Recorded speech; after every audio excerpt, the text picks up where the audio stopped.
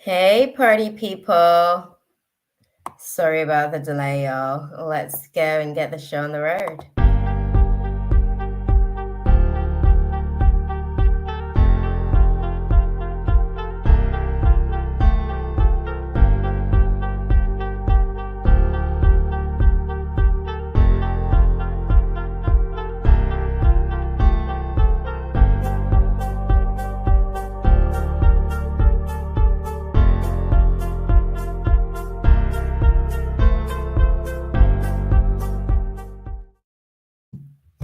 Staring at herself in the mirror on the restroom door. Voices in her head that mirror what she's heard before. Hey, gang. How's it going, y'all? How has the Scorpio full moon been treating you guys? It's been quite the weather. Let's get in the comments and see what's going on. Hey, Amira. Princess Kodso. Hey, Chaley. Hey, Ariana Gross, Maradina. Hey. Yeah, the Scorpio full moon's been interesting. It's good. It's been okay. Yeah. We're still sort of like navigating through the energy, so I don't want to speak prematurely because I was having like a good week and I had a little bit of a stirring of the pot yesterday, but that was interesting. It was good to have like the room and space for certain conversations, right? Because boundaries and stuff, those are kind of being executed during this climate as well. So that has been interesting. Personally, it's been so hot though. I wish I can just walk outside with no shirt or clothes on dang girl. Must be nice. Oh girl, listen, we've been having like a switch up of the weather this week. It's kind of just been back into the usual confusion here in the UK. So I love that for you, girl. Send some of that energy over here. Maybe we can share it together. Okay. And then everything can be in balance. Because right now the weather's just been crazy. I think it was raining today. But I've been so exhausted. I don't know. The energy's been definitely a bit of a come down this week. I don't know about you guys, but I've definitely been drained. Hell yeah, girl. Send some of that energy over her. You think I'm joking? Oh, that's crazy. It's been doing a whole switch up this week as well. Like we had some decent weather, but now it's just kind of like, I don't feel like it. Let's do some May stuff. Sorry, I'm kind of getting us all prepared. It seems like the list is going nicely. So that's what's up. I love that.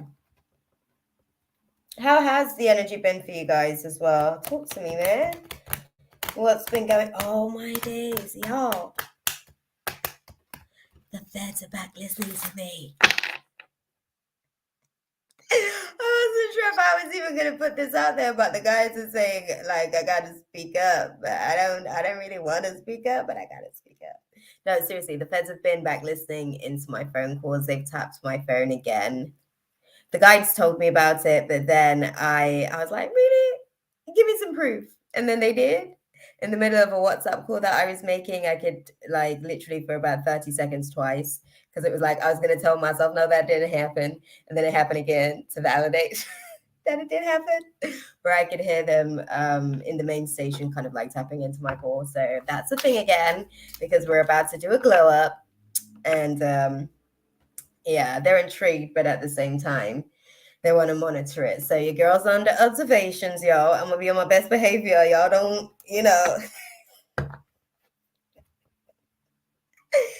reasons to act out of character.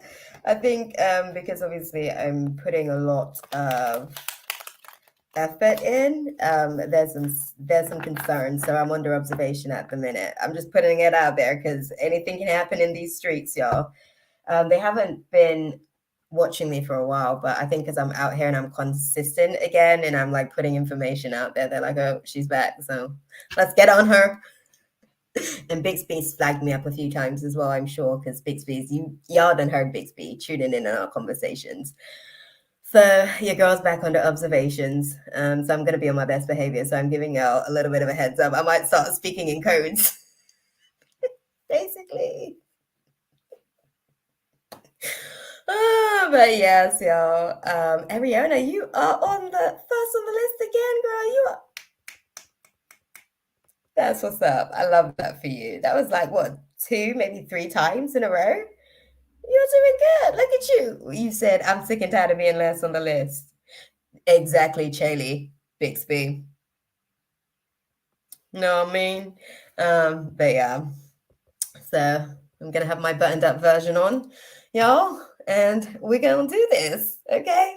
Because ain't nobody gonna stop the show. We got stuff to do, we got assignments to fill in and figure out. So it is what it is at this point. Damn.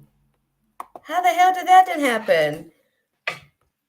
Am I still live with y'all? Because my laptop's doing some dodgy shit. My laptop literally just locked the screen, but it's okay. We move. Okay, would things go well if I go on a... Oh, let's do this because we can do this in here with StreamYard. Would things go well if I go on a breakfast, IHOP, or Dennis's date for my next date, or should I choose a different time and place? Interesting. First, let's see how that goes, and then we'll kind of like decide what to do from there. What's going on with my lights? Chill out. The tech is like really off at the minute.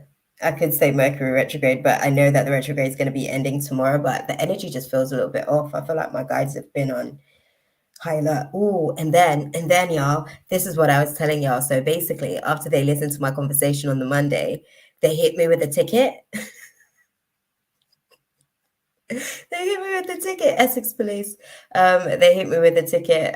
Well, they hit me with a potential prosecution of like something that they literally could have easily. They've been kind of like monitoring it, and if I basically misbehaved, I was going to get penalized. So now I'm being penalized, so I have to watch my words, y'all. Like I think last week where there was like lots of spirits present, that probably put me back under observation. Because I probably flagged they monitor a lot of stuff, especially they have gadgets to monitor spirits in the presence of like really high vibrations and stuff. So yeah, I think I was like, this stuff was going off the chain last week because we was doing some stuff in here. So yeah, they hit me with the ticket. It's so random. Would I even like going on a breakfast date? I like the idea, but I also wonder if I will actually enjoy it. Let's see that. Breakfast date, guys. How do you guys think that's going to go for Ariana? Let's put it into context.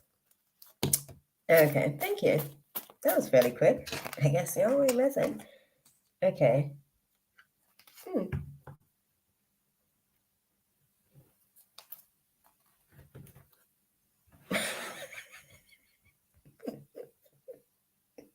Okay, sorry. I'm laughing because they're saying the timing on that situation is going to cause breakdown in communication because there may be some issues, I guess, around that. When you say breakfast, like how breakfast do you mean? Do you technically mean brunch? That's why I was laughing because they're like the timing of the situation is more than likely going to be more sort of like a brunch dynamic in essence, because there seems to be a little bit of a misalignment in terms of being able to kind of like get the place together. Hey, mama, my mama's in the chat, y'all. No, but it seems as though if you were to go on the breakfast date, I think that that situation may be a little bit tricky in terms of how you navigate it. You'll definitely sort of avoid certain situations. Breakfast, Lord, 9 a.m., but brunch is fine. Well, this is what I'm saying. I think you guys will have a dynamic because at 10 a.m., right? So this is how I saw it. It was like the 10 a.m. became very, very, because timing, it seems like the communication dynamic situation, um, that brings up some disturbances basically. But around about 10:30, closer to 11, that's going swimmingly. That's why I said more like brunch, right? Um, it is a breakfast date is a nice idea. I think it really sort of like it gives you guys an opportunity. It gives you guys an opportunity to be able to actually sort of peel back the layers really quickly as well, because you've got a lot more time within the day as well to be able to kind of say, okay, do we want to kind of continue the day if you guys feel that connection between you guys. I don't know why my laptop is like, my screen keeps going on to close, but yeah. What about between IHOP or Benny's or another place? I'd say Denny's, sorry. I'd say IHOP was where I saw the scenario, I guess, taking place, where the actual meeting would in effect take place. But it's cute. It's cute. Like, which place should I choose, or will I end up choosing or enjoying for the day? IHOP is a nice little starting point for you guys. That's where I see this space sort of taking place. Denny's is an option, but I think IHOP is basically where you guys can kind of like have a bit of the dynamics there in terms of location wise and stuff. That's probably a bit more of a truce, basically. It's the best way I can put it.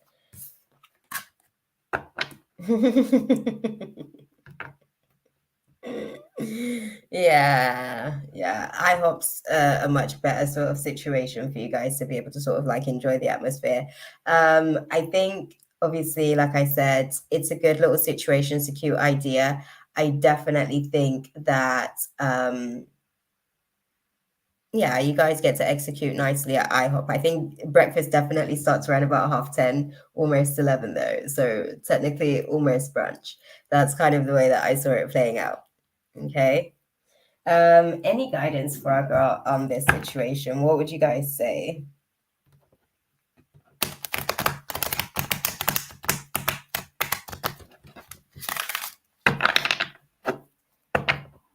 Okay. What do you guys say about the situation? Okay, thank you. Okay.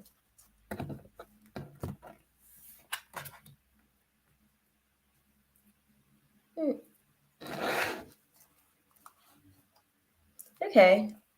They're saying this situation, there's not necessarily any need to ask for help from others. Definitely not necessarily within the next couple of weeks or anything like that. It's just a case of you taking action on the situation. The situation will definitely sort of improve and come together nicely. There isn't necessarily a network of people to help with this, but there's no need for that. There isn't really an opportunity, really. But yeah. I think he's just now that part, girl. True words. That's what we say back home in the Caribbean whenever anybody sneezes. True? Yeah, true words. My partner. Oh, yeah. He goes, I don't know. I wouldn't, is it a trigger? He definitely gets tickled by it when I'm like, oh, yep, true words. The body just said. Oh, but no, that's looking good, beautiful. That's looking good. Just take action on the situation. I think IHOP's a really nice space for you guys. And breakfast is nice. It seems like you enjoy it as well, because you guys seem to have good banter about like the food talk and everything. Yeah. Yeah. That's a good one. Right, who have we got on the list next? Your girl's trying to get through the list tonight, y'all. Quick and fast. Okay, I've got Bible studies tomorrow. I still got some clearing up and stuff to do before then. And it's probably going to be like in person tomorrow. So I am on a mission, basically. Okay, who have we got next? Ooh, Smoradina. Okay, let's go. Oh, Girl, I'm sending you cuddles, girl. Honestly, I'm in a relationship and I know the feeling, okay? When you put the word stable in there. But that's okay, Ariana. I do hope that that was useful for you, beautiful. Definitely, definitely. Um, okay. Lily Brown, my love, I think the free list is closed. You can donate. Um, yeah. Jasmine, hey, beautiful. I don't know if you did make the list this time.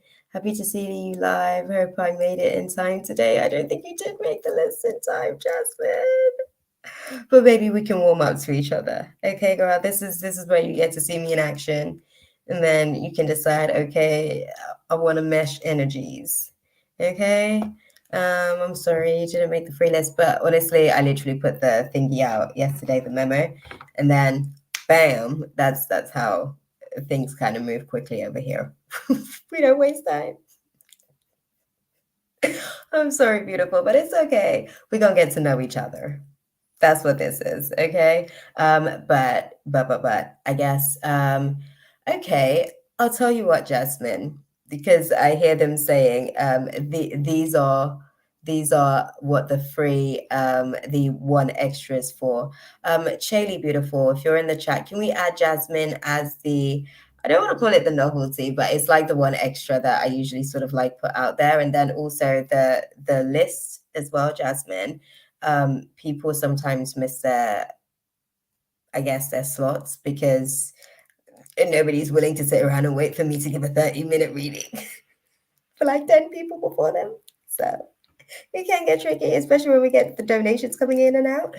But we'll add you as the one extra because they've been saying to me that I haven't. Thank you, beautiful. Thank you. They've been saying to me, they've been holding me accountable to that as far as like the logistics of what we do in the space. So I'm getting back into the motion of that, firstly. But yes, beautiful. But that does mean you're gonna have to wait right the way till the very end, girl. I want to put that out there. So you might want to come back in and do a little rotation. But I'm going to try and be as quick as the channel is kind of like allowed because some questions are fairly quick to navigate through. Like this one here, right? I don't think it's quick per se to navigate through, but let's kind of have a look and see. Vanita, I'm sorry, I didn't know. What didn't you know, girl? You didn't realize that the list was closed. Yeah, beautiful. We come in here. Katie's on the list twice, actually. Katie's on the list twice. So that actually negates space for one more. So 1, 2, 3, 4, 5, 6, 7, 8, 9. Yeah, so Jasmine can be the 10th one. Let's see. Vanita was here as well.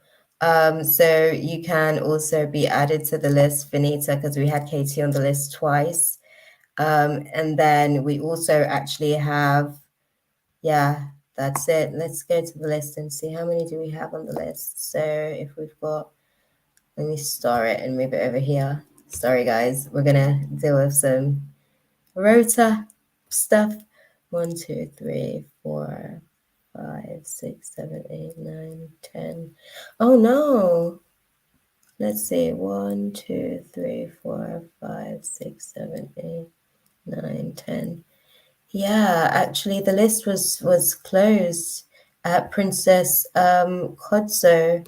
Yeah, sorry, I was looking at the wrong list. Bear with me, my loves. I was looking at the wrong list. Jasmine, I did promise you. Okay, we'll get you guys both in on the list, okay? Lily, unfortunately, the list is closed, but again, you can tune out and come back in because, like I say, people do miss their opportunities as well. So that's another way for you to kind of get in on the list, and you can donate as well. Okay, we'll just have to see how the night goes because I'm going to try and move through these questions as quickly as I can as well. I already started this list. Let me see the updated list as well. with it. Okay. That's weird. When I have it over here, it shows me properly. Hold on. 1, 2, 3, 4, 5, 6, 7. Katie is on there twice. 8, 9. Yeah. Yeah, so both of you guys can be added. Lily Brown, you're going to have to wait and see if you actually get an opportunity to kind of, yes, take somebody else's missed opportunity. One man's trash is another man's treasure and all that, you know? Yes, beautiful. Thank you so much. There we go. There we go. Thank you.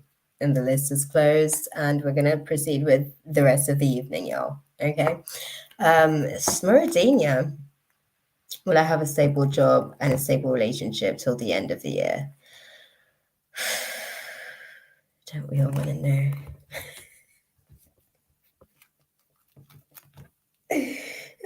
Okay, let's dive into it, guys. Let's start off on the work front first. Like, what does that look like in terms of stability, navigating between now and the end of this year? What does that look like?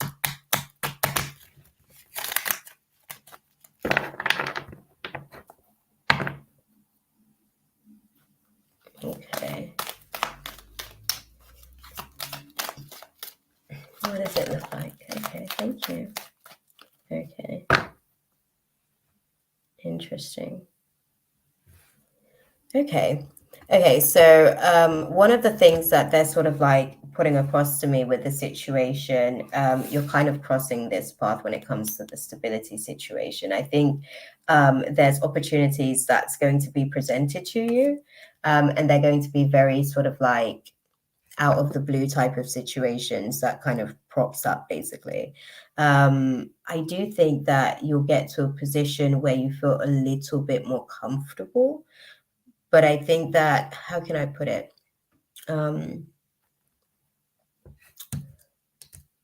Sorry, I'm gonna clarify and put things into context with it, because one of the things that they're showing me is that because it's an anxiety there as well, it's almost like looking for problems. Your mind tends to do that, so you have a quite worrying spirit sometimes. So your mind tends to go into the what could potentially sort of go wrong with a dynamic, and that's very perpetual for the manifesting of certain things. So I want to put it into context. Beautiful. Let me just,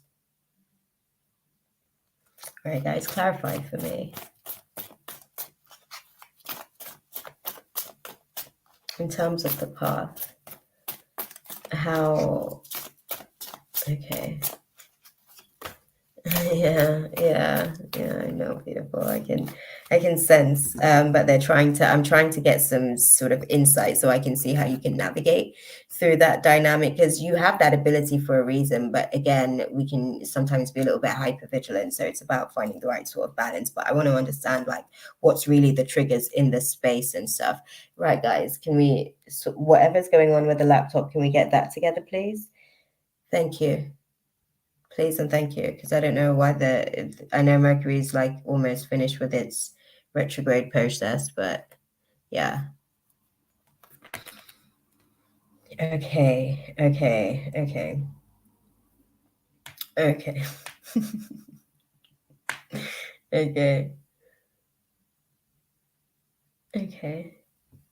Okay, so they are saying with the dynamics of the situation, you have to be willing to kind of like receive your new opportunities as they're coming to you. Like as you go into like these new doors, you potentially have something coming within the next, I want to say 2.5 months. It's on the 17th. What's 2 months from now? May.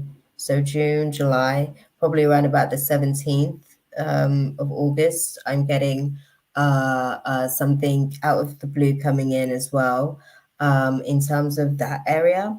But you kind of have to like your mindset sometimes has a tendency to block your blessings, beautiful, respectfully. I know what that's like, because I myself sometimes navigate through optimizing being able to be receptive, right? But there's, in this particular area of life, there's something that you've been praying about in terms of not just having a situation financially, but something that you also have as like a personal interest or passion about. And that's going to be sort of like be presented, I guess, as an opportunity to you around about that timeline. Definitely, it's a case of making sure that you're not like navigating through imposter syndrome. I think sometimes with the overthinking thing, that's actually stemming from that presence or that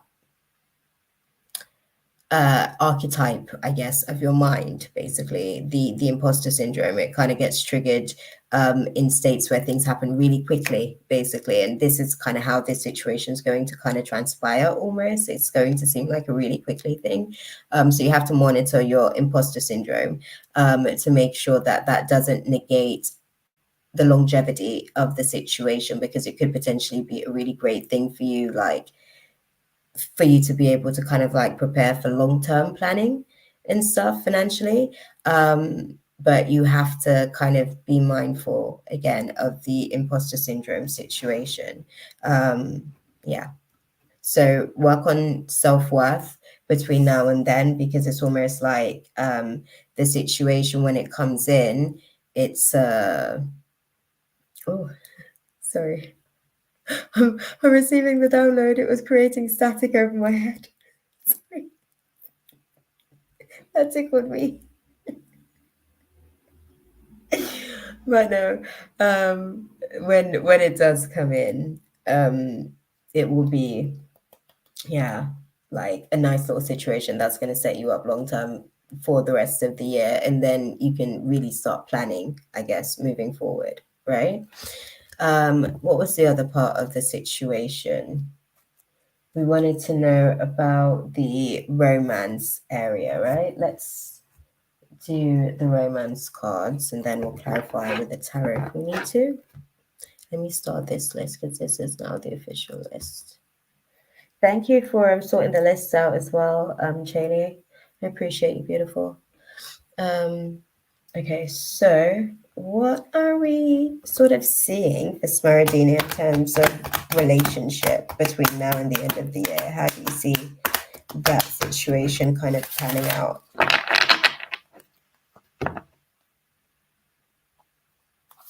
Okay.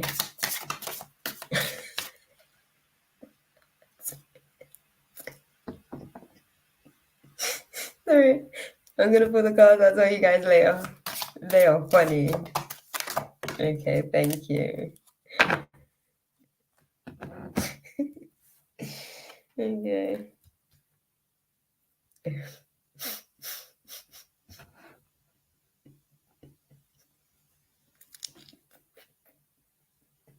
Girl, they didn't said your pickers off. So they're gonna hold you in timeout for a little bit on that one. They said it's not necessarily them, it's just, I guess, the type that you go for. They tend to be a little bit like emotionally unavailable. Firstly, that tends to be a lot of the issues with the dynamics, because they were like, well, first you could stop trying to like go for these unrequited love dynamics. That's what had me laughing. That's what had me laughing at initially, beautiful. But as far as the love situation, I think that's going to be kind of like, let's stick a pin in that. And that's really sort of like down to the type of guys that seems to be coming in. So I think for the most part as well, right? Some of the guys that you keep kind of like bringing into your orbit or drawing in as potential primates, right? One of the things that is kind of like a aspect that you kind of probably want to align. I was just about to tell you, girl. I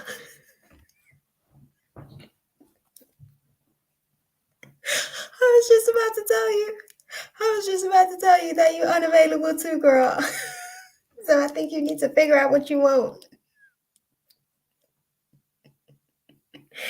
Because you're emotionally unavailable as well. I think you have a lot of fear wrapped up in previous experiences.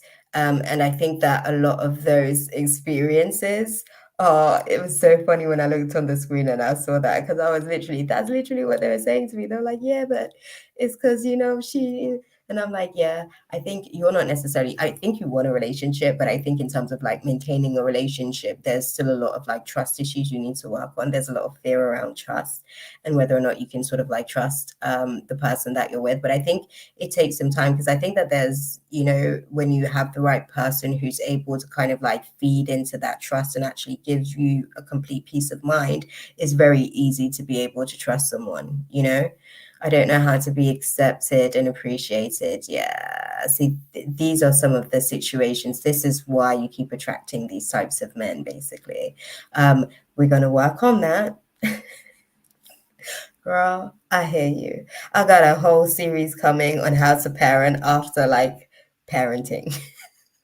Like, okay, this is this is what I'm doing to parent me. Because the parenting that I got was not really quite exactly what I was looking for in terms of what I needed to be able to negate life, right? Because that's what happens. They give us what they have. But then obviously you need certain things because you're a genetic design that is completely different to them. Their genetic design is their parents. So they will give you what in most cases they perhaps felt like they didn't have or they wanted to be able to have. A lot of the times they try and pay that forward, right? They mess us up in the process of doing that too because it's a trial and error thing, right? But for the most part, you kind of have to go through a process of reparenting because I think that that's one of the really intense dynamics of this situation in terms of these guys. Because, girl, sorry, I'm laughing again because they were like, yeah, and she used to stuff with these unrequited love. That really stuck out to me. So there's some work that you need to do, and I think that that's why they're sticking a pin in that situation because it will give you the room to be able to work on you. Right. This is what they said. Let go of the honeymoon situations that you're thinking about, these honeymoon phases. Ain't none of those on the cards for you at the minute. Okay, you're going to learn how to free yourself.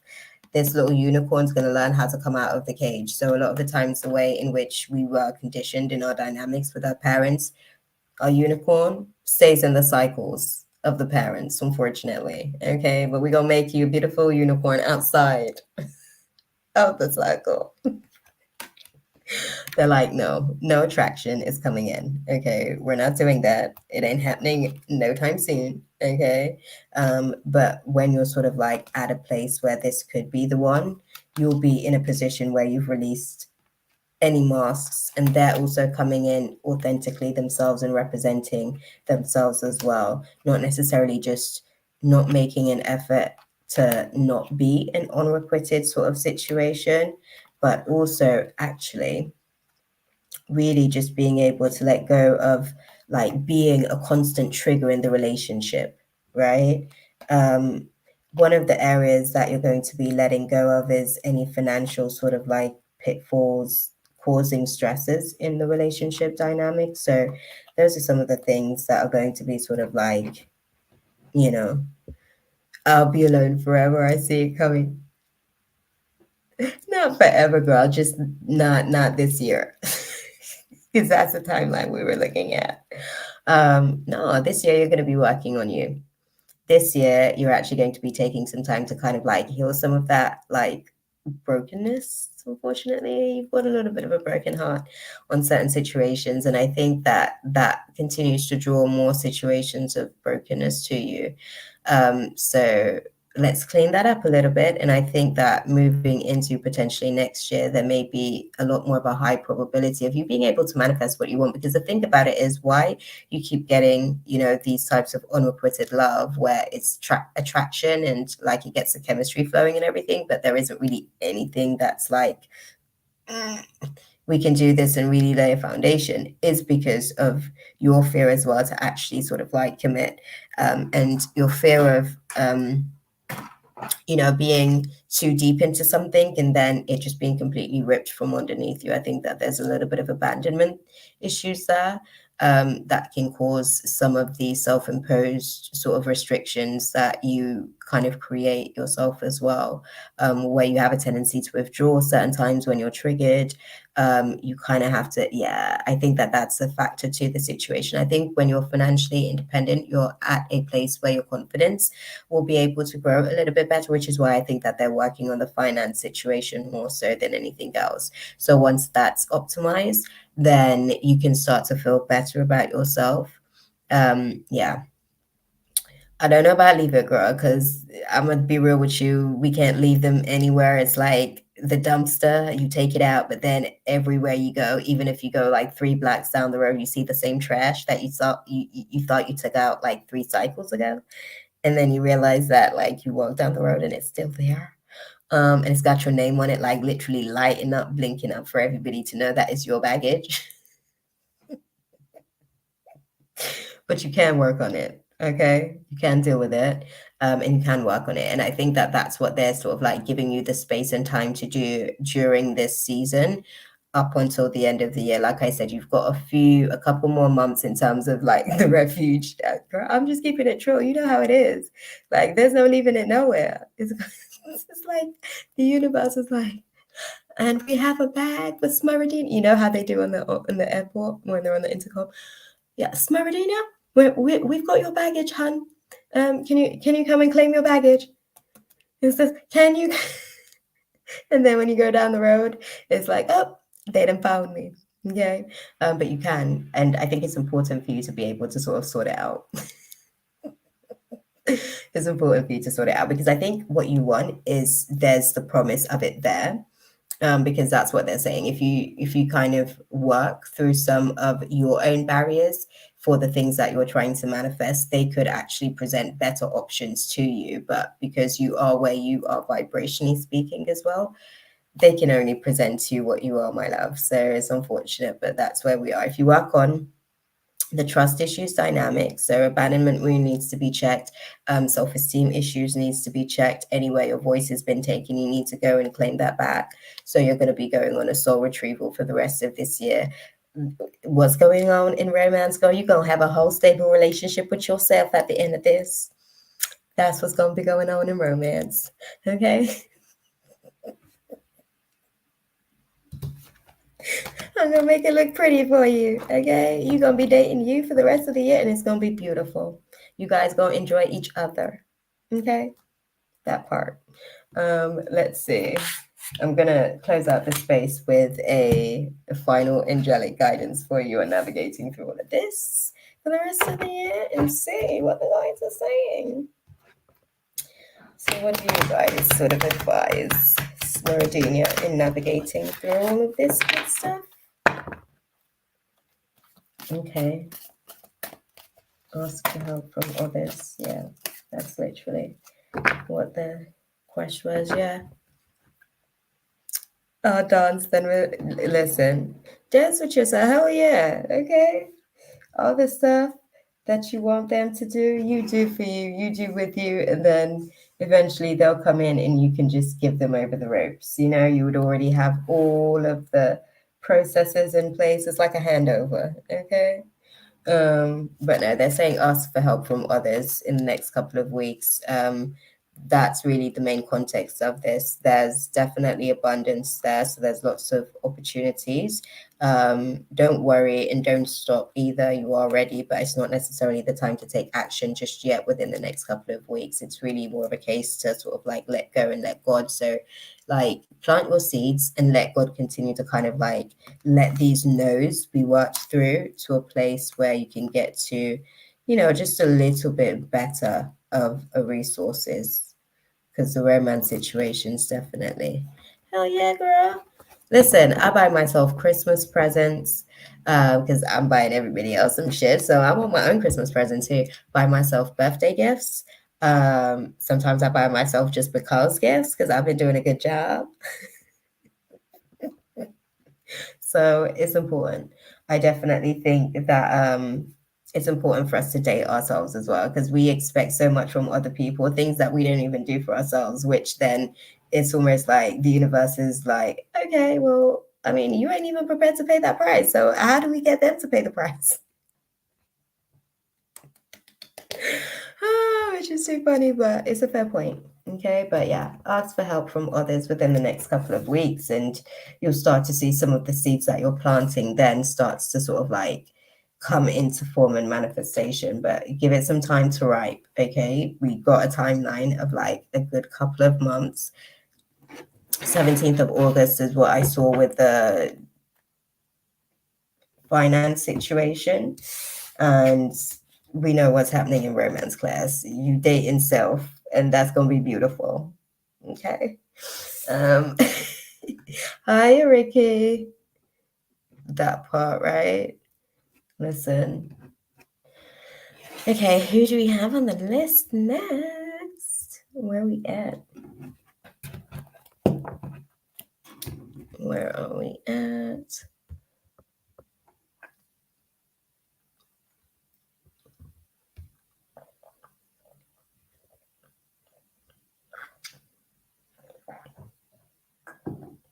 Thank you, guys.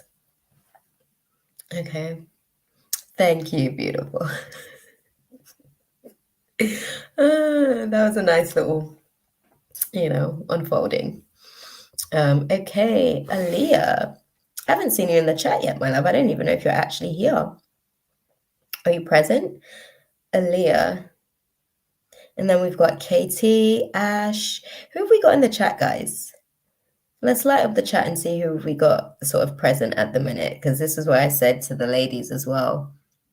If you stick around, you might just get an opportunity to sort of like get a reading. Sorry, I'm looking in the chat to see who's going to let me know who's in the chat. But we're looking for Aaliyah. If Aaliyah isn't here, Katie. We've got Katie next on the list. I don't know if I saw I think I'm busy tomorrow, Ricky. My life is lifing right now. No time, my love. No time. So yeah. I am actually going to, there's Katie. I haven't seen Katie in the chat. Ash, I haven't seen in a minute as well. Mina, I haven't seen, but I know Mina's probably sleeping, to be fair, because obviously we're dealing with the time difference. So there's probably a lot in here. I think it might be. I think it might be Chaley. I think it might be because I don't see Aaliyah here. KT doesn't seem to be here. I don't know if Ash is in the chat as well. I hadn't seen her in the chat. I'm not sure. Mina isn't here, so it's definitely you. So we're missing like 1, 2, 3. We're 4 men down. That's cool. This is why I said to people as well, because we can dive in. Okay, so go for it, beautiful. What is the question? Oh, damn, girl. Let's dive into that. It's quite the question, but let's dive into that. Let's unpack as to where that narration's coming from in the mind. Okay. Chaley wants to sort of like get things put into context as far as self-worth. Good enough for what? Where is Daniel's head? Okay. So let me reword the question. Okay. Why is Daniel's perception in context that Shaylee isn't necessarily good enough for whatever it is that he's looking for in terms of romance? That's really the question we want, girl. Like, why is that the perception in his mind?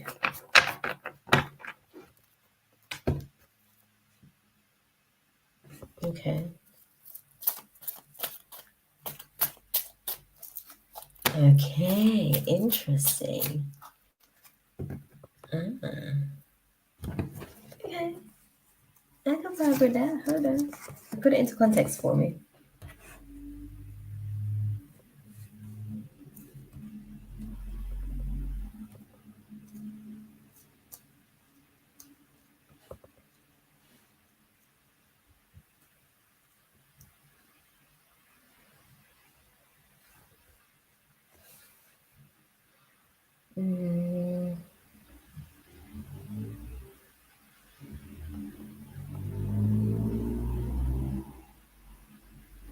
Okay, interesting.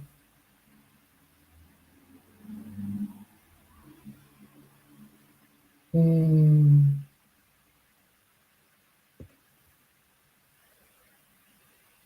mm, okay. Okay, so this is very interesting as well. So this is a class for him in terms of quality, right? I think he also, why did my pendulum say that he is a bad person? Well, I think he has bad spirit. I think he has bad spirits attached to him. And when I say bad spirits, I mean spirits vibrating low. I mean bad mind spirit. I mean bad intention spirit. I mean ill-willed spirits. That's what I mean when I say bad. Okay. But again, that's a byproduct of his conditioning.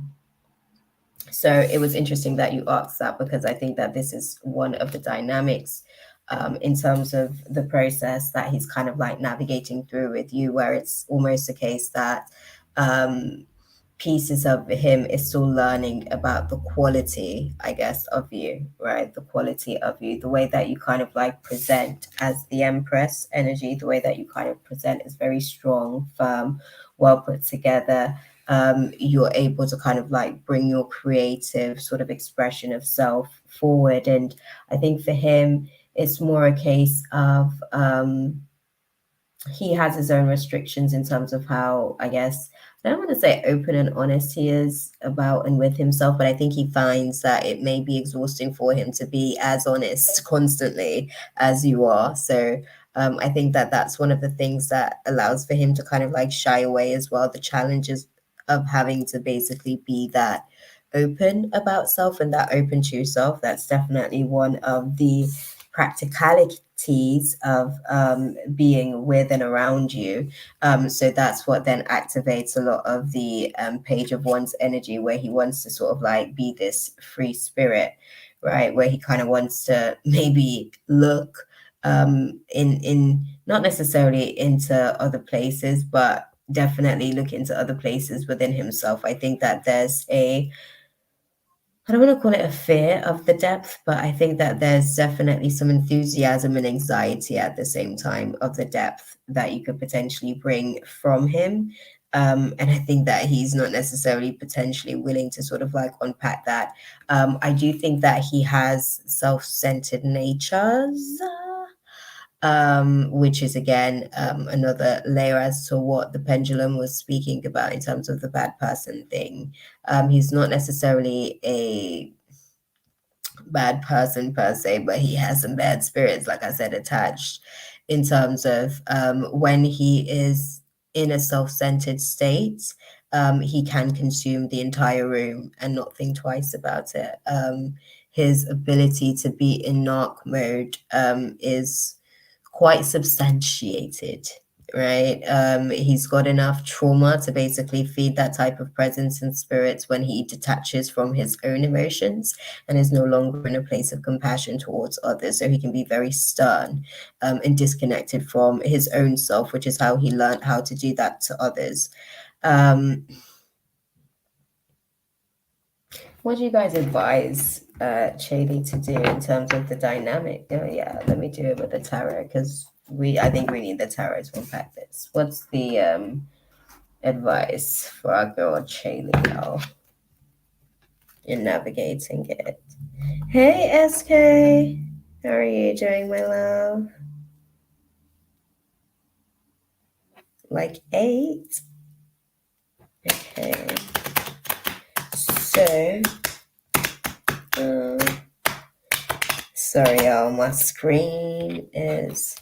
Did he ever care about you? I think there was some care that was developing, but I think he was just too self-centered. That's what I mean. Like, he has a tendency to be very self-motivated.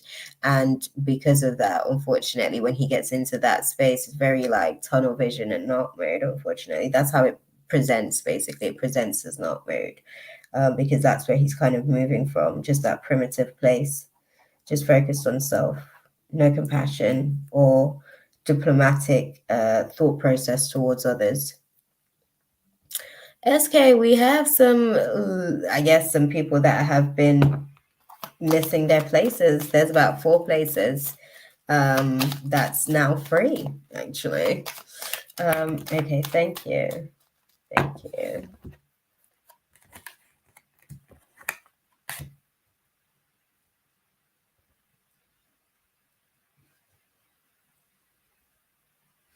Yeah, SK. We've got 4 places. I think Mina's definitely going to come back to the room. I don't know about Ali. I've not seen her in the chat. I don't know if Ash is going to be coming back into the room, but KT as well. I'm not sure if she's going to pop in later on. But yeah, sorry. I'm like literally just here trying to scratch my eyebrows. Well, my eyelids. My bad. Okay. Okay.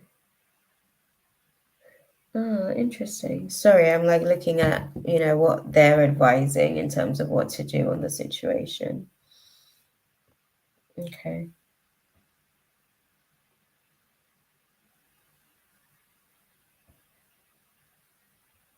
Okay. So what they're saying in terms of navigating through this space, they're sort of saying hermit mode, I guess. The hermit mode has been a sequence or a cycle that you guys have been sort of like navigating through. And I think it's become a little bit of a challenge for you guys to kind of like get past that directive in terms of situations. But right now, you guys are actually having a moment where both of you are being poured out of. I think with Daniel, he's kind of being placed in this position to maybe see his selfishness, because I think it's interesting because I think he did develop some care for you. So I think that the universe is kind of like utilizing that care to maybe see if he, so basically, right, because my mind's moving so fast, it's hard for me to like keep up with the thoughts and everything, but like he started to develop some care for you, and the universe was hoping that that care that he was developing for you could kind of like open his ability to be able to hey beautiful, hey, it was going to open his ability to be able to kind of like move out of that not mood situation and actually like care enough for somebody to be able to do a little different in terms of his self-centered way of navigating through situations, right? Because he's been in this self-centered mode as a condition, like I said, byproduct of his conditioning. And it seems as though now that he's kind of like navigated through a little bit of a process with you, the universe is kind of almost thinking, I guess, where you guys are, is definitely going to be causing a lot of mental sort of restlessness, not just potentially for yourself, but also with him, right?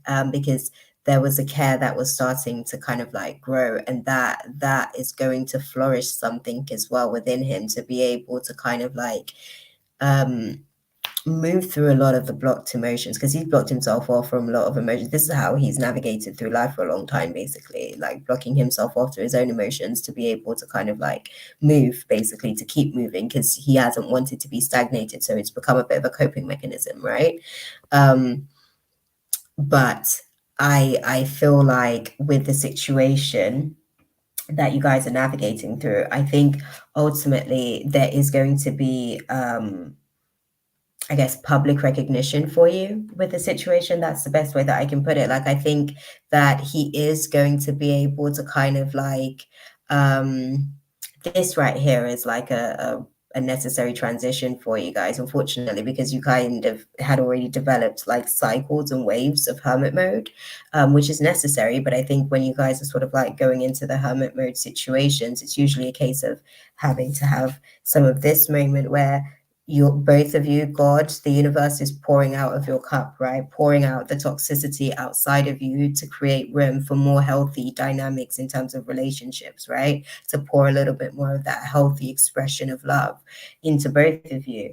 But I think with the situation, he has to be in this position where he's willing to release some of the pain of his past first. I think that you almost force him, I guess, to go a little bit deeper, just because you're so open with your ability to basically be free flowing with wherever the dynamics kind of like take you.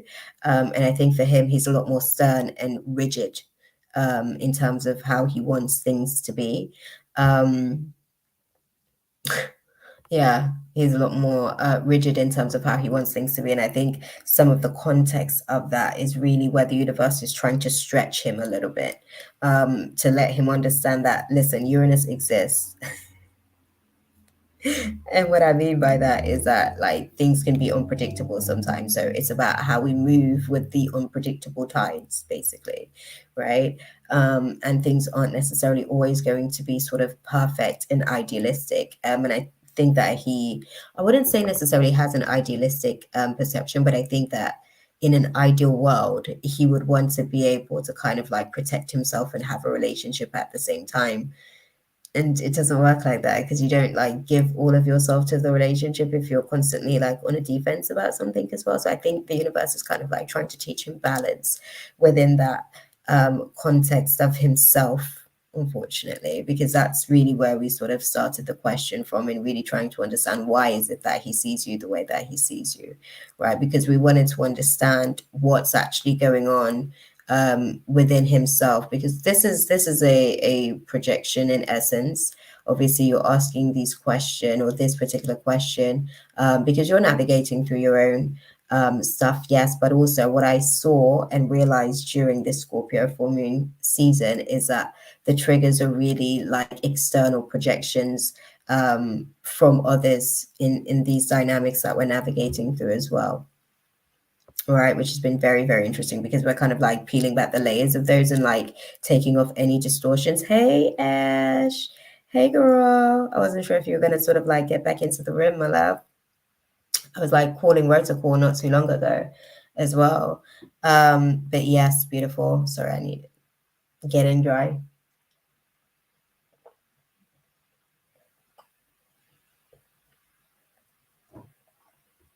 You definitely heard me, Ash, because I was like, I know Amina's going to come back into the room. I haven't seen Ash in the chat all night.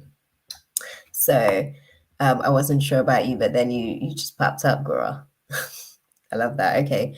So technically there's maybe one.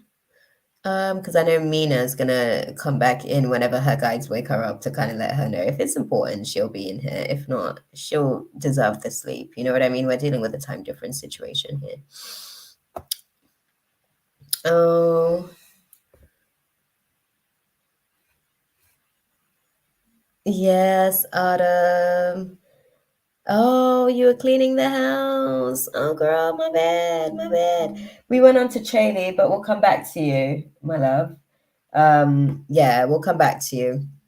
Sorry, Ash. Sorry.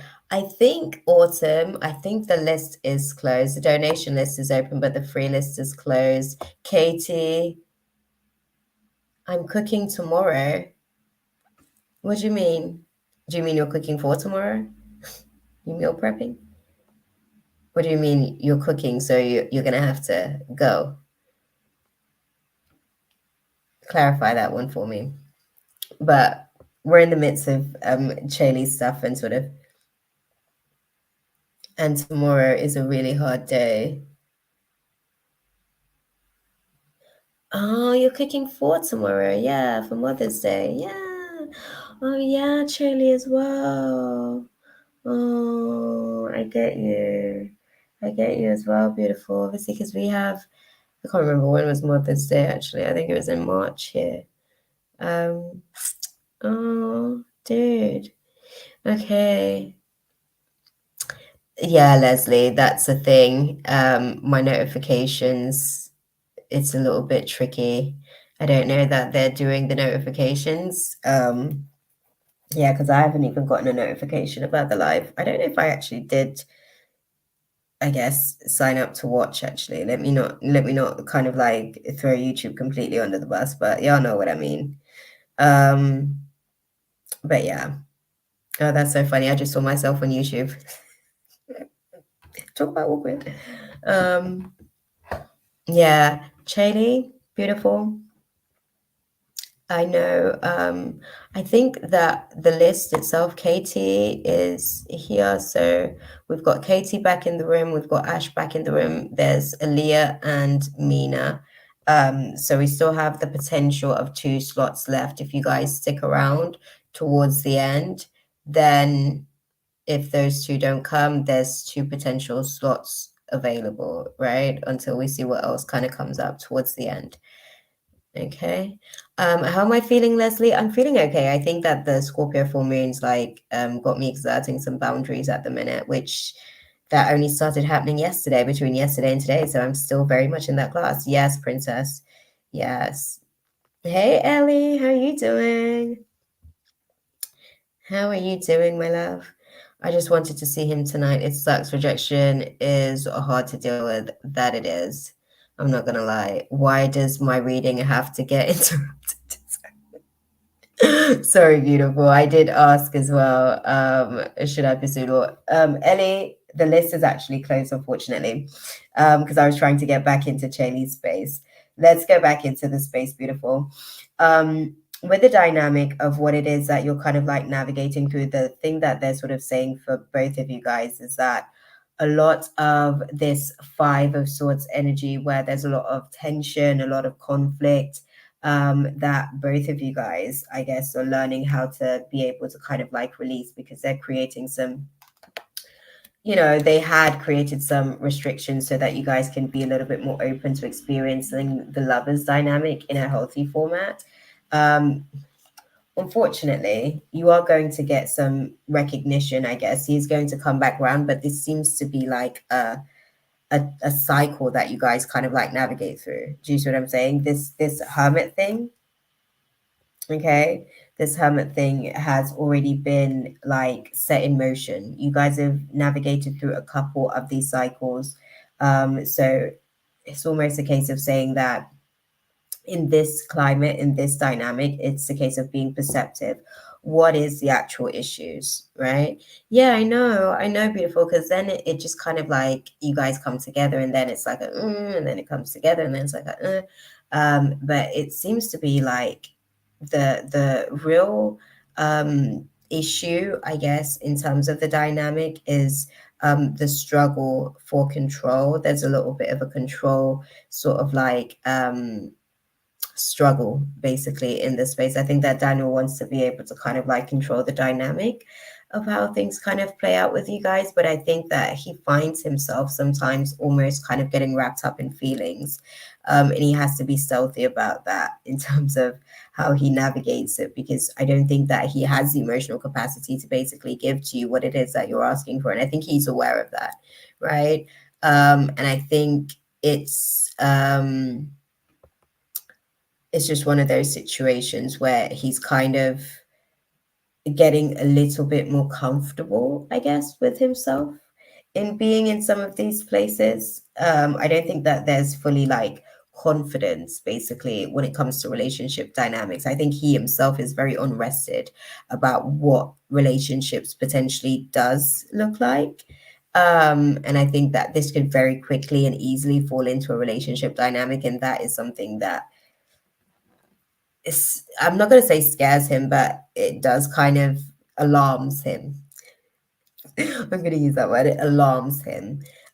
His senses definitely starts to go off when it's that type of dynamic, and he gets a little bit like frazzled almost when it feels too relationship like, because his thought process is that in relationships people leave you and that hurts, and he usually does a lot of the leaving to alleviate said hurt. So yeah. What's the guidance then? Putting it into context, yeah. So fortunate, beautiful. What do you guys advise her to do, like navigating through this type of process? What do you guys advise? Okay, what's happening within the next few weeks? Okay, okay. Okay, because you guys' cycle has been, I'd say track the cycle that you guys are on. How many weeks on, how many weeks off, so that you can understand when there's a shift in terms of the hermit vibe that you guys continue to go through, because it's a cycle that you guys are already on. It's kind of something that you guys have started. It's going to take a while to even kind of get off that type of cycle, especially if you guys are both navigating through sort of like abandonment wounds. Um, so they're actually saying within the next few weeks, right? So this is usually 3 weeks and beyond, between 3 to like 11 weeks, things start to get a little bit better, right? There's something better. You actually start to get to a better place with the situation. The dynamics doesn't necessarily improve, but it's not necessarily a case of asking for any help. Both of you guys are actually working through your own stuff, and when the time's right, you'll kind of be led to take the right actions, they're saying. And there's a helpful network that will be able to facilitate space for you guys to be able to, I guess, come back into alignment. But I think it's just one of those things where you guys are really just navigating through an unfortunate start, basically. That's probably the best way that I can put it, an unfortunate start, because you guys didn't necessarily realize, I guess, what you guys were working with. But yeah, it's one of those types of things, really. Yeah. So it's very, very interesting, very, very interesting. But in the next few weeks, there's definitely going to be the right actions in terms of navigating through the space, because him just coming back into the space isn't really going to solve anything, and not wanting to trigger anything in the space isn't really going to deal with the actual issues. The conversations have to sort of be had, the necessary conversations have to be had, and a lot of those conversations are difficult and they're very triggering. But navigating through them, I have always know that he is a soulmate. Navigating through them, we have many soulmates, my love. Navigating through them, the triggering discussions that needs to be had in order to move out of this hermit mode. That's where things get a little bit tricky in terms of taking the right action. So you may be open already or willing to have, that's okay, my love. That's okay. Especially when we share a lot of the same wounds. It can negate a lot of dynamics with runner chaser methods as a coping mechanism. That's usually what sort of instigates a lot of the hermit mode situations as well. And the hermit's really to go within to be able to do some introspection after the triggers have occurred, basically to understand, okay, why does this feel the way that it does? Where is this feeling coming from? Where is this actual core feeling within myself? Where is its origination point? Like, where did I learn this feeling in the first place, basically, so that one can understand where that actually sort of runs within oneself. Yeah, we have many sort of ties with the people that sort of like come into our lives, and they all show up for a reason. I think with the dynamics that both of you guys are kind of like navigating through, the universe is using both of you guys to be able to create these catalytic moments where these triggers can come up, so certain things can actually be sort of dealt with. And there's certain conversations that probably this space is one of the only spaces where those conversations can be had with open dialogue and context. And I think that the situation is going to sort of like call for a lot of courage. So I think that this breaking down, almost like all of these layers of the feelings of rejections being able to sort of like be broken apart, it's also going to be able to allow for, again, some of the self-imposed restrictions on the other side as well. Once that rejection is also processed on the other side, the self-imposed restriction, that also starts to melt away, because these are energetic things that are moving. It's a dance that's happening energetically. So once the spirit of rejection is restored, then the spirit of projection essentially is back in placement as well. So the war on that battlefield basically then comes to a neutral. It comes to, okay, that's done, and let's move on to the next sort of like phase of the situation. I think internally there's a lot of things with how with how Daniel sort of like looks as far as like foresight when it comes to the situation, he doesn't really want to look into a future situation with you guys. And I think that that's a part of the struggle with him being able to kind of like, I guess, give himself to this space emotionally fully. He kind of reserves a part of himself because he's kind of resistant, I guess, to being able to look into the possibility of a future together. Um, so that's also another aspect of the situation as to why certain triggering conversations, I guess, needs to be had, where there can be clarity, I guess, for both of you guys on the situation. Because I think it's, and I want to put this to you as well, my love, because they're saying like it's fair, they're saying it's fair to say that he comes into the space and he has, you know, I guess his own issues kind of like coming into the space, but also there's like, presenting to a person and saying, oh, well, you kind of like have, you bought this gadget, right? And then in the because you bought it refurbed, interesting, because you bought it refurbed, right? It comes with a completely different manual on how to utilize it because it's a refurb and it's not still from brand new, right? It's a refurb version of the purchase, and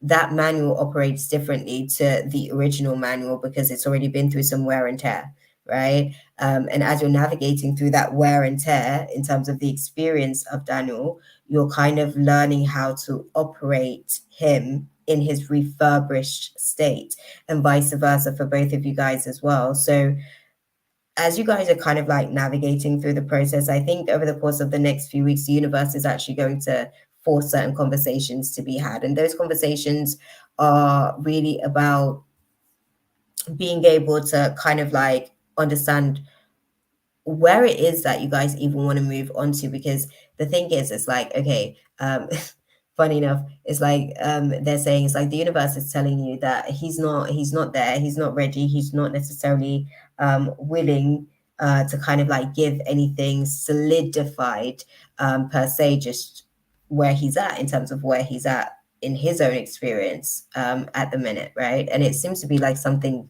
specifically with you because, again, like I said, the depth at which you can take him within himself, he's not necessarily willing to kind of like face that just yet and focus that energy because it's too much, right? So where those aspects of the situation, because he wants to be able to control his own narrative of his story, and for him, the best way that he's been able to navigate that is to be able to compartmentalize. In the process of compartmentalizing, that's how he deals with his relationships with people as well. That's why sometimes you will be compartmentalized into, okay, that's on a timeout situation. I don't have the emotional capacity for that, so I'm just not going to deal with it, right? That type of dynamic isn't necessarily serving, I guess. That's probably one of the things that the Scorpio full moon is probably bringing up for yourself. But I think also for him as well in the process, he has some tough decisions to make because he has to decide, okay, if he doesn't want to go that deep, why keep wasting your time type thing, basically.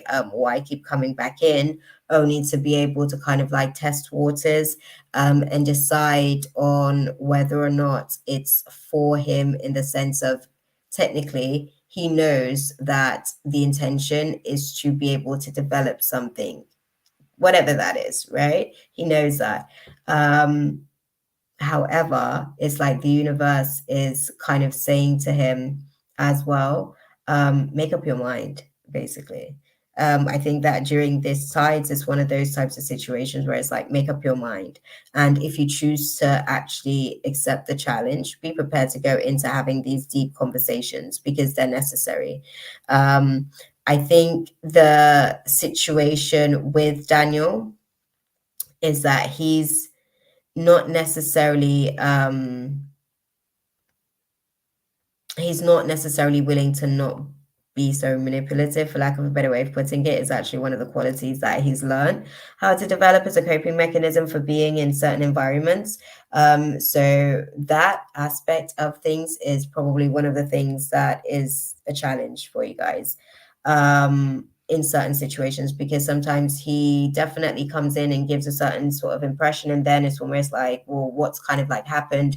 why is it all of a sudden that things have changed or shifted? I think he comes in with one intention, but then in actually being present and being there, he's not necessarily willing to commit to what it is that you want from the situation potentially as well. And I don't think he fully grasps the fact that you're willing to sort of like take things at his pace per se, because I think he has some feelings of low self-worth on that as well, like thinking like, why would anybody want to do that for me type thing.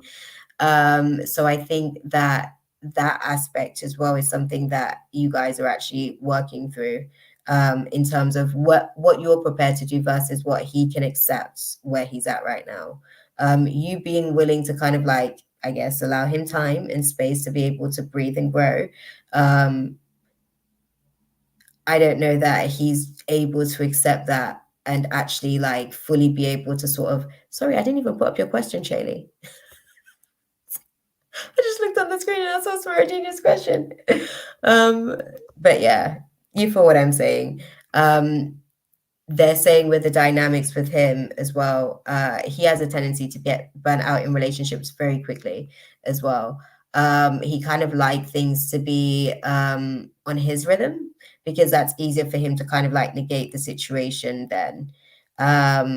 Yeah, I completely forgot about it. I completely forgot about it, beautiful. But I think what they're saying as well, in the next few weeks, things are going to start to sort of like reveal themselves. I think he's going to actually start to vocalize a little bit more as well. I think when he comes in this cycle, because I think each cycle, unfortunately, that you guys go through, he comes in a little bit more willing to share each time, like a little bit more of himself, and he's a little bit more willing to go a little bit deeper because every time he comes back, he learns something new. And because you're so open to kind of like expressing, I guess, what is apparent for you during these cycles that you guys navigate through, it forces him to also look in the mirror and actually realize, okay, what did I actually learn in the process of this absence as well, and this coming together?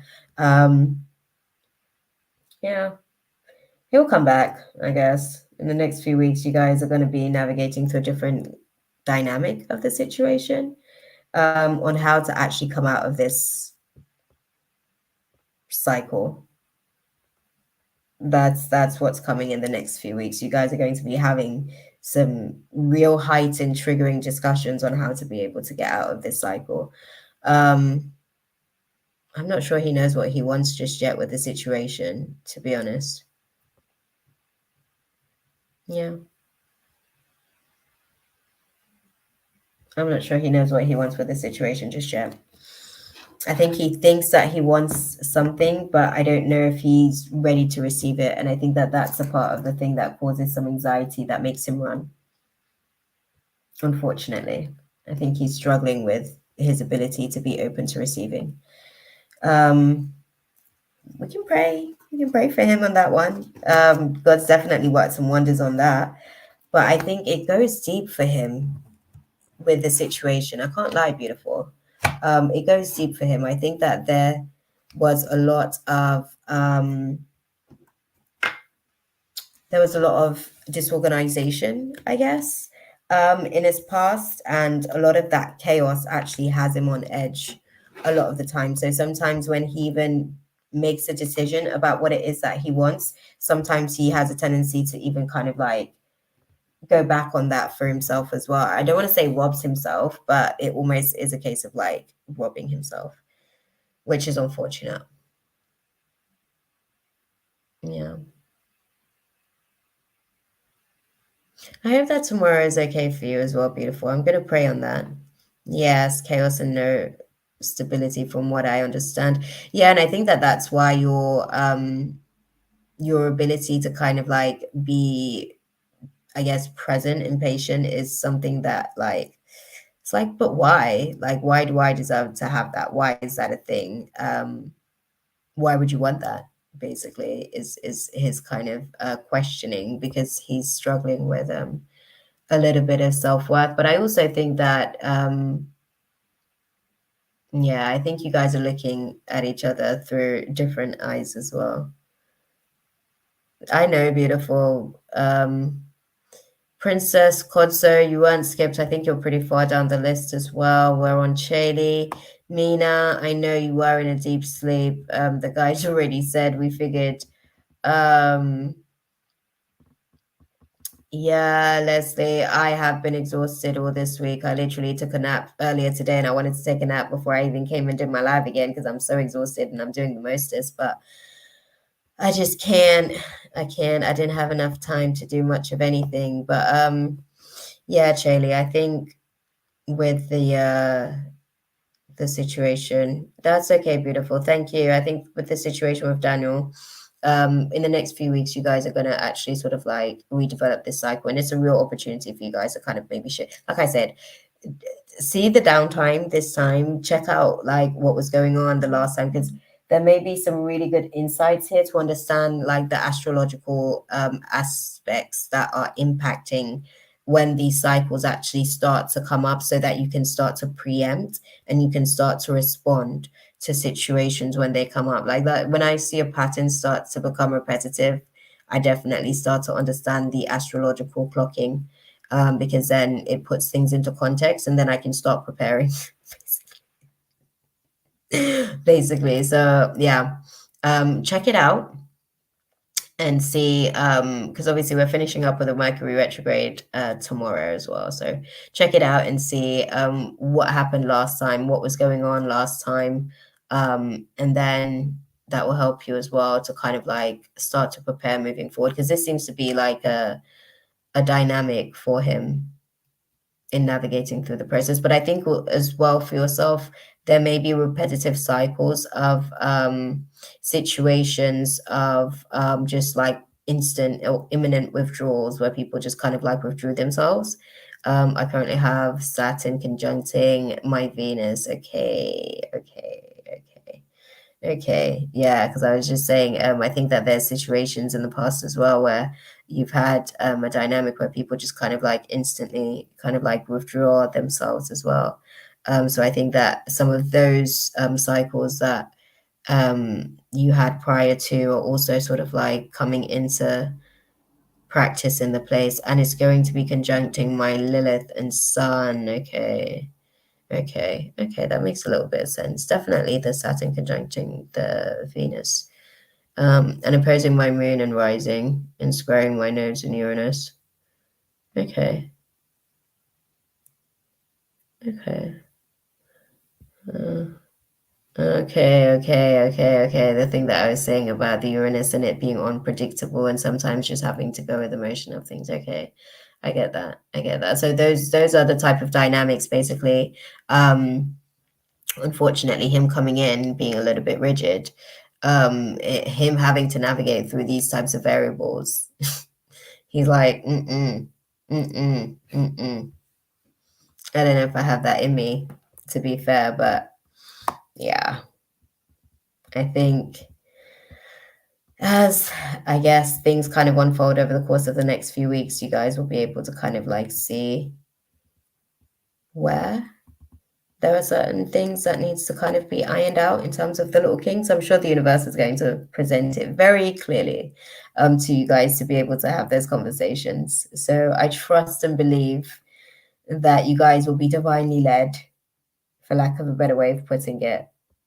Okay, my love. But I'm sending you some prayers as well for the space for tomorrow, because I know that you're navigating through that, I guess, circumstantial dynamic as well. Okay. We're gonna go backwards on the list, I guess, because we've got some people sort of like popped back into the room. I don't know if Katie's still in the room because Katie was cooking. Let me see where the list. I know, I can imagine, beautiful, because obviously it's one of those things where your mind's going to be like reliving certain trauma.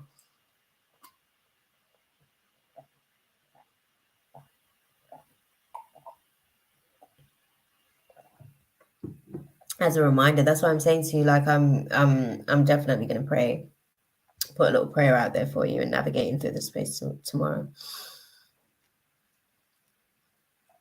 Oh, I love you too, girl. Don't worry. I love you, my love. That's why I said I'm gonna put a little prayer out there for you, because I completely understand, like, you know, it's almost like the anniversary almost of a trauma. It's not the anniversary of the trauma per se, because it's not the same timeline, but you know what I mean? Like there's certain like points where it's like a reminder, I guess, of the pain, that you know that you're basically like just navigating through life regardless of feeling the presence of it. You're not kind of like feeding into it, but like on situations like those, on days where it calls for it, unfortunately, it's a lot. So I'm definitely gonna put a prayer out there for you tomorrow. Hey Katie, good to know that you're here, beautiful. Good to know that you're here, because I'm gonna go to you next, I think, on the list. Yeah, I start cooking tomorrow. Okay. Oh, okay. I had takeout today, girl. A snap. Did I? Yeah, I made a little something earlier today. It's been blurry with all the like assignments, and then yeah, cooking and eating and sleeping. Like it's been a lot. I had breakfast and went right back to bed after I sorted some assignments. I was like, I ain't got the strength for this today.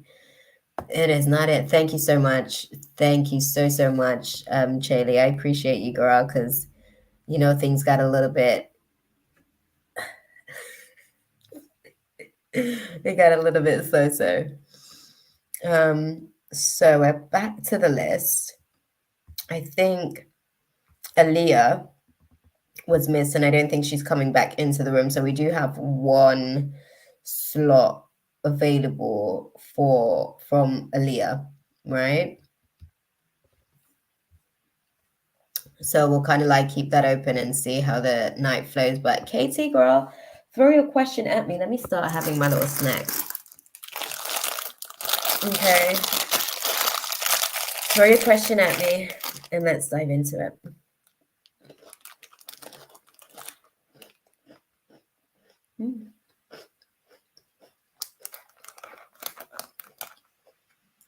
How have I been? I have been exhausted, Mina.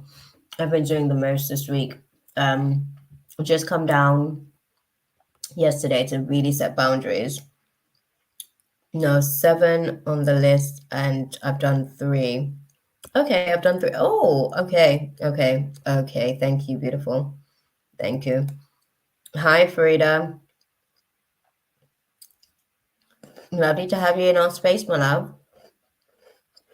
Okay, Chelly, thank you for clarifying, my love. All the spots have been filled.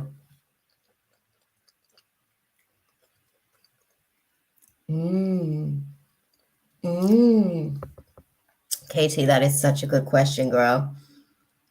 Unfortunately, the list is closed, my love. The free list is closed. The donation list is open, though. Yeah, I appreciate it, because I was confused. I was a little bit confused. This is Katie's question, y'all. But to answer, Mina, Igor exercised. My demon got triggered yesterday. Because basically, I was telling the guys, actually, you missed it earlier. I was telling them that I'm under observations again. The feds are watching me again. So I'm going to have to be on my best behavior so that they don't stop my shine before I even get into anything. But they know that the glow up's about to come, so I feel a little bit like, oh, shit.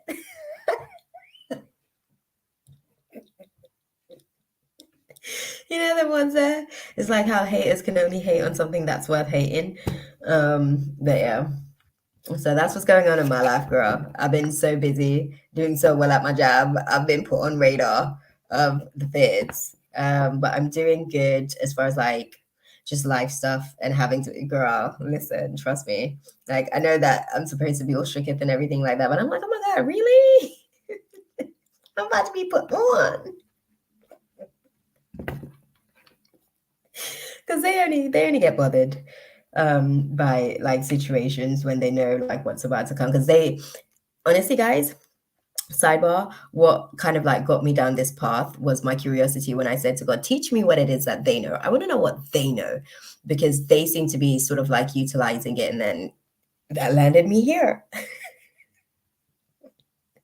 God taught me astrology. He taught me spirituality. He taught me, and when I say spirituality, he really taught me how to walk in spirit and understand how the different spirits move, because I needed to understand their reality and how they observe reality and how they impact reality because of their knowing. But a lot of stuff, man, Mina. Your girl's been, yeah, the Scorpio full moon as well. I had to like exert some boundaries in terms of like delegating and not necessarily taking on a lot of people's assignments like I was. To a certain point, I would like help people to navigate through certain emotional processes, and then it's like they got gas thinking that they're actually growing, and I had to like put a boundary in place, and I'm like, no nigga, here's a mirror, this is where you really are. Here. No, nah, this is where you really are. Okay, how I choose to work through that is where I'm at in working through that. But you're not always going to get that all the time, especially in terms of like, remember we spoke about like the Scorpio full moon basically like giving us these emotional updating. I had to have conversations last time. I had to have conversations with a whole bunch of people about like how I don't have the same capacity in terms of timing and just where I'm at in terms of life and the things that I'm going to be doing this time. I had to have conversations with people about my financial, my emotional capacity. I don't have the same emotional capacity as I did before the Scorpio full moon, because the Scorpio full moon put into perspective that if you ain't got the time, you ain't got the emotional space either. So they're going to have to be able to manage their own assignments. So I had to put certain things back onto people to start managing their own stuff. But that's how I'm doing, girl. It's going to be amazing, though. That frees up some room for me.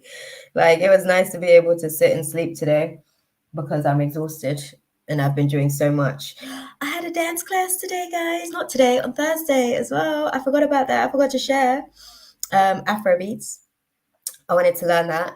And that was lit. So y'all go and get some videos on that stuff real soon. But we're gonna dive into setting boundaries. Always keep on saying hell yeah, girl. I'm like, okay, BTW. I realize that I can't do this anymore. So this is the new this is the new manual on how we're going to have to navigate the relationship, basically. So right, let's go into KT's question. I feel called to start a spiritual path that may resemble one of my past lives. What type of services did I offer as a healer?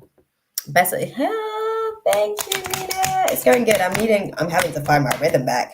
I was saying to my friend who invited me, how's the list going? So we are at a couple of our folks who jumped out have jumped back in.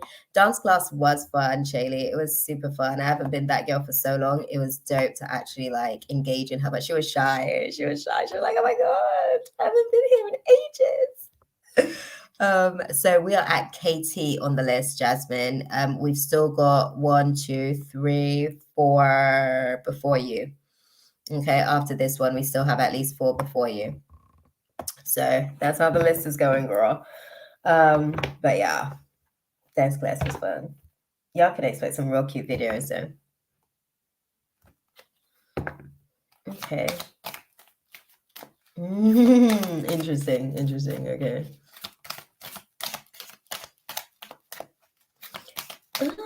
Interesting.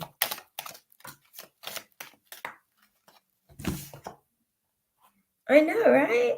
Sorry, they were like, they brought me the 10 of Cups energy because they were like, there were so many things. There was something that used to do with like art therapy. So it would be like helping people to like kind of like give context to their emotion. It was really good actually. That was an interesting one. So it was like, oh, people would be able to get like the artistic expression into like to be inspired basically to put that out there, and once they're able to do that energy transference, it was actually a really good tool for their healing process, because then they'd have to talk about the painting and really kind of like speak about the moment, and because it's no longer inside here, there's an archetype of that pain externally. It was very, very good for the process, and it's like an alchemy of taking pain and making it a treasured experience. It was dope. I love that. I fucking love the idea, girl. like, shit, that was really good. Obviously, it's interesting that that was the first one that sort of came up, but there's also another two as well that I was seeing as well. There was many, let me be very clear, but I'm like gonna give you the basics in terms of what I see. There was another one as well in terms of healing where it was almost like a laughing factory type situation where and this is so interesting. It's like a centaur. It's a centaur. It's interesting. It was like a center where there was all of these different layers of things that could be done. So the laughing therapy or the laugh shop, basically, the laugh factory, sorry, was like being able to do these different skits and playing out like basically moments of your pain and trauma, but finding the humor in it, which was really interesting. And it's like almost kind of like giving a new context basically to like certain pain points. So the entire things as well, right? I submitted lyrics I wrote to someone recently. Okay, girl. Okay. Herbs, water, and nature call out to me. These aspects. So the thing with the water situation, that was something that was actually incorporated in one of the other things that you did. It didn't necessarily how can I speak about it? It didn't necessarily incorporate herbs because it was more sort of like a food situation. So I hear you on the herbs, but it was more talking about food. It was kind of like with that workshop, it was like being mindful about what you put into your body per se type thing. But then the water situation now was basically when you guys were going through like detox moments. So there were different levels basically. These were different levels of intimacy, right? These were different levels of intimacy that you were kind of like exercising to be able to kind of like bleed all of the trauma out from all of the different areas that they would actually like exist. So the art therapy was to be able to help certain people who actually struggled with their voice in vocalizing because then they could express, and then that gave them again something to be able to soundboard and express. The laughing factory, other people, they were very fixed in their victim mentality and their victim perspective. So your process on that was to be able to do like the laughing factory where they can take a traumatic moment and find I guess the jovial spirit in it, you know, like find a moment of happiness in it. And then there's the physical proactive where there's also putting back into the body and making sure that the body is getting the restorative nutrients per se. So the herb side was more or less to do with that aspect of the situation, sort of like healthy eating per se, and then the water was being incorporated for different fasts that were actually also a part of the process. The nature stuff, that was purely sort of meditation or meditative purposes, that was utilized for meditative purposes. Interesting, someone gave me a herb book a while ago. Girl, yeah, yeah, yeah. Get into it because this is a whole program. Like it's a whole program. So the way that I saw it, right, it was a building, and on different levels, basically, like I said, there's different dynamics, I guess, of what is actually expressed or what levels of healing. So different levels, basically. That's how it was kind of like designed, right? It's like different levels of healing. What are you looking for? Are you looking for something? What level are you at? Do you have the voice? Yeah, girl. You start with being able to put that into context, and it grows into a whole lifestyle sort of like situation. The herbs and everything is to be able to sort of like help and teach people how to bring themselves back into balance.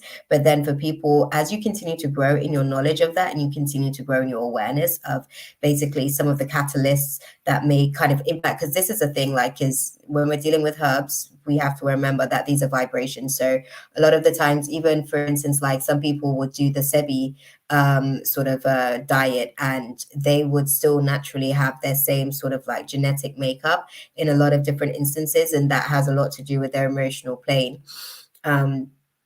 So as you continue to sort of like grow in the herbal remedy, you start to unpack the different layers as well of the healing process. So I think that there's definitely means to be able to really, I don't want to say benefit, but actually for you to benefit, but also for others to be able to benefit of the knowledge that you're able to sort of like get over time as well and develop over time. I'm telling you, it's a whole thing. What you're starting off with is just a thing. There you go, girl. There you go. That singing thing might come in handy as well in the workshops where people are finding like the funny in things, where you can even put on like little plays and stuff for comedic value, because it grows beautiful. Trust me, it grows. It's a thing, but it takes years to build.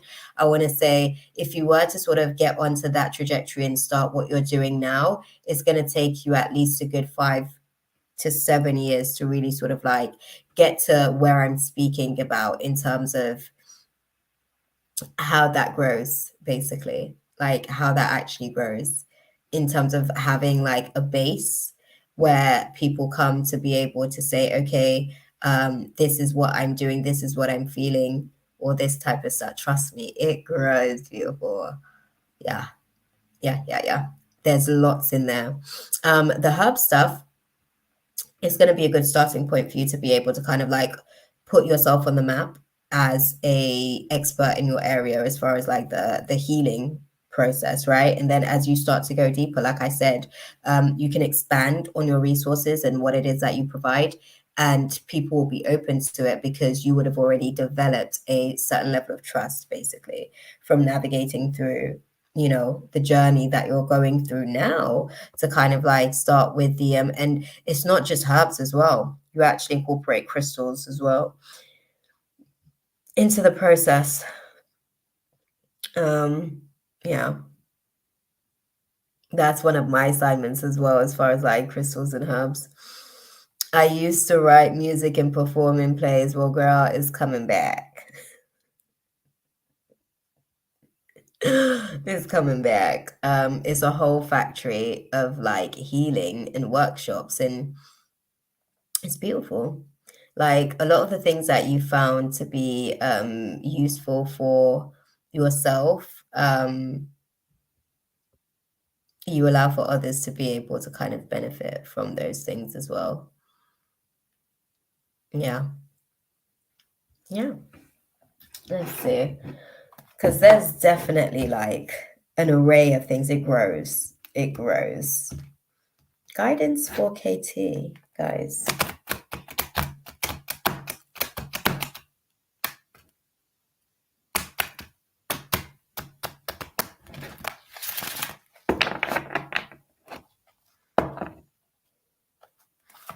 What do you guys advise? Okay. Okay, we're back to it then. Okay.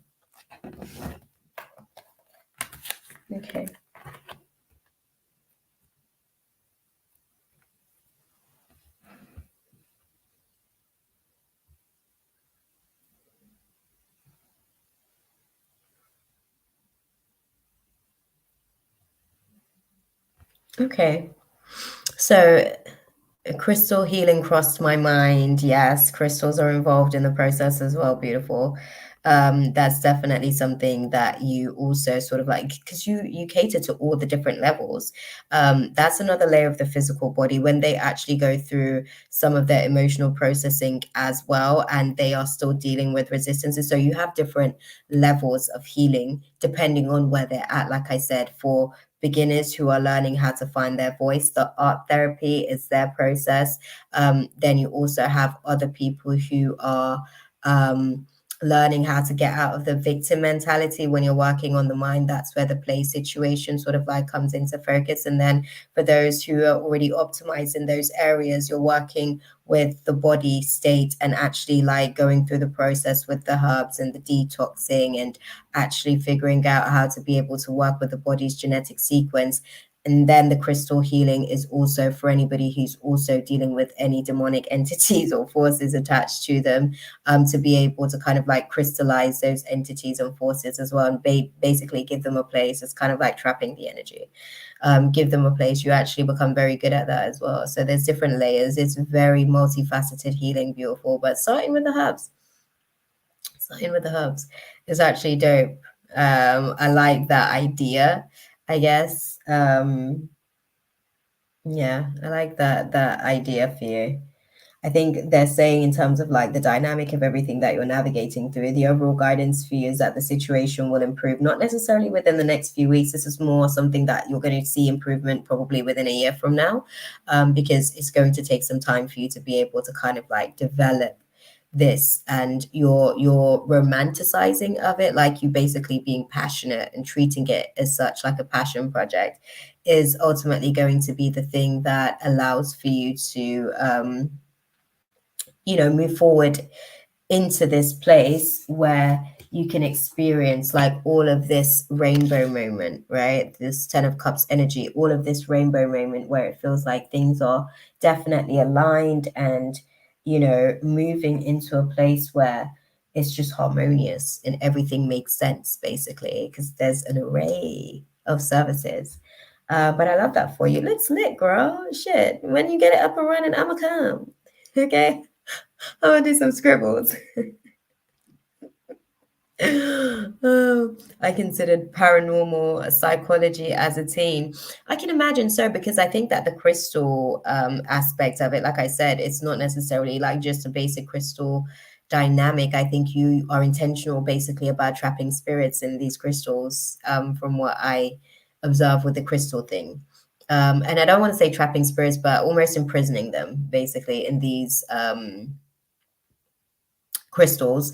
But I think that makes sense as far as like wanting to do the paranormal psychology stuff, to be able to understand basically how spirits move, to be able to like remove them from a vessel and encapsulate them basically in a different vibrational form, like a crystal. Because then, like, for instance, if you're dealing with like a spirit that is basically like used to feeding off people's heart chakra, you would use like a green aventurine or a rose quartz, basically, if they're struggling with self-love, right? Green aventurine if they're struggling with like being empathetic to others. But you have a means of figuring out how to be able to conjure the spirit into the crystal, basically, which is interesting. It's quite the gift, I guess. So definitely check that out, because that's a dope one, to be fair. And your mind is, designed the way that it is because you're capable of doing these things, and your desires will kind of like be a radar to you as well on how to be able to, manifest these things. But it's a whole thing, beautiful. It's a whole thing. There's levels to it. Like I said, there's like literally 4 different levels. You've got the base floor where there's like gym and workout and all that kind of stuff. There's yoga, there's classes and all that kind of stuff. But when it comes to the healing stuff, as you go up, like I said, art, plays, herbal shop, and then herbal shops downstairs as well, but like really herbal shop, like where you basically go and you see some sort of like physician who then like basically like presents you with a herb that is going to be suitable for whatever it is that you're navigating through.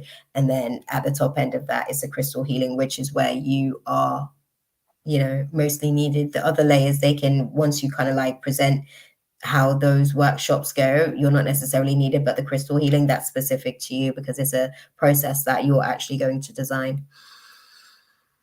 Hey, Kayanat, the list is closed, my love. The free list is closed. The donation list is open, but the free list is closed for the night, my love. But yeah, Katie, lit, girl, lit. Okay, let us know when you get everything up and running. Yay. It's a whole vibe. It's a whole vibe. We're gonna have to sort of like do tradesies and come to each other's stuff because I'm gonna be doing like a whole bunch of stuff out in Jamaica as well. So when you complete that assignment, girl, let us know. Okay. We want to be able to benefit from your growth. Okay. But I hope that that was useful for you, my love.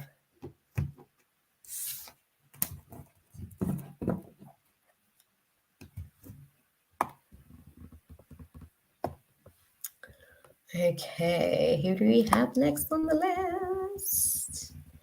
Let me see.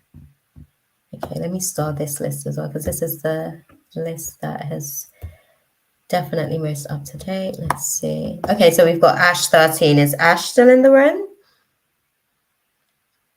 Yeah, where's Ash? If you're still in the room, beautiful, let's get your question in the chat, my love.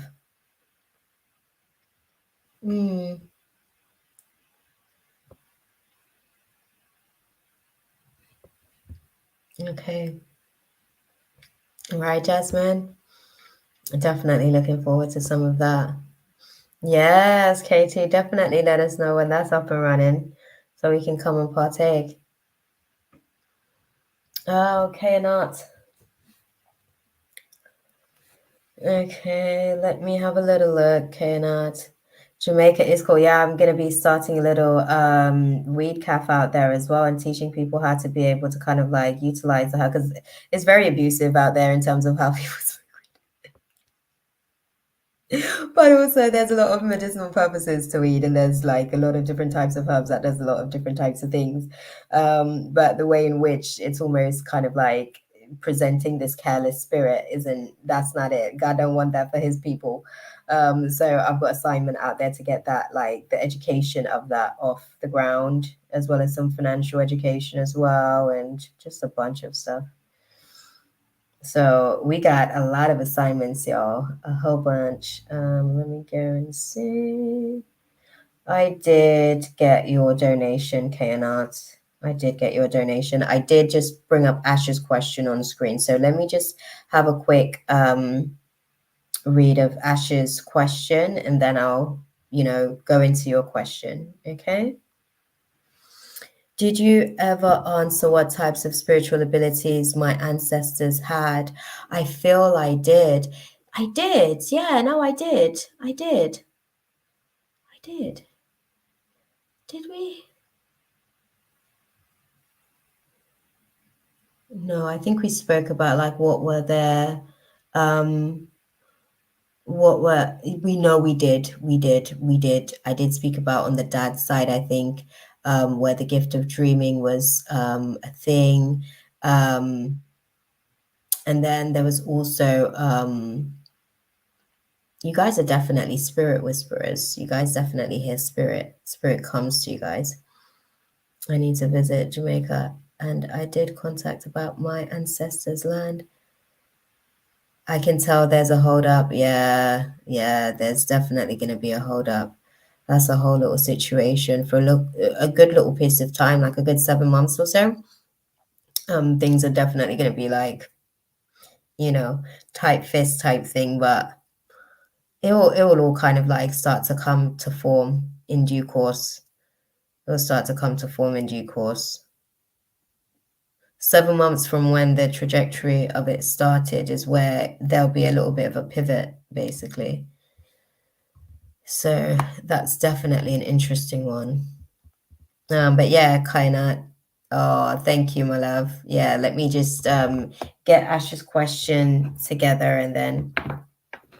Oh, what types of blessings are coming towards me? That part, Ash. Like, I love to know so that I can be prepared for those because then sometimes when they come, I'm like, it's too late. I don't want it.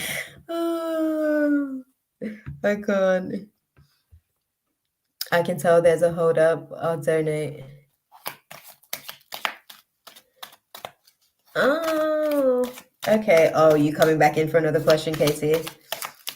I didn't want to re-ask the same question. No, we did. I think we went through it. I can't remember. I think it might have been a few videos ago. I think it might have been a good few videos. I'd say, guys, when you guys come in and get your questions read, I definitely say come back like after the live or whatever and post your question. If you know what time your thingy gets started, definitely timestamp your own reading, and then like come back and like maybe even if you don't want to put your question back out in the comments, like make a mental note for yourself or write that down somewhere as far as like what question was asked, that whatever timestamp it is here, so that you guys can go back and check them out. Because obviously when I go into the channel, I get whatever I get. Then the channel might be coming back to revisit itself because there's probably more to kind of like give context to. But I just say that just so that you guys can, you know, because I think we did answer the question already, but I can't even remember like all the details myself because it was a channel then. But yeah, what types of blessings are coming towards? Oh, interesting. What type of, oh, okay, thank you. That was okay. That was quick, Ash. That was hella quick.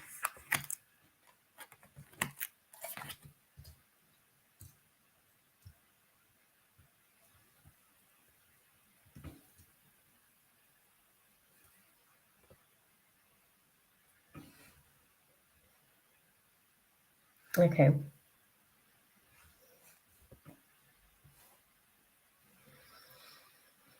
Interesting. Hmm. Hmm.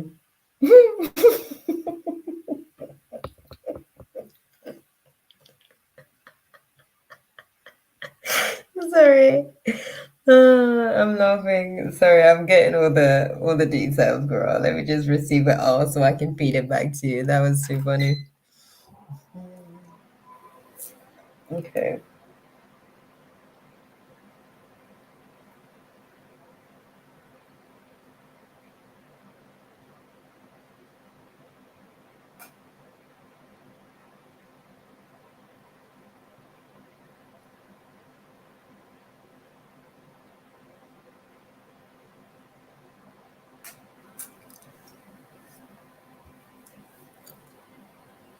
That was interesting. Sorry, I put my heater on, guys. That's what happens. Usually my heater put me off to sleep like a baby. I get tucked in under the covers. And then I get myself nice and ready to sort of tuck in. So what they were saying to me about your situation, Ash, yeah, first and foremost, they were like, well, you are definitely going to be turning heads when it comes to, you know, those third party situations where like people want to bring you into their third party situations. Like you're turning that straight off the cuff. But also outside of that dynamic as well. So that was in terms of romance. They're also saying in terms of like the creative blockages that you've been experiencing. Sorry, I'm going to get the energy deck to sort of see where you've been experiencing some creative blockages so that we can put it into context as well.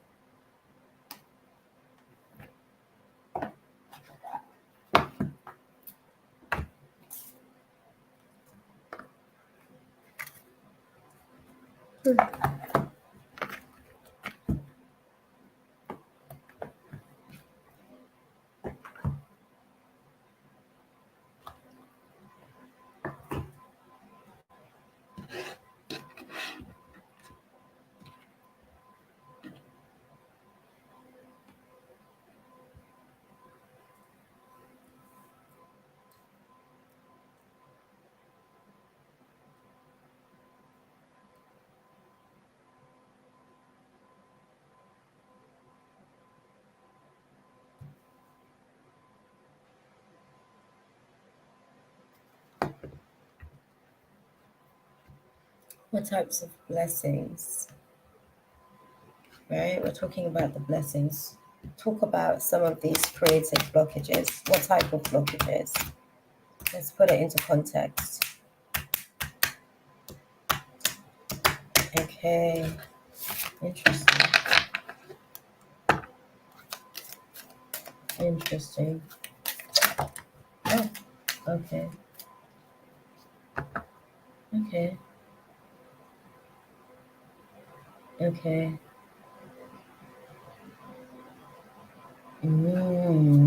Interesting. Sorry. Okay. Interesting. Okay, so the what they're saying to me in terms of like blessings coming in for you with the situation, they're saying that there are certain sort of situations that are going to be coming in to help with certain debts, right? That has been causing a little bit of like stagnation. It's been causing a little bit of indecision where you can't necessarily make a decision either way on where the situation is going to be going. I don't know why my laptop's doing it. Girl, chill out. Calm down. Okay. Sorry, my screen just kind of like locked. It's not supposed to do that because I'm clearly on a live, but I think because I just left it previously before and I wasn't actually doing anything, it's kind of caused a little confusion. But yes, Ash, some of the creative blockages that you've been sort of like navigating through is to do with it's caused a little bit of debt buildup. That's the best way that I can put it, debt buildup.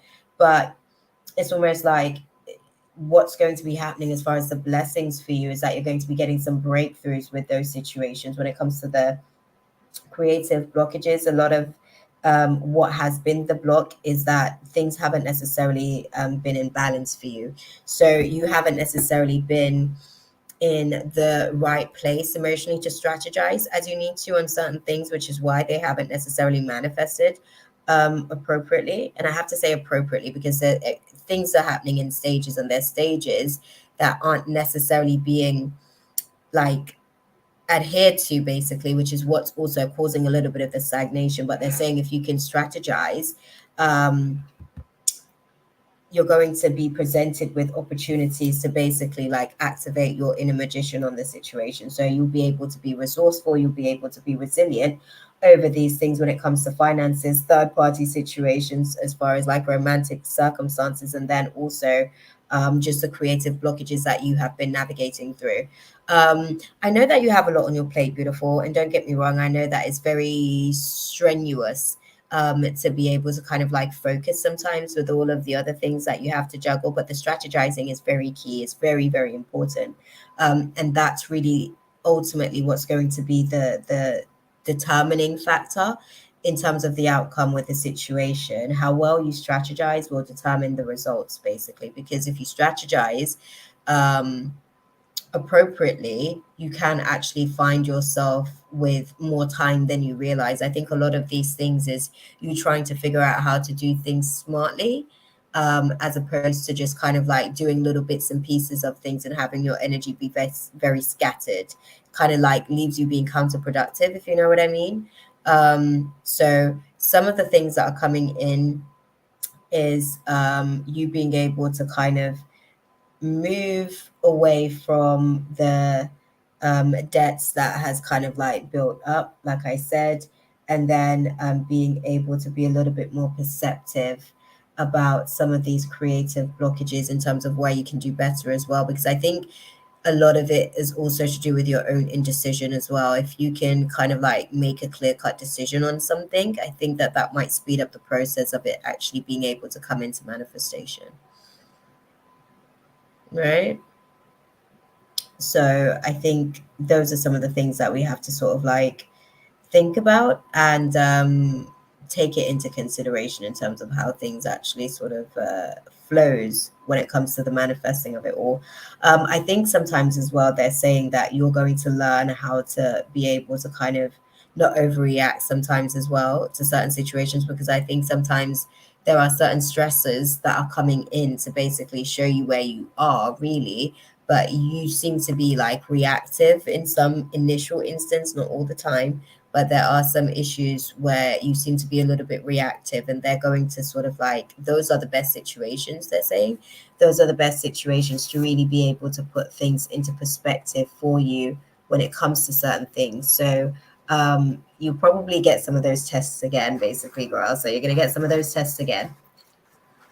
And depending on how you do in some of these classes, it will be the determining factor in terms of how things actually plays out in other areas as well. So if you can keep your strategizing up in terms of how you're navigating through, okay, so one of the indecisive things, right? When one's indecisive, it's because you probably have many options That's usually what cripples, I guess, being decisive. Having many options can kind of like cripple one's ability to be decisive. So from the options that you have, there's a way to be able to kind of like give context to it. It's like, okay, is this really what I want to do? Is this what I feel to do? Or is this something that I'm trying to do based on external factors and circumstances? And the best things to go with are the things that you want to do and the things that you feel to do, because you'll always have the drive to be able to continue to commit to those things, right?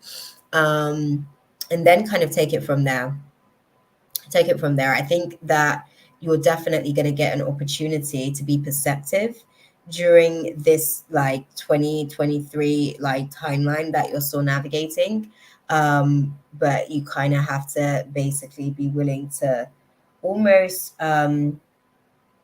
be willing to fall, because I think what happens sometimes when you fall, they're saying that the get up and the bounce back is good, but it also isn't really like taking into consideration why the fall happened in the first place.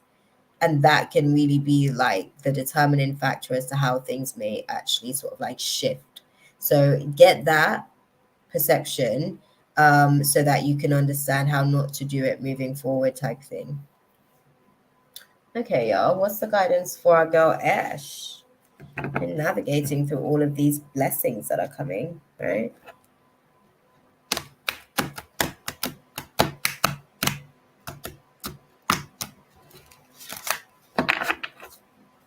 What's the guidance for Ash?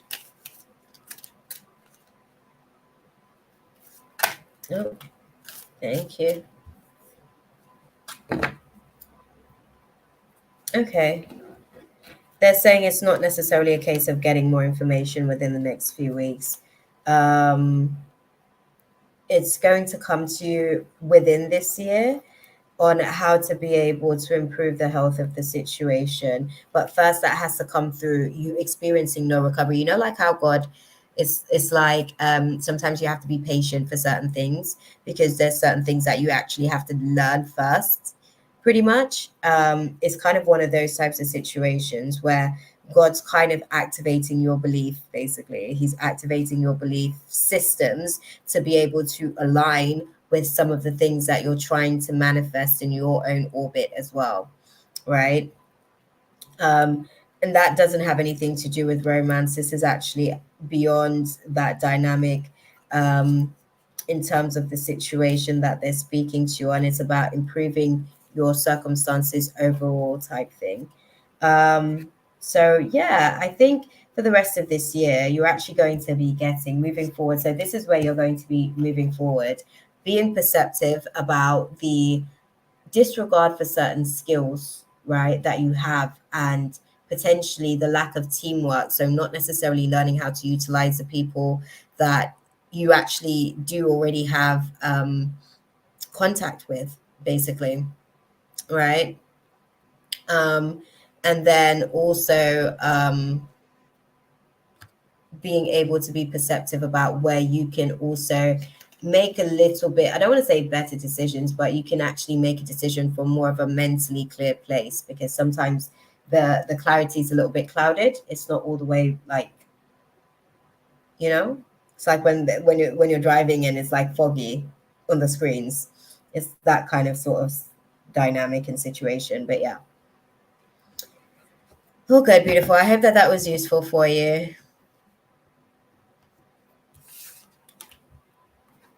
No OnlyFans, Stephen.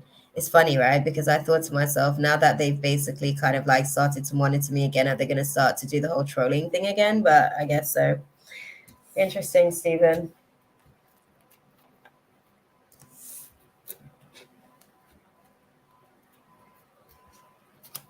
Wajia, we're actually sort of closed on the free list, my love. You can donate. That's okay, beautiful. Thank you. Thank you for the question. It was a good question to be able to understand the context of what's coming, right? Because once we know, we can do that part.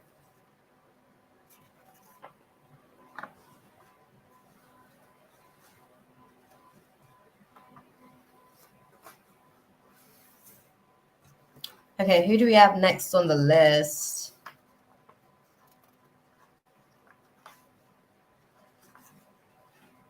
Thank you. Oh yes, Kayanot. We've got them next on the list. Oh damn. Okay. They were quick and ready. It was like a quick fire round. They were like, "Yep, that is ready." I love that. Thank you, Kayanot, for being so prepared.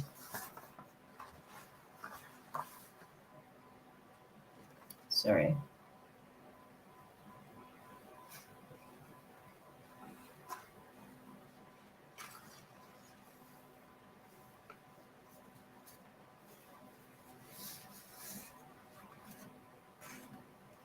Sorry, y'all. I'm just sorting this out back here so that it's not a hazard.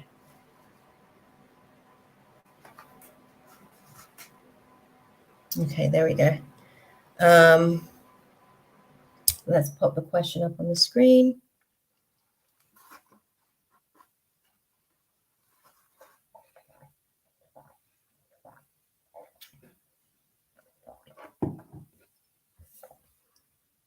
Okay. So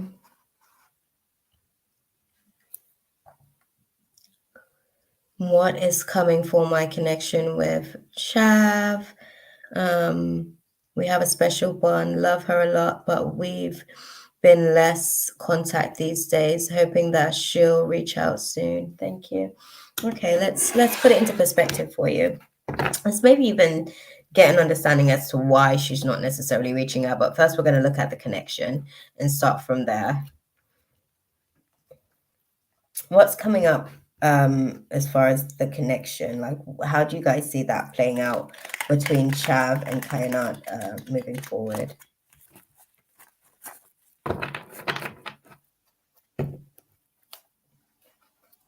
Okay. Interesting.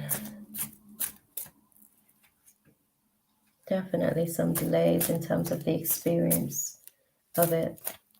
Yeah. Okay. Thank you, guys.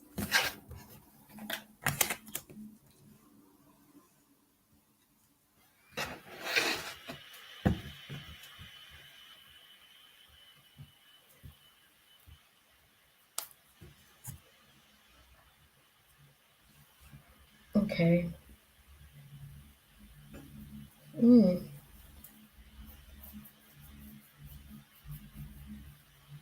Okay. Okay. Okay.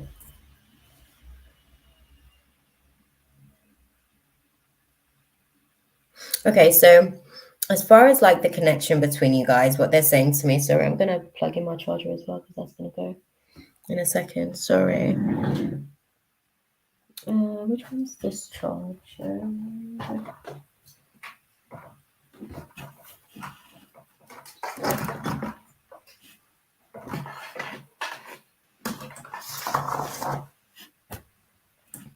Damn. There we go. Charge is up, and we are on and popping. In the words of Chris Brown. Okay. Bear with me, y'all. I'm just trying to sort out my little stuff back here. That part.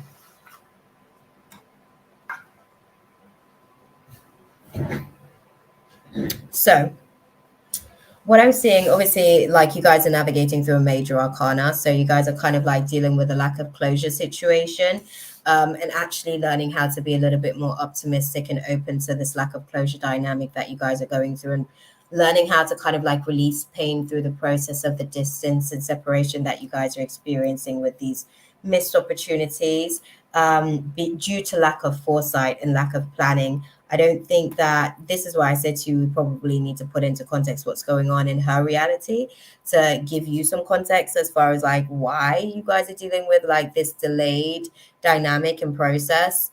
I think it's definitely important to get some insight into what's going on in her world, basically, to really give you an opportunity to understand how to navigate through the process. But yeah, it seems as though for the most part, she's kind of avoiding any sort of disasters or imminent change in the situation per se.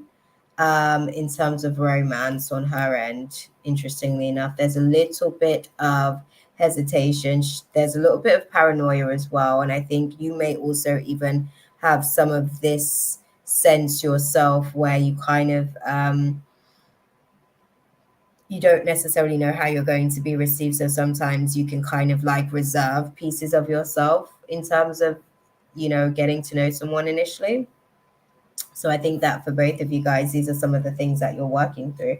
Interestingly enough, so what's going on in her world? Why is she kind of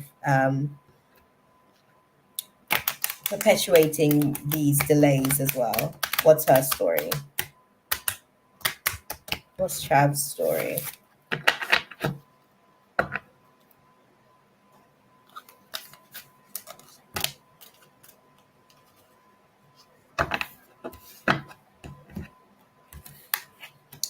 Okay. Okay. Okay. Put this into context for me then. When you say that, what do you mean?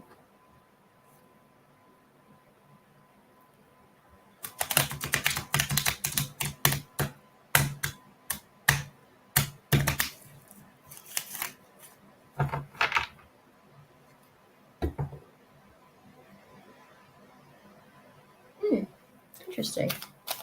Sorry, I'm just putting it all into a little package for you, basically. Show me.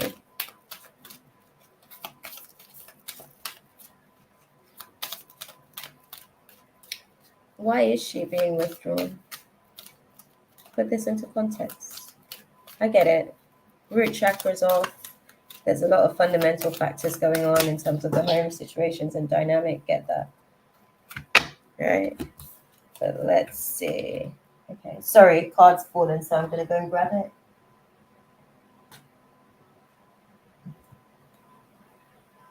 Okay. Okay. Okay. Okay. Okay.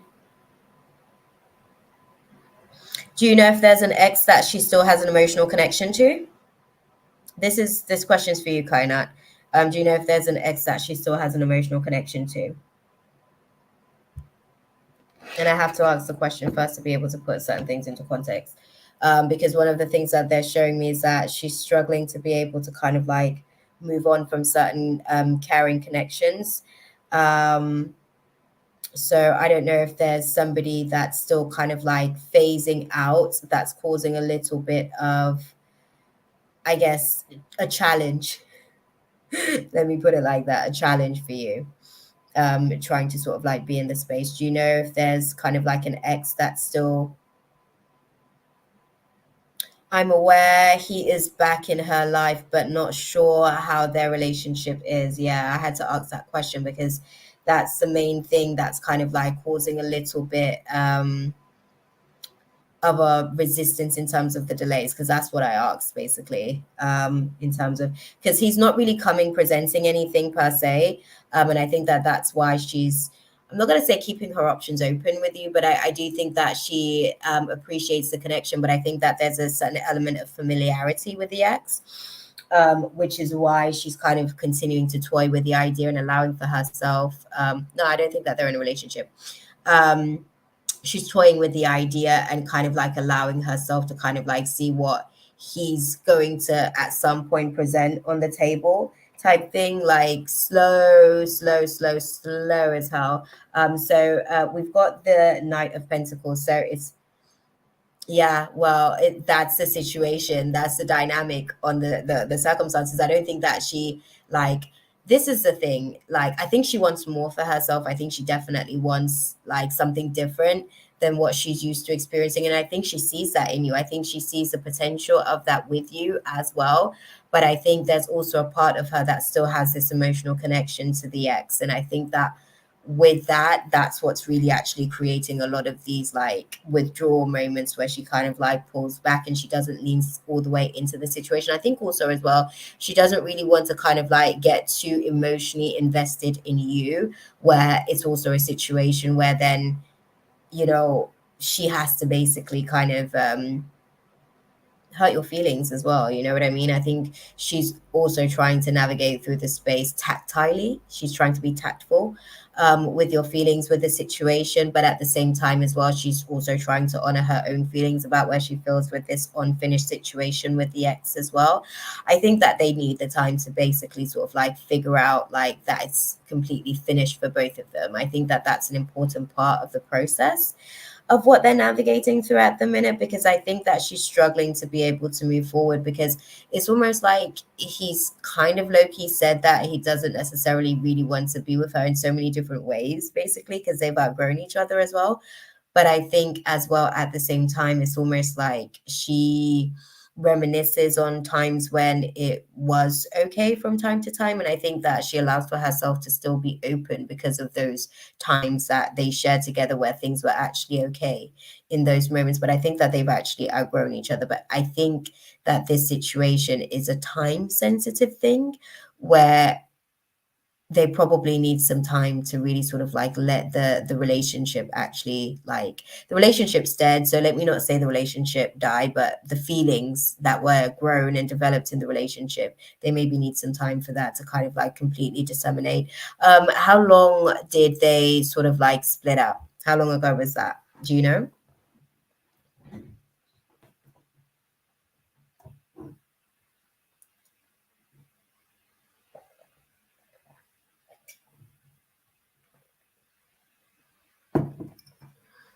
She's been keeping me distance. Um, she's been keeping me distant for a few weeks. So I'm trying to figure out what happened. So that's what's up. Okay. That's where we need to go digging then. Let's go dig in there, Kainat. Let's go figure out what's going on there. Okay. Um, right, let's make some room on the table so we can go digging into what's been going on in the last few weeks. Okay. Hi, Aisha. How you doing, girl? Okay, so we want to find out, guys, what's been going on in the last few weeks with Chav and the ex in terms of their dynamic. What's been going on there so that we can put this into perspective. Okay. Interesting. We do have a special bond for a long time. I know this can be more. I know. I hear you, Kainat. I hear you. It's unfortunately just the timing, my love. I think she was just very emotionally sort of, she's still cut, basically. She's still pretty cut from that situation. Yeah, Aisha, unfortunately, the free list is closed. The donation list is open, but the free list has been closed for some time now. We even had some issues trying to reorganize it. Love to have you in the house from Dominica. That's what's up. Definitely. What I'd say as far as like the last few weeks is that there's definitely been a lot of communication between the two. Yeah, Aisha, maybe try and tune in next week and come into the space nice and early. Blessings to you too, my love. Thank you so much. I receive it with gratitude. With the situation, there's definitely been some communication between the two of them in the last few weeks. And I think that that communication's been somewhat hasty at times. And interestingly enough as well, I feel like the communication has been around, okay, what action are we going to be taking about certain things, right? What are we going to be doing about where we are in terms? I think he's actually also sort of like, I don't want to say dating, but he may casually be getting to know other people as well, the ex, basically. So I think that's also what's causing a little bit of stagnation in that area for them as well. You just popped up on my feed, so I will definitely check out your channel. Hell yeah, girl, check us out. Come and join us next week. And yeah, get into the room nice and early if you want to get on the free list, because the list gets started to build from the moment I put like the notification out there. I usually do that on a Friday or a Thursday evening, depending on the week. Okay. But what I'm seeing with the situation, Kayanat, is that this communication that they've been having is to really kind of like figure out how to fix some of the kinks that they previously had. But the resistance that they're also meeting is the fact that he's kind of like introduced.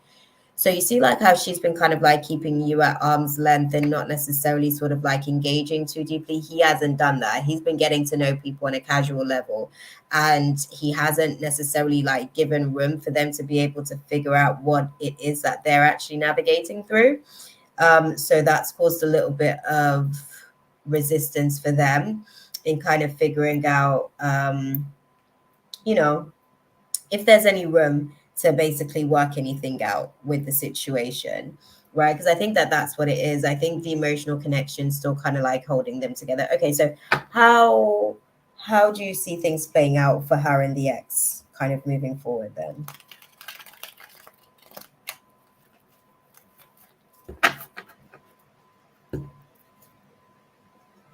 Okay. Oh, thank you. That was quick, guys. You guys are quick with this deck, isn't it? I'm noticing that. Okay, interesting. Let's see.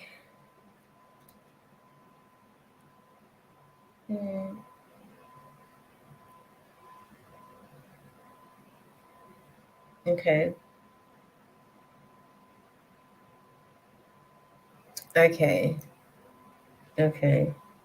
Yeah. Same thing. Same thing. Don't worry. I think he's like heavily distracted with all of these casual dynamics that he's got going on, that that's going to continue to cause some contention in the space. And I think that that's also another factor to do with the situation as well. That's why she kind of doesn't want to bring you directly into the space or the situation if that space is so chaotic, where she could potentially feel like in a heartbeat, oh, I don't really want to be doing this anymore. And I think a part of her already feels that in terms of navigating through anything with this person. But I think again, um she doesn't know how to detach from this space healthily and still feel like, she can pursue some of the things that she discussed in that relationship elsewhere. I think she's actually having some grieving issues, like letting the relationship completely go.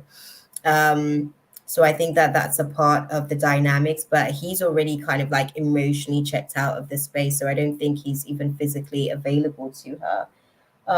Okay, so what do you guys see for Kayanat and Chav moving forwards then?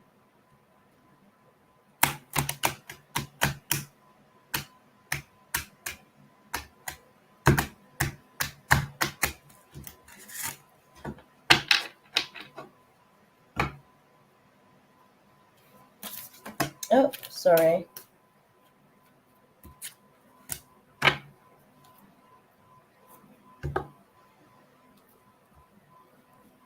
Okay. Okay. Yeah. Okay. So what they're saying as far as like he doesn't deserve her, that's for sure. You're right there. You're right there. Because I think like I said, I don't think that he's even emotionally available for her, but I think she's just having a hard time to be able to kind of like I guess put the final nail in the coffin type thing. You know what I mean? Like to do that whole send-off situation. I think do you know how long they were together for as well? Because I think that that may be playing a factor into her decision making process as well. I think that that might be another reason as to why he's so deep in her system, literally like deep in her system. But they're saying as far as the situation between you guys moving forward, the chemistry is going to be very withdrawn, basically, because a lot of the times you guys can kind of like feel your connection, and the connection kind of like is heightened when you guys share and spend time together. So the less time, yeah, a few years, because that's, they were saying to me that it's the time, basically it's time of how long they were together that is causing her a little bit of an issue on getting him out of her system. And because they had, I guess, made certain plans and had certain discussions, she's having a hard time letting go of some of those plans and being able to kind of like get open to the idea that those plans may very well be executed with someone else. So those are some of the things that she's navigating through with the grieving process herself.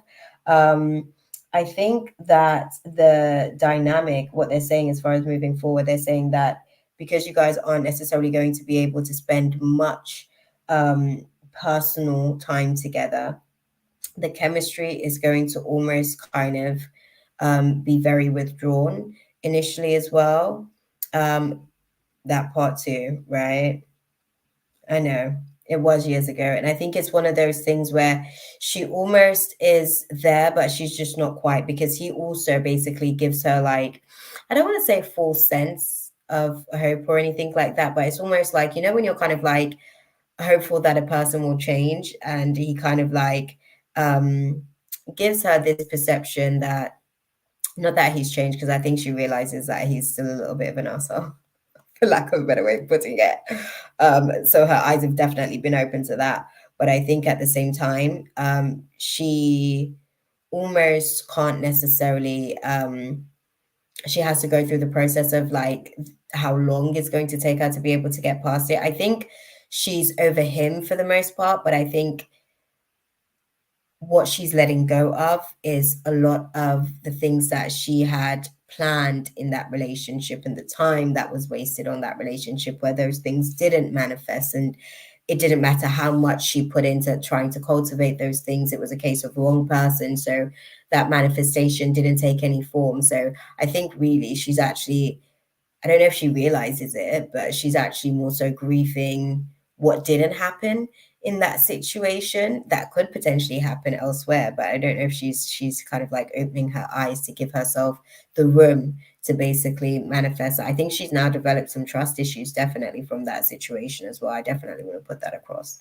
But yeah, they're saying that the chemistry is going to be sort of like compromised, basically, moving forward, just because the time situation, as far as like how much time you guys will be able to spend to really be able to nurture the connection, that will be questioned throughout the process as well.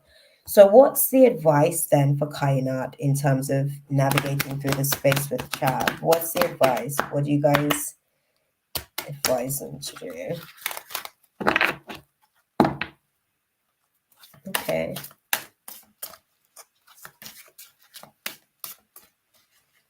Okay, as clearly as you can. What do you advise? Okay, thank you. Okay.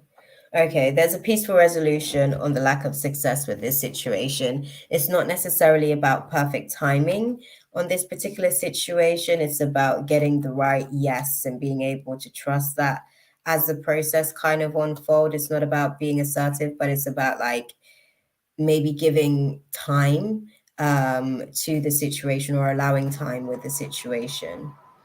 There isn't necessarily abundance in the space right now because she's navigating through her own recovery period with the situation. So you have to get more information. Don't necessarily choose a new direction, but you are ready to be able to sort of communicate about why the situation isn't necessarily improving in the way that, you know, you feel like you guys could potentially start to move in a different direction. It's not about taking action, but it's about kind of like allowing for things to unfold, because I think if you basically push anything, she would shut down basically, because she's not necessarily in a position just yet. We're in the same workplace at the moment as well.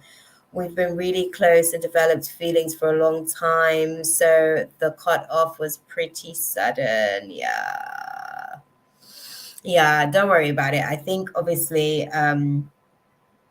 that's just something that she's doing right now to be able to kind of like protect herself when it comes to the situation. I think that she's still going through an emotional process with everything. And I think for her as well, there's just a lot going on in her own situation as well.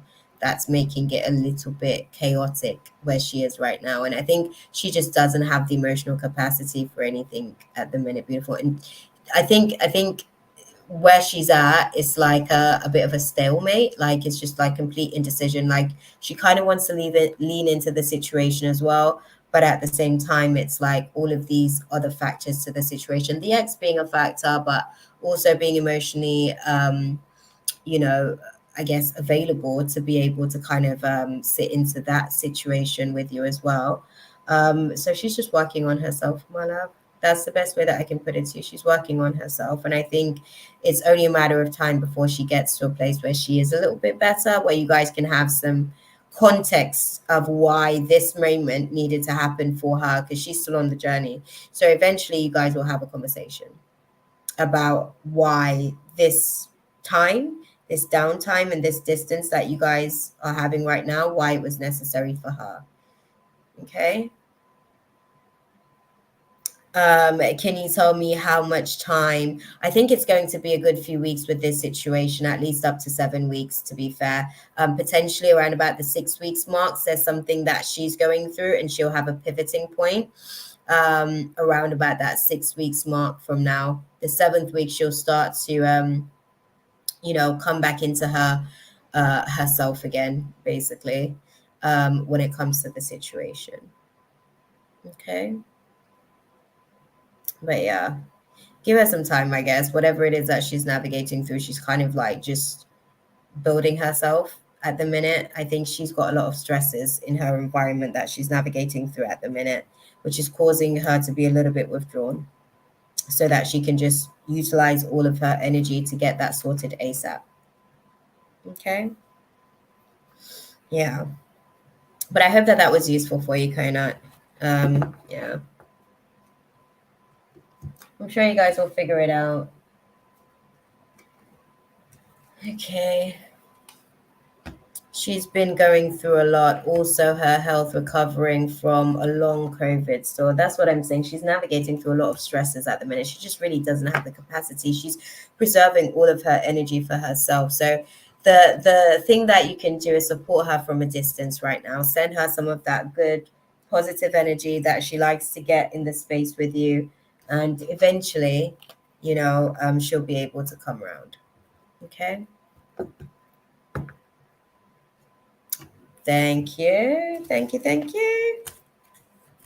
Okay, Katie. Thank you, Mina. Thank you, Mina. So quick with it as well. All right, let me go and confirm. Sorry, y'all. I'm gonna grab my little snack.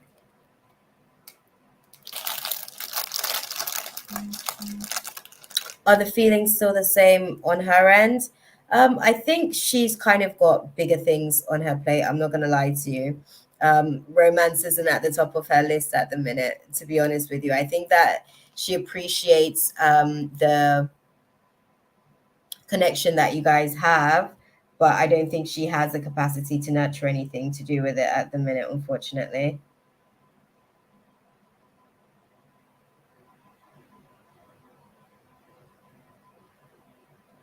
Okay, sorry, I'm just going to check and see where we are.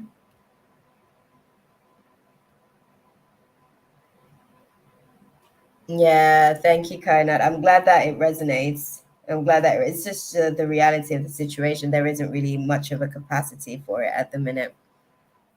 Yeah. Okay. So, yep, we've got that. We've got that, Katie. Pop your questions out there.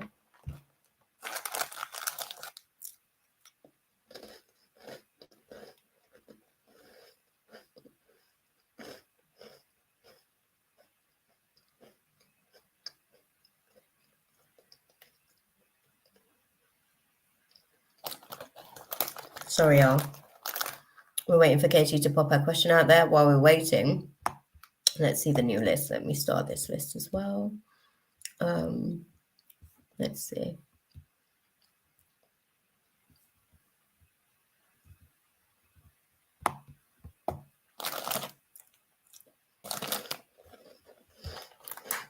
This is the list, guys. This is where we're at. Once we do Katie, we've got Mina, Mystical Lena, Princess Kodso, Jasmine, and Vanita. Okay, so that's where we're at. We're at the halfway mark for the free list, and we've just got another on the donation list.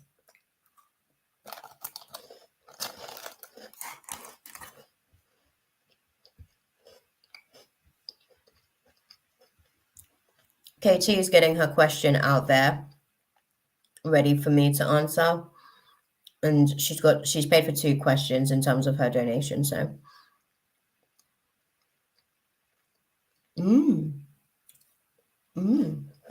Okay, girl.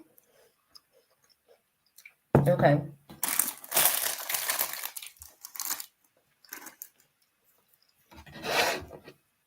We'll put that into context.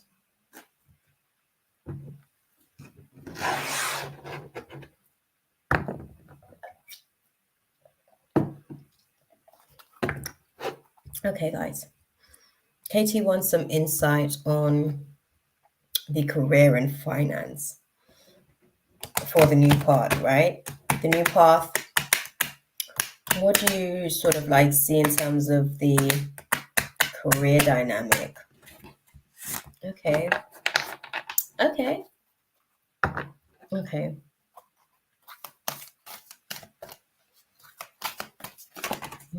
Thank you.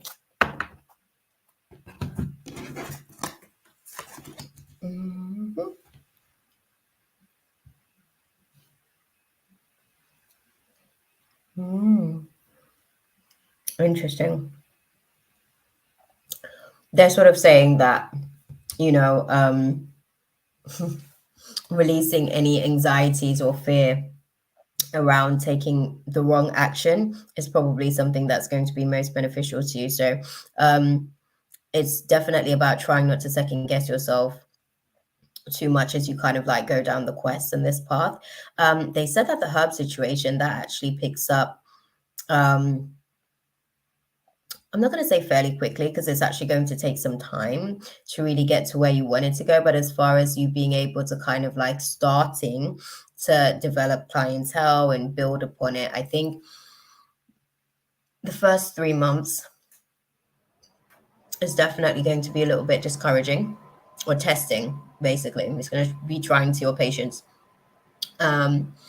But ultimately, after that point, it's like things start to really sort of like pick up and develop as well. You have to sort of be able to, marketing is everything on that one, is what they're sort of like saying. Obviously, you have different herbs for different seasons to help with different healing agents and aspects of the body, depending on the climate. And you also have different herb recommendations for different people who lives in different conditions. Like it's a whole thing. Like there's a whole, your strategy. Sorry, beautiful. Let me get your question up on the screen instead. Your strategy is going to be very, very important in terms of this whole thing that you're doing, because the way that they're showing me is that there's so many variables to the situation in terms of how like you actually go about the process of recommending your herbs as well to people, in terms of like, oh, this herb's good for this situation or this herb's good for that situation. It's really getting an understanding as well. Okay, what kind of conditions do you live in? Like what kind of weather do you live in, basically? Okay, this herb is an anti-inflammatory, but it can sometimes be this or that. So you're probably not best off using that if you live in a hot climate. Like there are so many aspects to how you go through the process of recommending your different herbs. And that's the thing that actually sets you apart as well. That allows for your situation to develop quicker than you'd anticipate, actually. I say the first 3 months is going to be a challenge, but I think that's because you're still trying to figure out how to present what it is that you're offering and where you differ in essence, from anything else that's already out there. So I think that that's one of the areas as well with yourself in terms of your study, because you're very good. They're showing me like when it's things that you care about anyways, because I was about to say you're very good at retaining information. They were like, yeah, but only the things that she cares about. So on the things that you care about, you're pretty good at being able to kind of like retain information. And I think that this situation as well is going to be one of those situations where it depends on how much you're able to sort of like retain. You feed that back into your clientele as well. I do feel like, so within the first 2 to 3 years, it gets to a place where you have an actual physical business, where you sell your herbs and stuff like that. Obviously, you start off initially sort of like being online and doing a lot of word of mouth referrals, basically. But then by the second to third year, right now I've ideas. I just need to get clarity on how to start. Well, this is the thing, right? So how you would start with the herb situation. It seems as though firstly there's a word of mouth referral process. That's what happens. I had other ideas that weren't tangible, digital. Well, this is what I'm saying in terms of like being online. So first you're actually presenting yourself online, as far as like the hubs and stuff, but it's the way that you basically like present it to people, what sets you apart from basically all the other herbalists that's out there that's recommending their herbs. The way in which you work at recommending your herbs is a completely different process. It's not just about certain factors. It's actually in terms of your healing thingy, it's about recommending herbs based on different lifestyle factors as well. So those are some of the things. So I'd say online, you set yourself up to be an expert in that area, to be able to recommend suitable herbs uh, for different healing purposes, right? Um, it starts off where a lot of the stuff that you're getting as far as like clientele is through referrals and word of mouth, basically, for the first few months. So you might want to get yourself on the IGs of it all, the social medias, basically. You can even do a website to be able to kind of like really put into context what it is that you're going to be presenting to people. I definitely say present like you could do a free website even on Google. That could be able to help you to kind of like just give people an access point to understand what it is that you're doing with this. And that develops after the first 2 to 3 years. You actually have a shop with this where it's now, okay, I'm in store. This is where y'all can come and find me at. I gave my aunt the mortar I found at the store. This was before I found my calling. Yeah. Yeah. Yeah. Listen, it's coming. It's coming because you produce these different herbs based on a lot of different variables. Spirit speaks to you as well, so they're going to tell you how to prepare for each individual's recipe. Like they'll tell you how to be able to prepare certain things.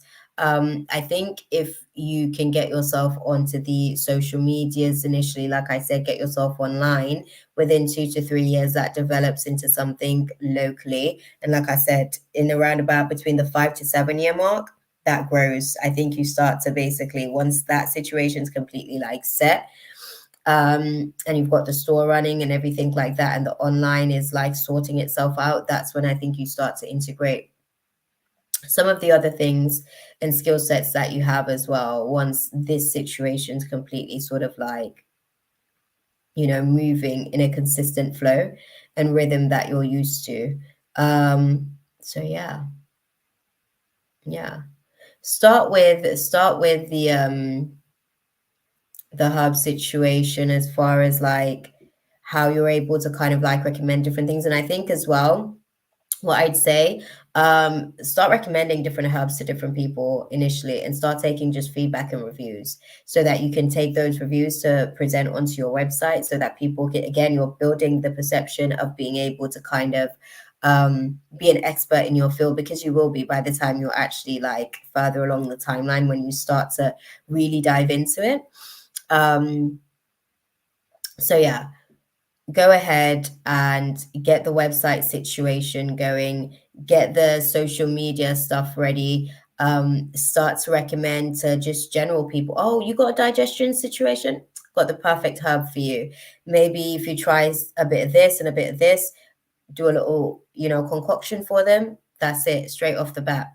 Like, it's, oh, that's okay, Aaliyah. Thank you, my love. I hope you're good. I hope that it was okay for you. We actually moved past you on the list and stuff, but thank you. It's all good.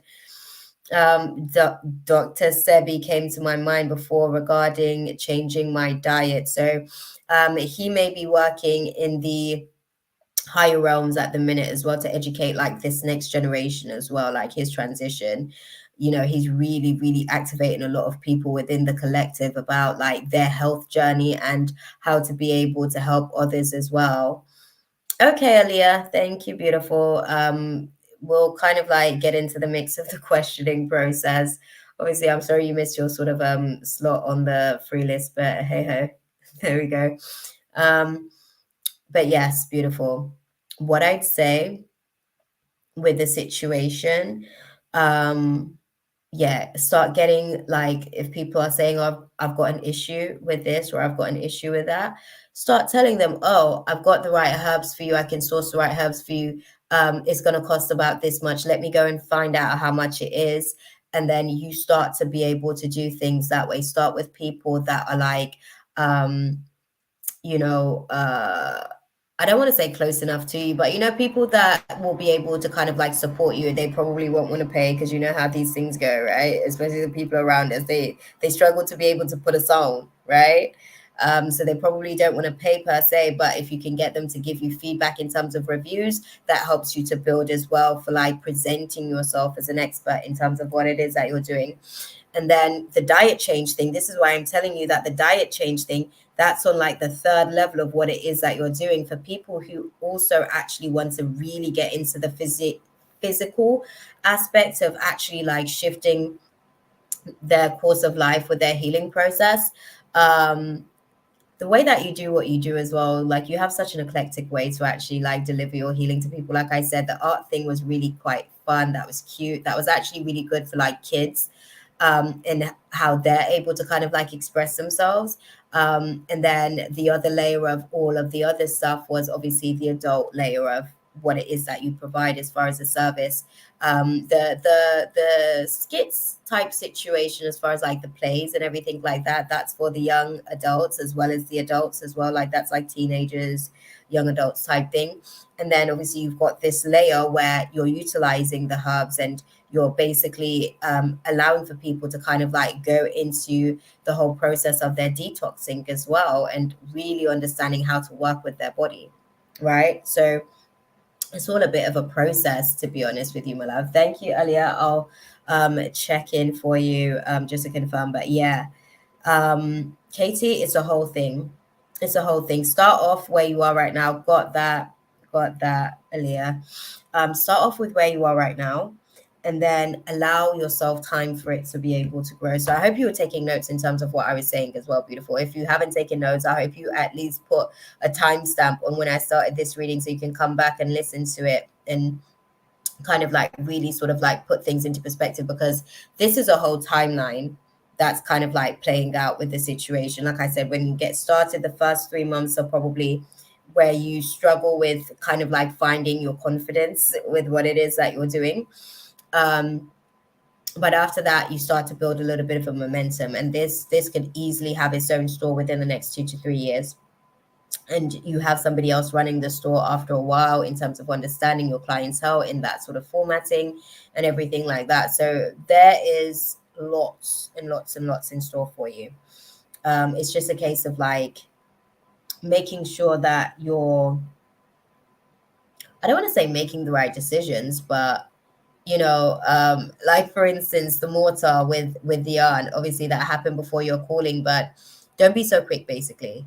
let certain things sit with you before you kind of like, just make decisions on certain things. I think that then, because the guides speak to you as well, and that's what they're going to be utilizing you for, because there's other guides that basically wants to be able to utilize your knowledge of herbs to help their human as well in terms of their healing process, and they're optimizing, and they'll send them to you. So you don't have to worry about that aspect of the situation, but you do need to get yourself positioned where you feel comfortable and confident in what it is that you're doing, so that you can start to attract those very same people, because really they're coming to you because their guides want to communicate certain things in terms of their healing, and their guides want to basically, like, how can I put it, have the right situation for them. So their guides will communicate to your guides what it is that they need, and your guides will tell you what you need to be doing for their herbs, basically, in terms of what you're creating.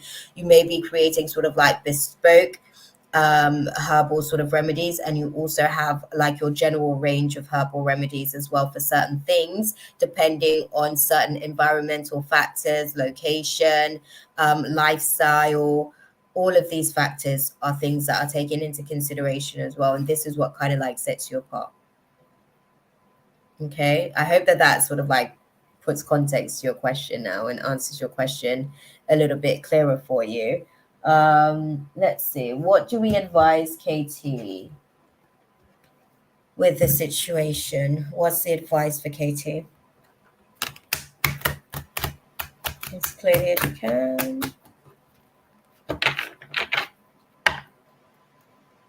Okay, interesting. Okay. Okay.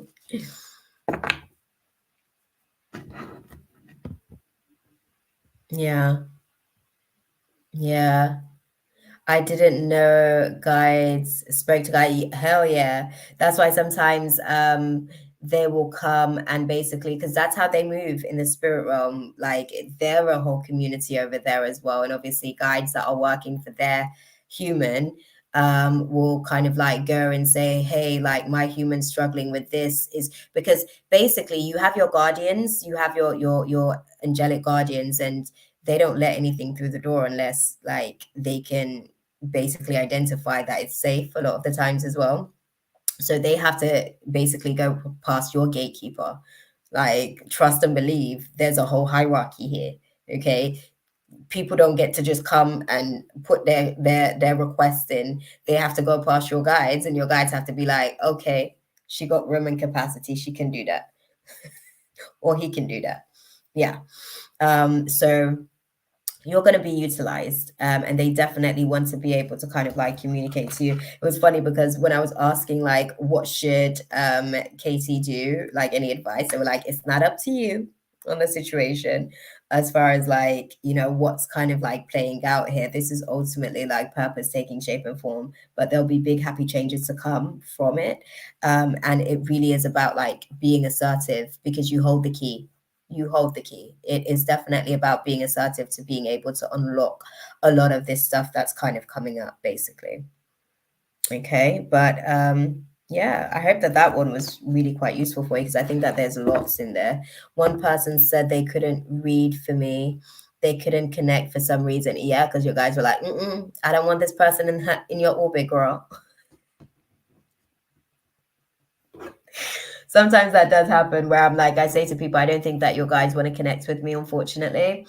For whatever reason, there may be something that I'm not designed to see, or there might be something that I will see that you're not potentially ready to acknowledge just yet. So your guides have you protected for that reason. So that's just where we are, yeah.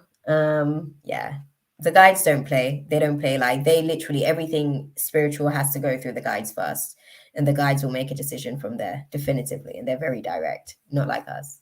I don't know if y'all just seen my lights flashing, but they concur. They're like, yes, we do, girl. Oh, dude, that's so funny. But no. What's your second question, though, beautiful?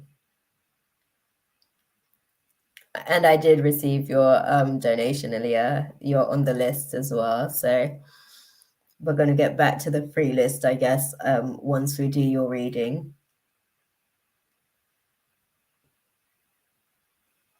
Katie's going to prepare her second question for me. Okay. Oh, I'd like more info regarding my guardian angel. Not sure if that's an ascended master. Thanks. Okay, so you have a few different types of guardian angels. So you have your gatekeeper, which is usually an ancestor. And then you also have your guardian angel, who is usually they have some ascended skills, definitely, which is why they will make certain decisions like for the team collectively. Oh, interesting. Sorry. Let me pull some cards. They're sort of saying that they want to sort of share something with the cards. So I'm going to sort of unpack that for you. But yeah, we have guides on different sort of like levels as well. There's a whole hierarchy over there on that side. Just like there's a whole society on this side, there's a whole societal hierarchy over there as well. Okay.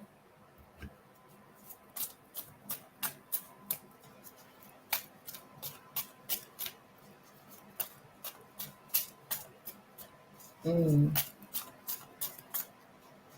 Ah, okay. Interesting.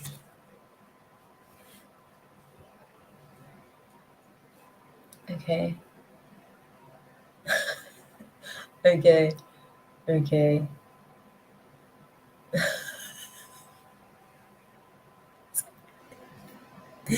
Sorry. Um, lately I've been feeling, oh, let's go to question number 2 and put that up on the screen. Lately I've been feeling a need to find beings like myself, especially from my origin.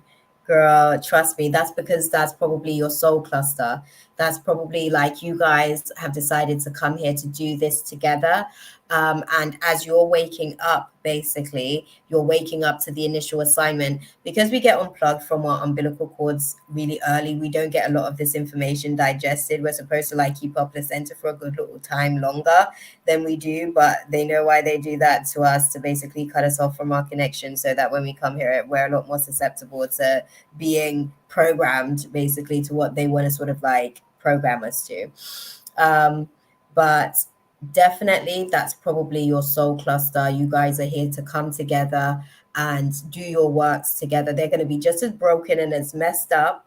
um uh, I know, beautiful, but honestly, you're on a process where you're awakened, and as you continue to go through your awakening, so you know how that there's like this notion that seeing is believing. It's one of those things. You're moving from the concept that believing is going to bring materializing, right? So you're moving from a different formula, whereas the physical eyes, and like when you're in the human mind solely and you're not the consciousness experiencing the human reality, you tend to be very much so kind of like seeing is believing, basically. So just give yourself some time, give yourself some grace period on that. I think once you actually get into the place, and this is what I mean about becoming the expert in your field, I think once you actually get to a place where they see like, yo, she weren't joking and it wasn't a thing, and you're very open as well, like it, you get to a place where as you're kind of like getting your downloads and you're basically like prescribing for people, you're like, no, the guides are saying this is a situation that you did this and this is like, this is how you actually work.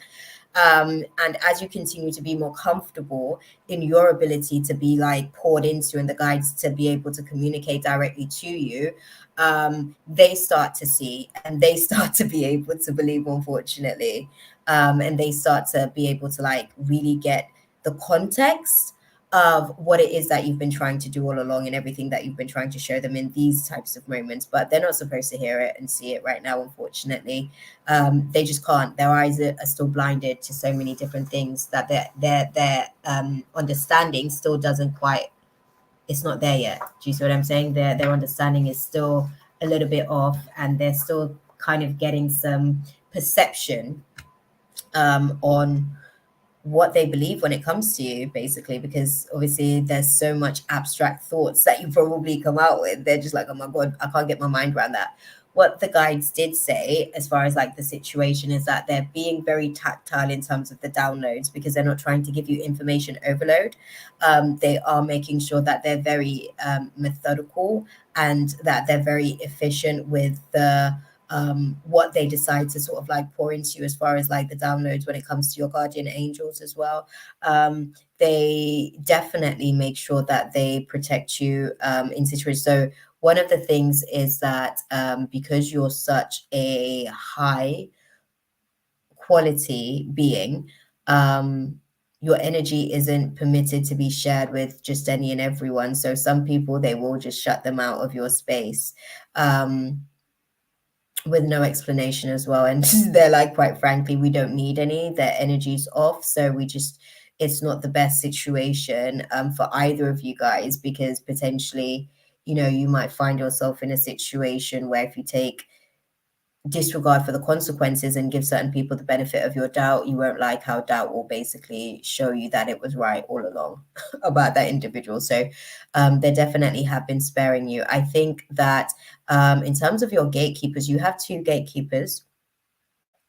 There's a masculine and a feminine form there, because I think they struggle sometimes to, because I think that the masculine is very, very firm on certain things, and the feminine is kind of like, oh, well, they can do this or they can do that. So I think that that's the kind of like battle, I guess, that's also on your team as well. They also have their own like quabbles basically about who to let through. On the ancestral realm, that's more of a masculine. On the ascended realm, the guardian's more of a feminine. And she comes with great wisdom as well, as far as like navigating people. Yeah.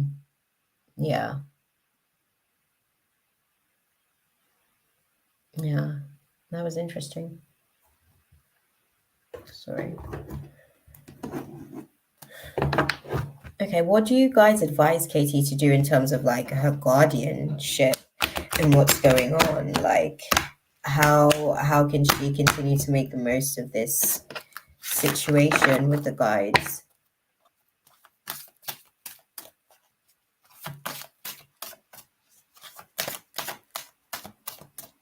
I remember in 2018 being told, sister, from my past life is still around, potentially beautiful, potentially. There may be things that still has to be resolved from that dynamic. So that's the other part of the situation.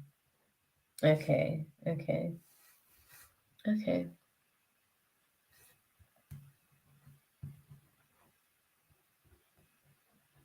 Okay, so the guides are saying in terms of, I believe my question to them just now was like how to be able to navigate through the guardianship that they're providing. They're sort of saying that, you know, this isn't necessarily about a recovery situation. They're not kind of like protecting you from anything, because you're actually a fairly potent being, actually. But this is more a case of being able to kind of like activate belief and working through different belief systems of lack, basically, so that one can come to certain compromises on how to navigate through certain situations. So this guardian, yeah, your guardian angels are definitely here, kind of like lending themselves to support to your journey ahead. I think that there's people that is definitely going to question, I guess, what it is that you do and how that takes to shape and form, and they'll be able to negate whether or not those people sort of like come into your orbit. Obviously, they'll allow certain people in to be able to trigger certain things to help you to continue to grow and activate. But for the most part, there'll be a lot of people that will be on the outside wanting to get in, basically. Okay. But I hope that that was useful for you, my love. That part. That part. So, lovelies. Let's move on to, I think it's Aaliyah is now on the donation list as well. I hope that that was useful for you there, Katie, because there was so much that was like in the midst of that, but they were like, yeah, that's okay, beautiful. That's okay. Girl, it's going to be lit. It's gonna be lit. You do dope. Like you leave people speechless, and especially when you find your soul cluster as well, and then you guys like do what you're supposed to do as far as like the assignments that you come here to do. Like that takes the collective as well to another level.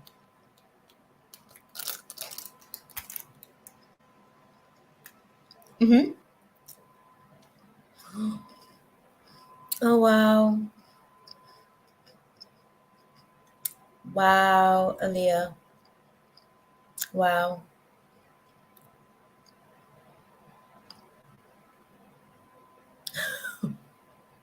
Very helpful. They've been shielding me from that guy. He resurfaced.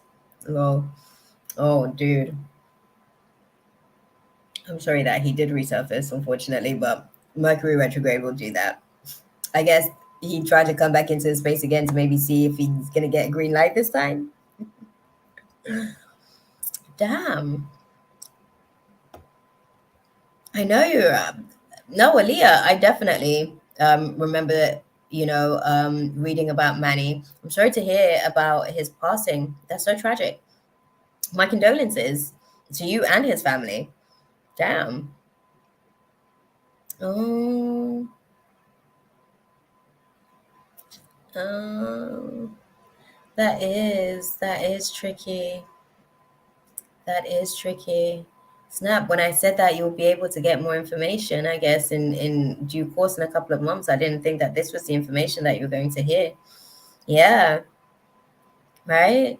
This isn't necessarily the information I thought you were going to hear at all. Beautiful. Like I can imagine how you feel because it's almost like my whole energy is like. Ugh.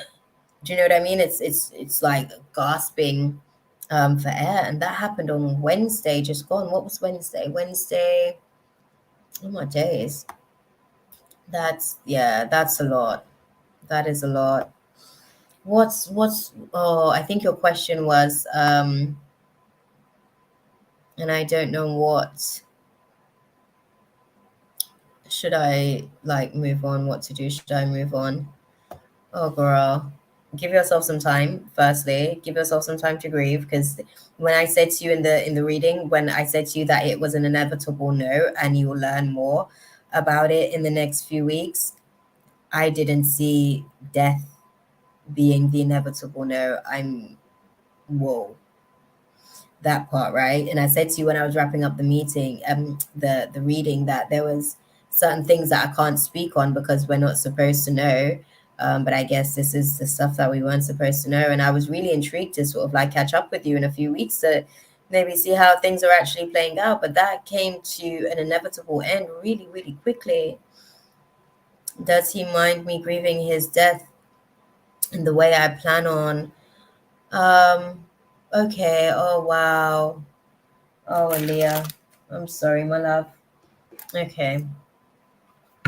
Right? That's so intense. It's very, very hard, especially. Yeah. Oh, that's so intense. Okay. So, firstly, we want to connect to Manny's energy. We know that he's like very fresh in spirit, right? And we definitely want to be able to kind of like respect his transition time. We know obviously it takes a good few days to be able to kind of like get readjusted in the spirit realm after the facts as well. But we do want to sort of take some time to reach out and get an understanding. You know, we want to understand, um, is he at peace? Let's speak and put that into context because the quick situation, I don't know if it's like, yeah, I feel kind of awkward because our connection was so new. I know, and I think that that's do you know what I mean? I think that that's one of the situations where it's like, oh well, is there even like, do I have the precedent to even sort of like be feeling the way you have every reason to feel the way that you feel? Nobody can negate the way that you feel. I have attachment issues. Yes, definitely. If you can think of a different question, it's fine. Yeah. I think that oh dude. I don't think that he's completely sort of I definitely wanted to respect that. Yeah, no, definitely. I think that I'm not gonna lie to you, he's not fully at peace just yet. It takes a while, even when you transition into spirit, because I don't know if people assume that like when you transition, it's like, oh, everything's okay now. Yes, you do get peace, but the people that you leave behind as well, the connections that you do have as well, those are things that they basically sit around and watch. And then they have assignments on that side on how to be able to help on this side as well. Um, so I definitely think when I say not at peace, so how can I put it? It's not necessarily not at peace. Let me not use that word. He's not at acceptance just yet because I think it happens so quickly. Do you mind sharing how he passed? Because I think one of the things that he's saying is that there was a lack of appreciation for actually strategizing, which is what he's struggling with at the minute. He didn't prepare anything. The family wasn't ready for this. Like the chaos of it all is really what's leaving him a little bit unrested in the sense that he's at, I guess, peace with the transition and the fact that the transition happened or whatever. But there's so many like unfinished business that's been left behind basically. Like he still feels like he didn't prepare anyone, family or otherwise, for this situation. And I think by the time he kind of started to with everything that's happened now, he feels like, yeah, he should have had a greater appreciation for strategizing before everything kind of like came to pass. Oh wow. Wow. Sorry, girl. It's so intense. He was arguing with someone and got angry and broke something with his leg and ended up hitting an artery. Wow. It was an accident. Oh my gosh.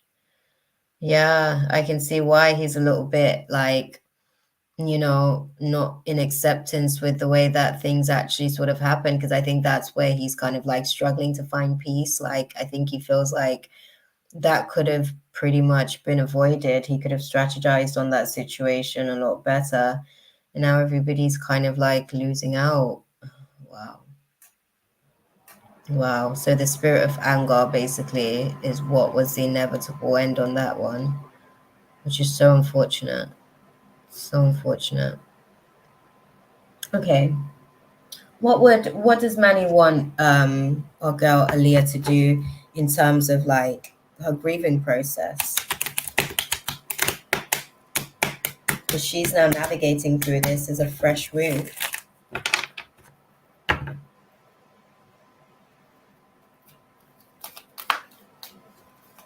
Yeah.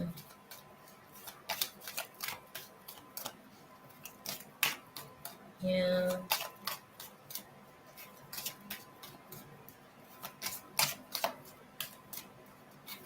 Yeah.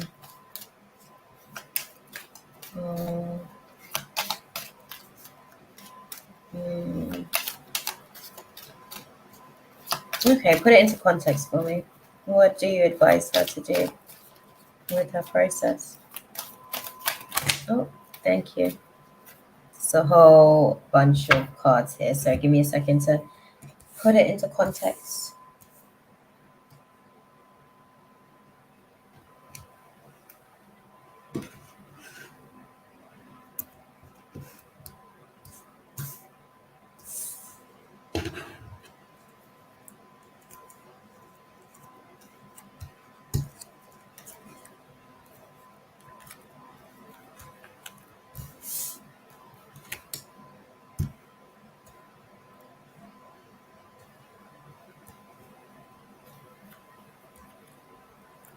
Oh, wow, man.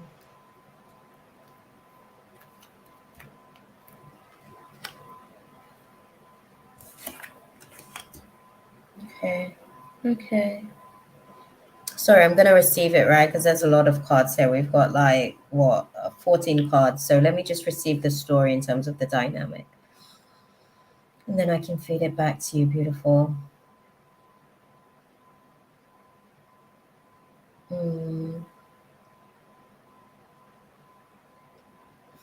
Yeah.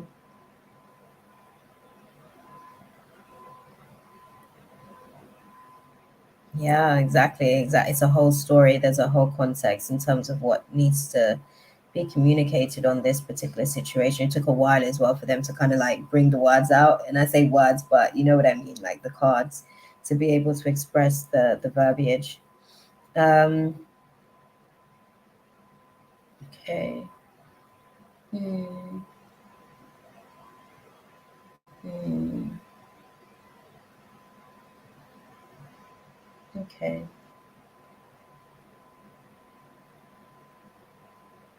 Okay. Firstly, he still wants you to be able to kind of like go through your grieving process, I guess, for him. I don't think the amount of time that you guys spend together negates anything. I think he's honestly just kind of like, he really appreciated the time that you guys were able to sort of like spend together, for the most part, at least. But I think um, what he's kind of been going through, I guess, leading up until this point, was really trying to understand where you guys stand in terms of your lovers dynamic. And I think now more than ever, I guess, he's actually really you know really keen to have that public recognition from you. So he doesn't, you might feel a little type of way where it's like, oh, can I really do that? Because, we weren't really together for that long, but he's open to you being able to like go through your grieving process, how you feel necessary, for your grieving process. Um, he says you've got some nice ideas, in terms of how you want to remember him. What are some of the things that you're thinking about? What are some of the things that you're thinking about in terms of your grieving process with this situation? I got to ask you that question because I heard, oh, there's some nice ideas, in terms of just how she wants to be able to kind of like let the grieving process. Yeah, yeah, yeah. Go on, beautiful. What are some of the ideas that you have in terms of how you want to, let your grieving process unfold? I wanted to get him off his show, Bouquet, because that was his fave show. Oh, definitely, definitely, definitely. Yeah, yeah, yeah. He loves that. That's a really nice one. It's personable as well.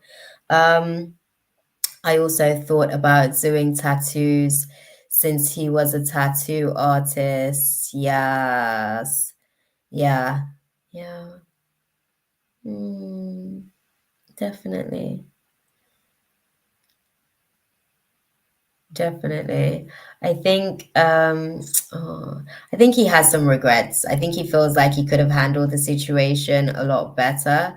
But I think for the most part, like he understands, where he's at right now with the situation that's transpired, but he likes those ideas. He definitely likes those ideas.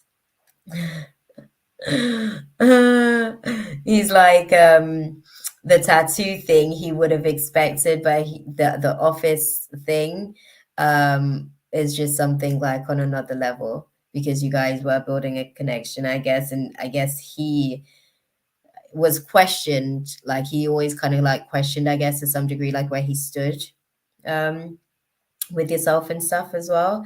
And I think for him, at least, he kind of like knows that he did leave a bit of an impression where you can sort of like do something that personable in a moment like this, that was really like individual to him. So he definitely likes that idea. Beautiful. Oh, girl, I really didn't even know that this is how we'd be spending the week, like, yeah, a week later, but I'm so sorry to hear it. It's so fresh. I think he's kind of like adjusting to everything. I think in terms of like, you know, moving forward with everything, he's okay for you to do what you need to do as far as like, you know, yeah, it is so crazy, girl. I'm like, I did not.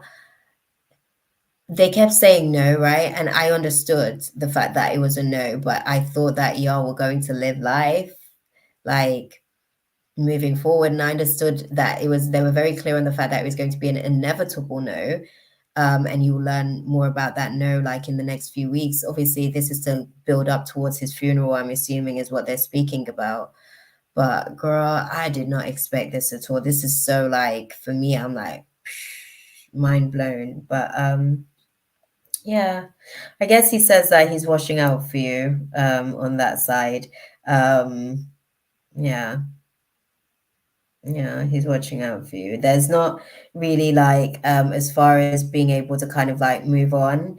Um, I guess he understands, but he's definitely looking out for you. One of the things that I said to you as well in terms of the reading was that he definitely like feels like you're such a light, I guess. So he's not going to let just any and everyone come through the door, basically. People are really going to have to sort of like reveal themselves and show themselves before he's able to kind of like, you know, give them a bit of a pass, romantically speaking. He'll definitely sort of let you know of anything that a person may be carrying that may not make them a good potential for you, I guess. But yeah, beautiful. I think, oh girl, let's get some angelic guidance for you as well. Come on.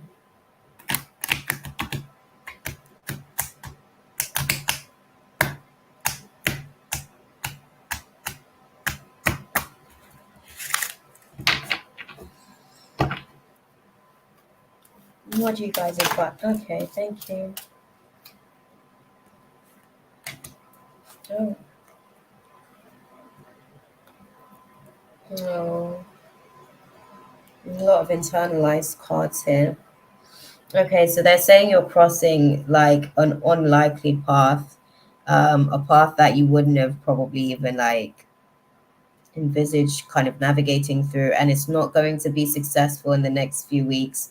There's no opportunities to kind of reconsider in this space. You don't even need to communicate anything per se. It really is a case of just forgiving and kind of like looking for the signs that are leading you to the next best situation for you romantically, because now he's a part of your, you know, team of romance angels. He's definitely obviously working overtime to be able to make sure that you find the right alignment in due time.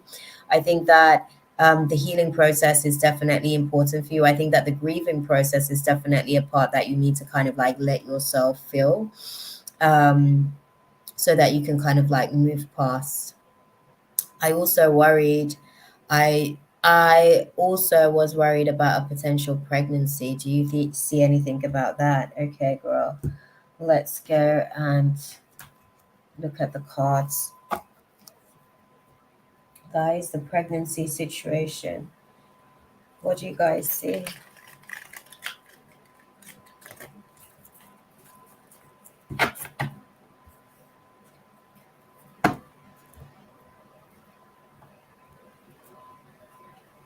Interesting.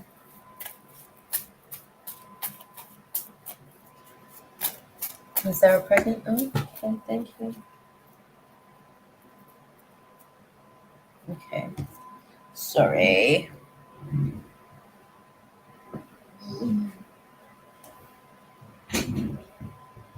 Okay. Okay. It's a no. It's a no, beautiful. It's a no. I'm sorry I'm outside, but I hear everything you're saying, and I genuinely appreciate this. Um, he was the only one I was intimate with in the time I lost my period. There may be other factors to the cycle at the minute. Um, so there may be other factors to the cycle as to why the period's been sort of like stagnated at the minute. There may be other stresses in the air. Is this a delayed situation with the cycle, guys? Sorry, let's clarify that. Are we having a delayed situation with the cycle due to stresses? Sometimes as well, the moon cycles will cause certain delays as well, because of the genetic activations as well. So that's something to take into consideration. Okay. So is the cycle coming? Okay, thank you.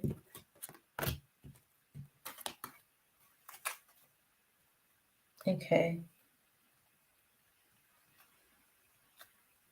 Okay. So do you guys see pregnancy? Oh, shit. Okay. Sorry, I'm like literally because well, girl, I literally just like split the deck when I was asking, do y'all see pregnancy? And then I got the Empress card, girl. Okay. Of all cards, I could have done split. Like the Empress card literally means pregnancy. But it's actually saying that the idea of pregnancy is actually stemming from this overwhelming sense of everything that you're actually dealing with. So that's more of a theater, basically, right? Yeah. That's more of a theater.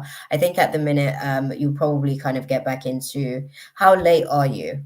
Let me understand that.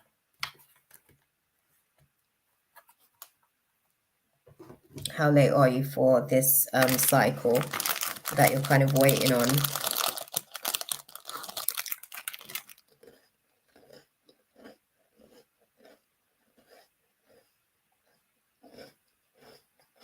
Damn, girl. Damn.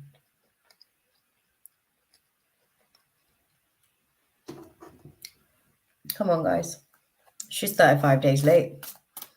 That's like, by my calculations, that's at least a good 6 weeks pregnancy. Sorry, girl. I have to be honest. Sorry. Okay. Were you guys having these conversations before the transition? Have you taken a test? Let me ask you that question. You laugh, but I'm like, damn, that's like a whole 6 weeks. Roughly. Technically we're at like, yeah, it's like a whole 6 weeks. Oh, girl. You might want to take a test, girl. You might want to take a test. Do you have these types of dynamics? Yes, I did a while ago, maybe 2 weeks ago. And I'm sure that basically what came up, negative. Oh, hey, Grateful Queen. How are you doing? I'm good. It was negative. Okay, it was negative a couple of weeks ago. Okay, that's interesting.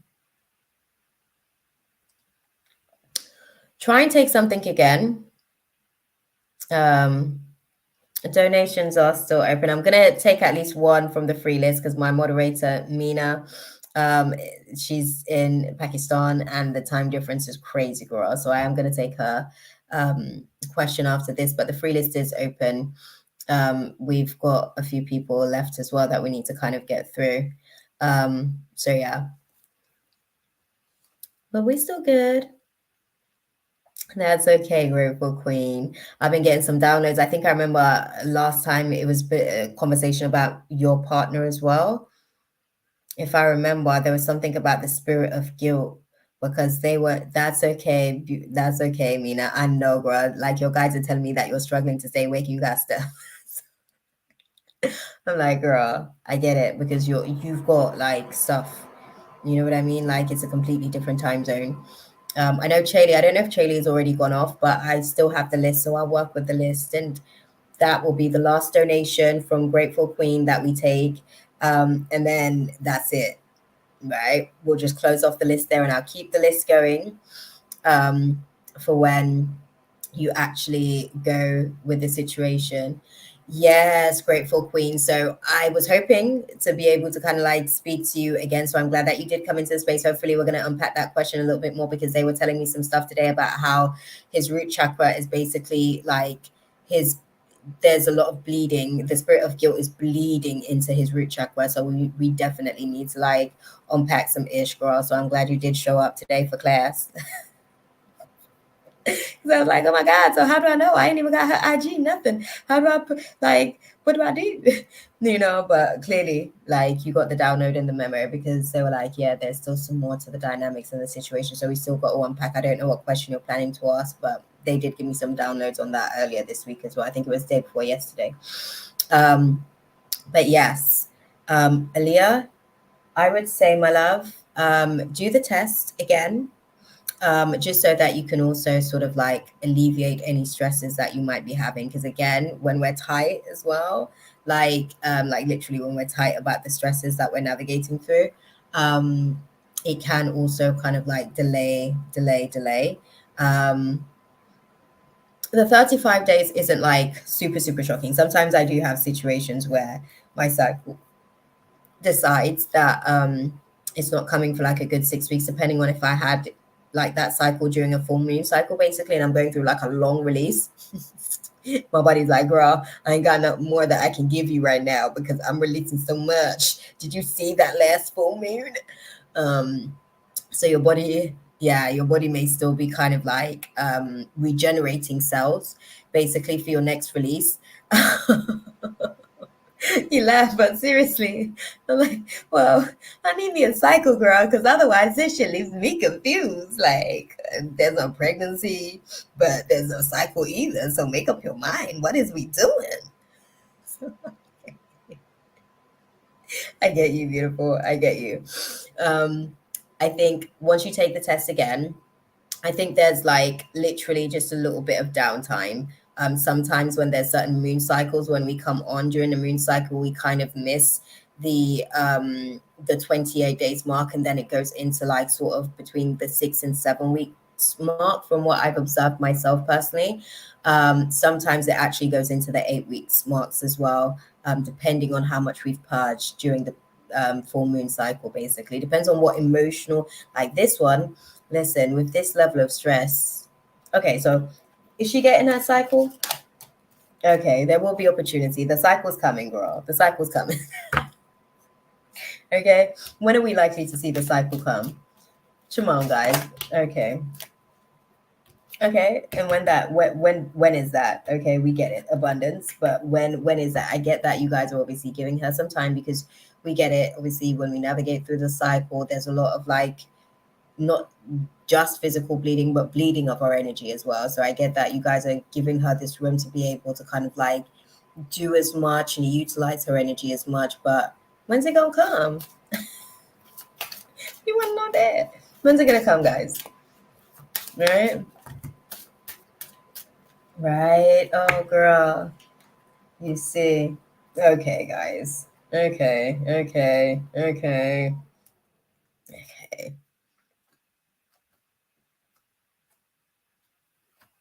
Okay. Well, let me ask you guys this then. We're in the month of May. We're on like what, the 14th of May now, my time anyways. It's probably still the 13th. Are we likely to have the cycle this month? Do you see it coming this month? Okay. Okay, it's coming this month, girl. Yeah, it's coming this month. It's coming this month. Okay. You'll probably get it before the end of the month, but there's probably still some time for your body to kind of like go through a process of regenerating to allow room for you to be able to really benefit from the next purge. Oh, girl, this was so big and heavy, and I can imagine you must be hella stressed out navigating through all of this as well. Snap, man. But I hope that that was useful for you, beautiful. I really do.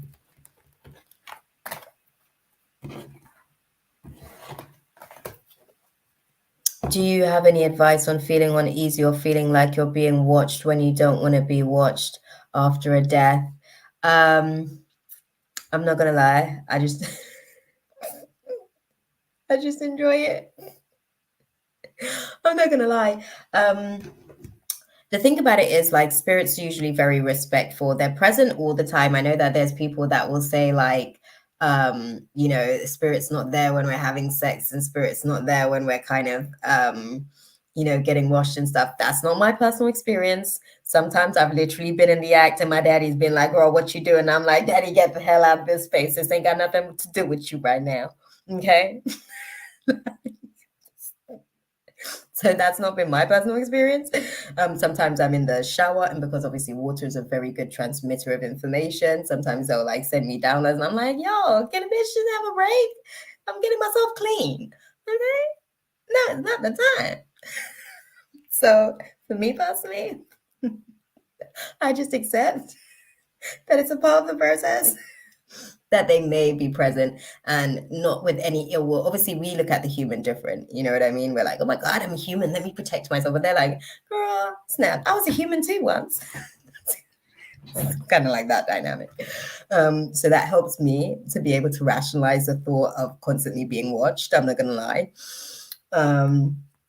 But yeah, I think if it's not something that you're comfortable with, you can always tell the guides to leave as well. I want to make that very clear. It's just that I tend to be very open. Like I'm constantly like having spirits linger and I'm like making friends. I'm like, hey, what's up? I ain't seen you here before. What you doing? So that's a my issue thing. Okay, but if you're not comfortable, you always have the right to basically tell them that they can disperse. You just tell them, I'm not in the mood. Sometimes my guides come to me on certain things and I'm like, guys, not right now. I'm not in the mood. We'll talk about this later. Yes. Like we have to be on the same page. You know what I mean? But yeah. Would it be best for me to go to his funeral? I can send for another question. You can do the others before me, or I can wait another day. Girl, he definitely wants you to attend. That was what the public recognition of what you guys were developing was about. He wants you to attend. He would actually appreciate it if you were there. I know you might feel a little bit awkward kind of like being there, and it may be one of those things where you're going to have to face some triggering discussions, but for your own peace of mind and your own grieving process, it would do you some good to be able to be there to say your goodbyes to his physical presence. Okay? And he gets that too. So, yeah. Yeah. You should go. And don't like second guess yourself on that one. I know it was like still fresh, but it mattered nonetheless. It was becoming something. So you're good, beautiful. You are good. If you do want to get another question in, I'm assuming that that was the question, right? We already answered it. You're good. That's okay, my love. That is perfectly fine. Thank you so much for stopping in and giving me updates because I did not expect updates that quickly on the situation. Again, my deepest condolences for yourself and his family in navigating through what was such a tragic loss. Okay. Yeah. Thank you. Okay, Mina's got her question up in the chat. Okay, Mina.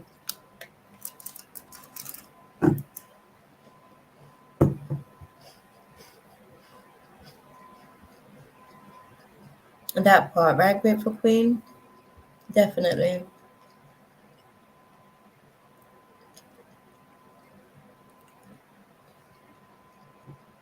Okay.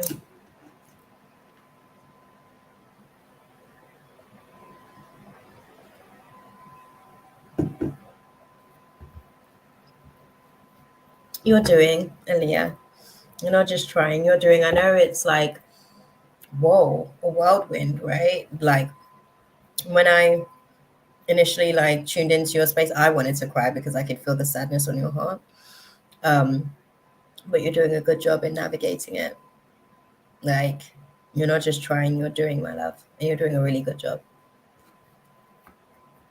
Okay, so Mina wants to know, guys, what are the thoughts or perception of Sharma towards me? So, right, me too. I have tears in my eyes. I do feel your energy. That part, right? It's really intense because I think it was just a shock because it happened so quickly. So it was like not much time to even like accept, but Yeah. Oh, you heard that, Aaliyah? No, seriously. Like, obviously, we're definitely a little bit of a little support community here. Um, I was with him 4 days before his passing. Yeah, it makes it a lot trickier. Like when it's almost like you spend that time just before the imminent like transition. It can just like completely, it's like it cuts off your head and you're just like, whoa, like how do I even process this? Do you know what I mean? But you're doing a really good job, genuinely. Okay, so Mina wants to know, what are the thoughts of Shama towards her? Okay, thank you. And we're going to look at how those thoughts formulate the perception, right? Oh, interesting. Okay.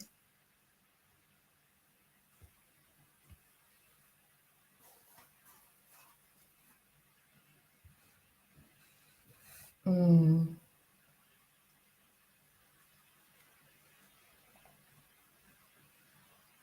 interesting. Okay. So it's interesting. So there's a few different good, Jasmine. It's good to know that you're still here because I was wondering who's still on the list. So I'm glad you got that telepath email. We're like, I wonder who's still in the room. I'm glad that you're still in the room. Doing a quick rotor call. Do we have Mystical Lena in the room? Princess Kodso, Jasmine, we know is here, and Vanita. Are you guys still in the room? Let me know, because obviously we're doing stuff. I did get the donation from Grateful Queen, I believe. So if we can add her as a part of the donation list, that would be super, please. That's good. I'm glad that you guys are all here. I think Mystical Lena and Princess Kodso, I think, comes in and out, if I'm not mistaken. Mystical Lena, I haven't seen Mystical Lena in the room since we got started, to be fair. So I'm not sure if she's actually even here. Mina, as far as Sharma's thoughts towards you, I think she thinks that you're very self-sufficient, but she also kind of like feels like it can sometimes be overwhelming for you how self-sufficient you have to be in certain situations. But what she sees is that you're constantly navigating through like being persistent and being able to kind of be resilient in situations, right? She finds you to be quite the resilient type of person who's very much, self-sufficient in terms of how you're able to get things done, basically. It's interesting. I feel like she feels as well that she doesn't necessarily even know enough to kind of like make this judgment per se, this judgment call. And when I say this judgment call or doesn't know enough, I feel like she feels like you're so resilient, but there's so many other areas that she's not even able to see as far as like how resilient you actually are. So there's a little bit of curiosity about just how resilient you can be in certain other situations as well.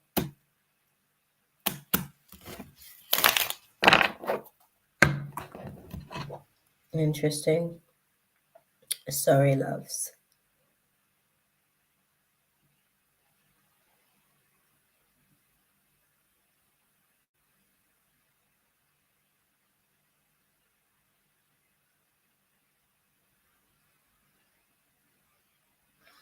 Oh, okay.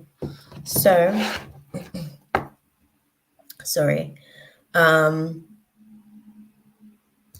We're going to sort of like put her perception of you into the context of things as well.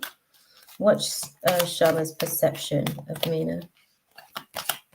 That's what I'm trying to go and get a little bit of clarity on with the situation, because I think that basically, I don't know if she's observing this this self-sufficiency to look for weak spots, basically, to see where she can infiltrate. Sorry. I understand why you're asking the question because I had some caution myself. I felt some caution myself in navigating this space with this particular person because I feel like she's observing your tendency to be self-sufficient to really understand, okay, what's a blind spot? What's a weak point? Like, where can I get? I don't know what their actual, like, what her actual issue is with you per se, but I want to find out. Basically. That's why I was asking the question. I'm like, oh. Okay, perception. Perception. Let's see what's her perception of Mina.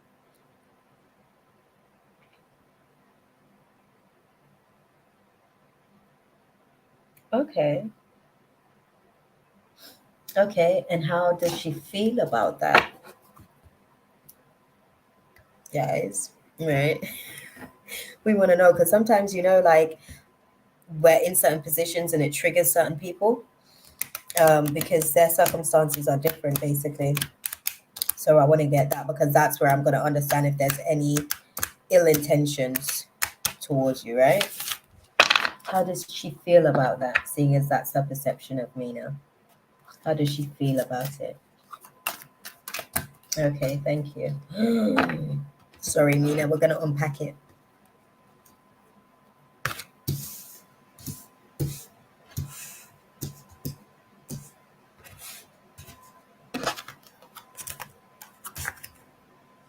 Interesting. Interesting.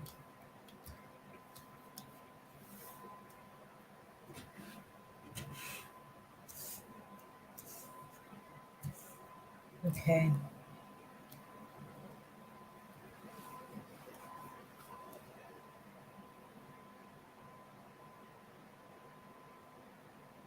Okay. Okay. Okay. So we're gonna unpack like her perception of you, right? Is that she sees you as somebody who comes across quite confident, generally quite happy-go-lucky, always coming across quite warm and practical in terms of how you kind of show up in situations, even when it feels like things can be very um chaotic. Sometimes you're experiencing like blockages in terms of certain things that you're manifesting, but you seem to be able to kind of be practical about those types of situations. So that's what she's seen of you as far as her perception. Now what her feelings are about that aspect is that electricity down, internet has stopped to lag too far from my end. Oh girl, that's so sad. But no, in terms of her feelings towards you, what I'm seeing is that she's actually resting the hostilities, but I think that she has some internal anxieties, I guess, about you. Thankfully it's better now slightly. I can still listen to you now. Good stuff, beautiful. This was probably another reason why we were getting the warnings before, to kind of like get you out the way as well. But yeah, in terms of her feelings towards you, as far as like the perception of you being able to kind of like just be practical about situations, her feelings is that she's kind of trying to get away from any hostilities, but I think she might have some unresolved feelings towards you, basically. Things potentially that hasn't necessarily been said, unspoken words, I think, may still be causing some anxieties beneath the surface with you guys' relationship dynamic. What is Sharma to you? What role does she play in your life in terms of her, I guess, position? Just so I understand why these hostilities basically are it's like unspoken words, things that hasn't necessarily been discussed. Who is she to you?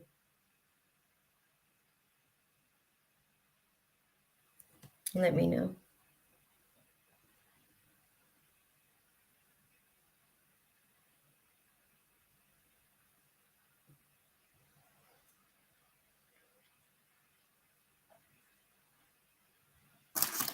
Sorry, Mina's gonna let me know who Sharma is.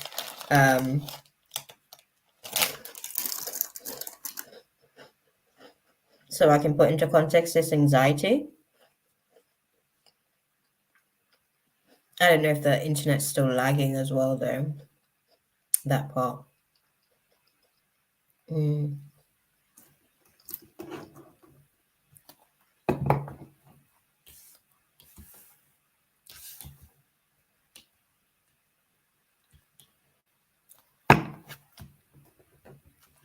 Okay, Mina wants to know, guys, what is the guidance for? Okay, Mina's coming through. She is wife of my paternal uncle. She used to compare her daughters with me. Okay. That makes sense because I feel like the unspoken hostilities. Definitely. Okay, so how do you guys advise Mina to navigate through the space with Shama? How do you guys advise?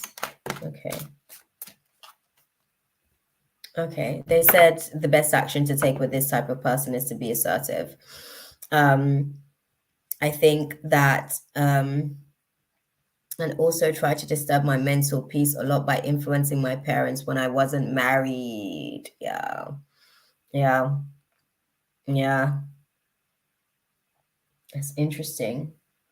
Because she sees so much in you, right? That's why I was like, oh, the thought process is one thing, but we want to understand, like, okay, how does she feel about that? Because people can like see something, but it can make them feel a certain type of way. Like I said, sometimes people want to be like genuinely happy for us, but where they are in their life doesn't permit them that happiness or that level of joy for you with your situation. You see what I'm saying? But it seems like there was a lot of unresolved hostilities.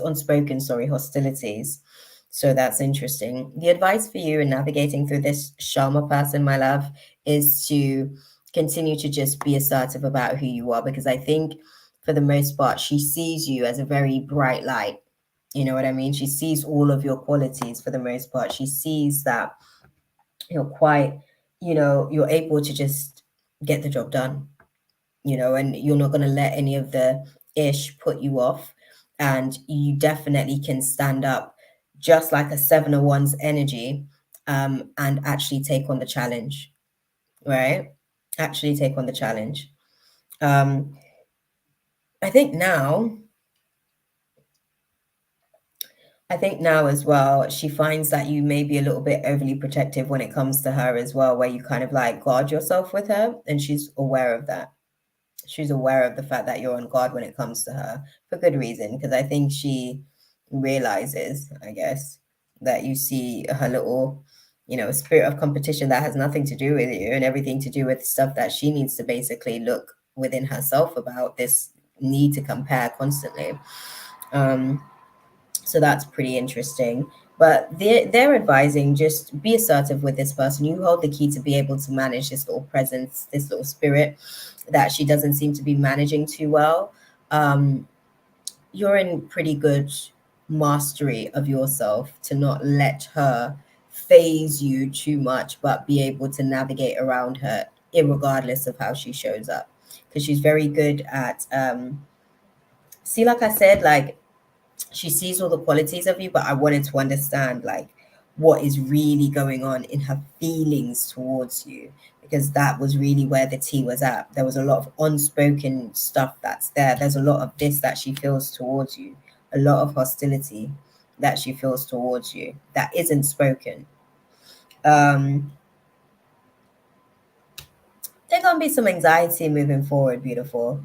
You know how this stuff works as well. There might be a retrograde further down the line that gets a lot of this stuff that isn't spoken up to surface so that they can be addressed. And I think with you being able to be assertive, when they're addressed, nothing can be mistaken from there. It's like, this is what the situation is. So you're just going to have to accept it, basically.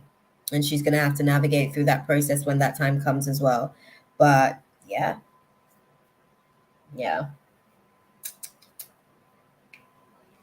Not necessarily ill intentions. I wouldn't say she has ill intentions towards you, but I do think that she's triggered by you. I'll put it like that. She's triggered by you. I think that you show her because she wants to be the best at everything. I don't know. Maybe she's a burger, I'm not sure. But she wants to be the best at everything. So you challenge her basically, in terms of what the best looks like. You know what I mean? She's a little bit bothered by the fact that you're so cool, calm, collected for the most part, even when she tries to poke certain buttons. So yeah, that's going to be interesting. But continue to assert yourself, beautiful, and I'm sure that you guys will be fine in navigating through it. Yeah, she wants to be the best at everything. Yeah, I get that vibe. Yeah, because honestly, Mina, right? She seems to be, this isn't anything to do with you, unfortunately. You just so happen to be a mirror for her to basically see her own insecurities about herself. And instead of her responding to those insecurities, she's reacting by obviously manipulating the situation. Whenever she feels an insecurity, as opposed to like dealing with it, she tends to make her issue everybody else's problems. And that's when she starts to bleed all over people that didn't cut her, per se. So by you being able to kind of like assert your boundaries and be very assertive to her, I think it would help her to kind of like figure out when to go back into her box a little bit, because sometimes she can come too far and it's like, back up now, back up. Okay, the line's been drawn here, you're like ahead of the line. Okay, back up. Right? She has never admired me for my qualities, maybe out of jealousy, but I know she deep down does, like you just said. Yeah, yeah, yeah. These are the things that she sees about you. That's what triggers her. That's why I said that I don't think that she's thing. I think she's more triggered by you. Um, she sees like qualities of yours that makes her question certain things.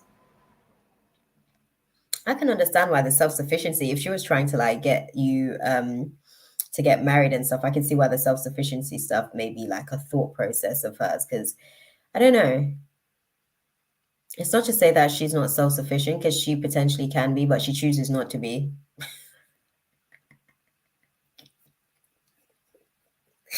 She can be, but she chooses not to be. So I think that that's like really something that she struggles with within herself. Like it's a quality that she wish that she could. She tries to put me down. Yeah, I'm sure. I'm sure. But these are things that she actually like. Low key, she wished she could be self sufficient in a sense of actually being able to kind of like manage, right? But then that always backfire when I say compare exactly that, beautiful. Oh, I like toying with those types of spirits. It's actually really, really interesting. Like they're like, "Buh, buh, buh, buh. Oh, that didn't work. Oh, that's not the code. Um, oh, that didn't work. Oh, that's not the code. Girl, literally, it has nothing to do with you. Everything to do with her and her internal dialogue that she's clearly not really having with herself, because she keeps deflecting, right? Yeah, has nothing to do with you. Thank you so much for your precious time and energy. Highly accurate, always so accurate, forever grateful. That's okay, Mina. Thank you so much, man. She is a funny one, because she literally, actually, like, she tries her best to like show up as a good person in front of people, but and I'm not saying she's a bad person. I'm really not putting that out there to say that she's a bad person, but she has some, I guess, insecurities. That's the best way that I can put it. She has some insecurities that she needs to deal with to make her an even better person. I'll put it like that. Yeah, that part, actually. But yeah, beautiful. Thank you for stopping into this space. Thank you for creating our list as well. Chaylee did do the same for us earlier as well before she sort of headed off. So I appreciate both of you guys so, so much. You guys are so, so helpful. Yeah, and I've got the list nice and ready. Where is that one?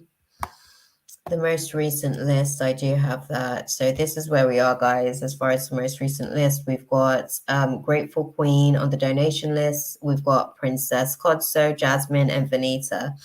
I haven't seen or heard from Princess Kodso for a minute as well, so I'm not sure if she's still sort of like in the room. But yeah, we're gonna go and dive into Jasmine and Vanita after the facts as well. I think Mystical Lena probably isn't actually sort of like around. I haven't seen her.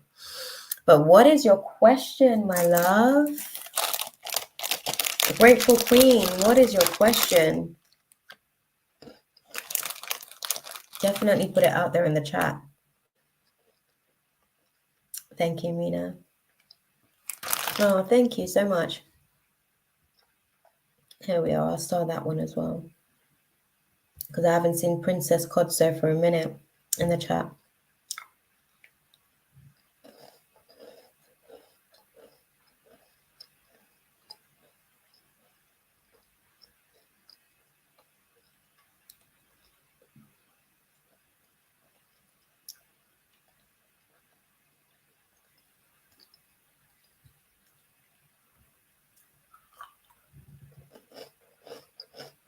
Sorry, Grateful Queen's actually writing her message, guys. I'm not just sat here randomly just having like snacks. I think I had to put that out there because I was like literally enjoying my snack so much. I forgot that I was on live. Oh, dude. That was too funny.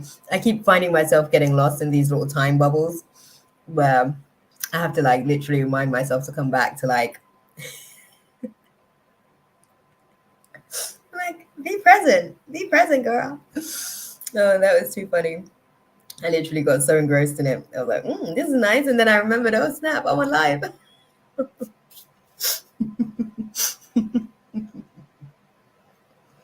Mina, I'm telling you. It's literally, it was like I was enjoying the snack. And then my guys were like, girl, you want a whole live? Yes, Grateful Queen. Can you submit your question? Put your question out there.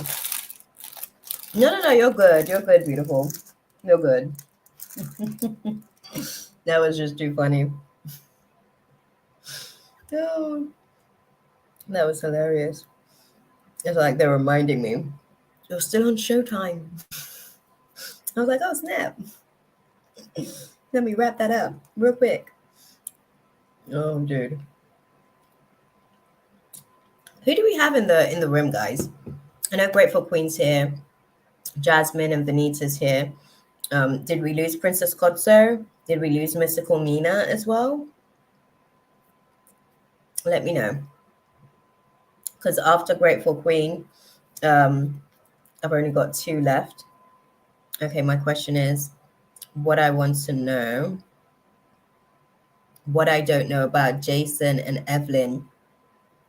Girl, I see you come back in and you ready. You're like, yeah, I want the what I don't know stuff.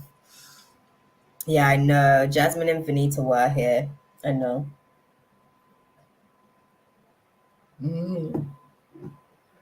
Okay. Oh, girl. I know, Vanita. That's good. That's good that you're still in the room. We've got Jasmine afterwards, and then it's you, beautiful. So thank you for sticking around. Make sure you continue to ponder on your question as well, because the questioning process is really interesting. And it's the most important part, I guess, of the process as well. Okay. What doesn't Grateful Queen know about? I see, girl. I see. You stay ready. I see. What does Grateful Queen not know about Jason and Evelyn?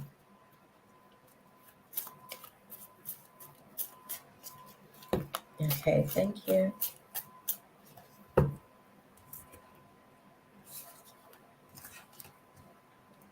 Okay.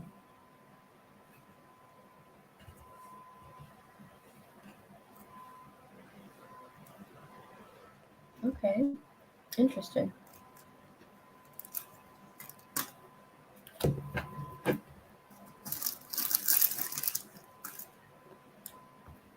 Okay. Okay. Interesting. I think the dynamic of that situation, I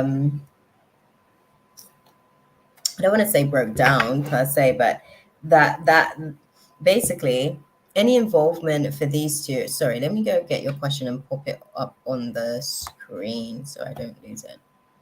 All right. Any involvement for these two came with a really big consequence, and that consequence was a financial setback. It was an inevitable financial setback, basically. Oh, interesting.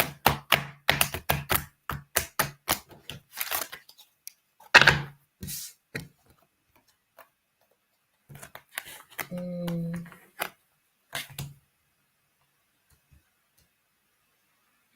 okay, interesting. Interesting. So what they're saying, right, in terms of this situation, um,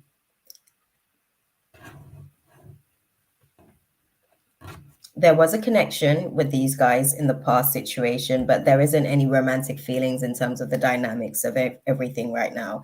There isn't necessarily any getting to know each other. They're not necessarily in that place or anything like that. It seems as though moving forward, they're kind of like shooting their shot outside of this space, basically. It's not anything to do with each other per se.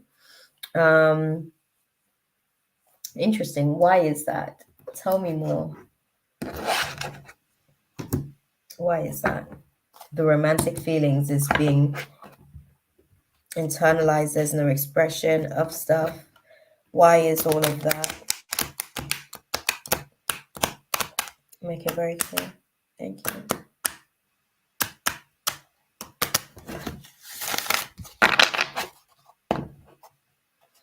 Okay. Okay, to release all of the anxieties. Okay. Interesting.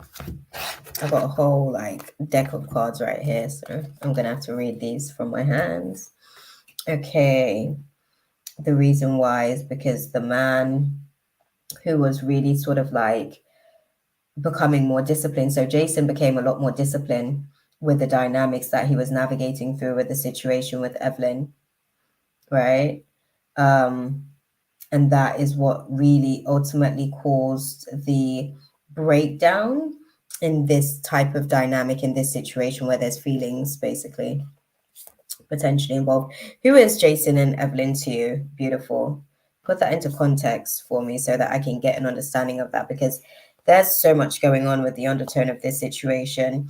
They're talking about he had to let go of the situation, it seems, because it involved heartbreak.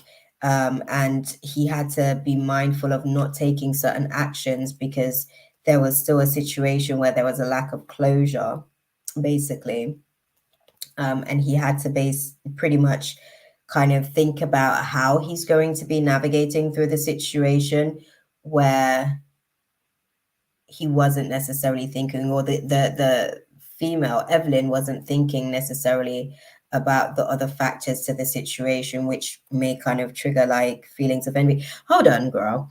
Are we reading on Jason and I are together, Evelyn is our roommate? Okay. Yeah. I think with the situation and dynamic here, I think she's not really too, is she a little bit too friendly? Let's put it like that. Is she a little bit too friendly? Let me ask you that question, because there's a reason you're asking this question. Because I want to put it into context for you, basically. Yeah, I know, girl. That's why I was asking the question, but I was asking the question to let you know that he's not interested in her. I could see that she basically doesn't care. I guess she does have, like, she takes no regards for your feelings with the situation, and she doesn't care about how uncomfortable she may perhaps make you feel sometimes when she's doing like uncomfortable things, like being overly sort of like insensitive. Basically, she's sometimes insensitive, and she 40 something and dresses to get attention. I was literally just about to sort of like, when I was speaking about the insensitive, that's what I mean about being insensitive. She craves attention. She really like deep in the attention whoring. Yeah, she has of her own issues, I guess, to navigate through. But as far as Jason's concerned,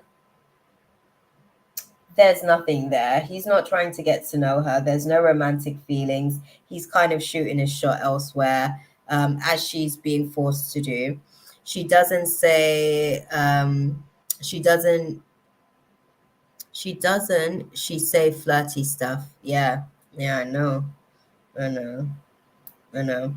She's got no regards for boundaries, unfortunately. This one just, something isn't clicking, unfortunately, with this one. But from what I can see, he's not interested. It's not a situation for him. She's so flirty to my man. I hate it. Yeah, she's disrespectful, girl. Like, she needs to be careful because trust me, there's demons out here that could handle that demon real quick and fast. Okay, like this attention whore demon that she's running with. There's demons out here. She better not trick. She better mind. She don't trigger the wrong demon inside of you, girl.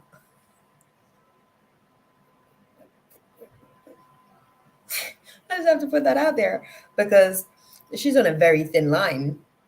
She's on a very thin line. Your man's not interested in her though.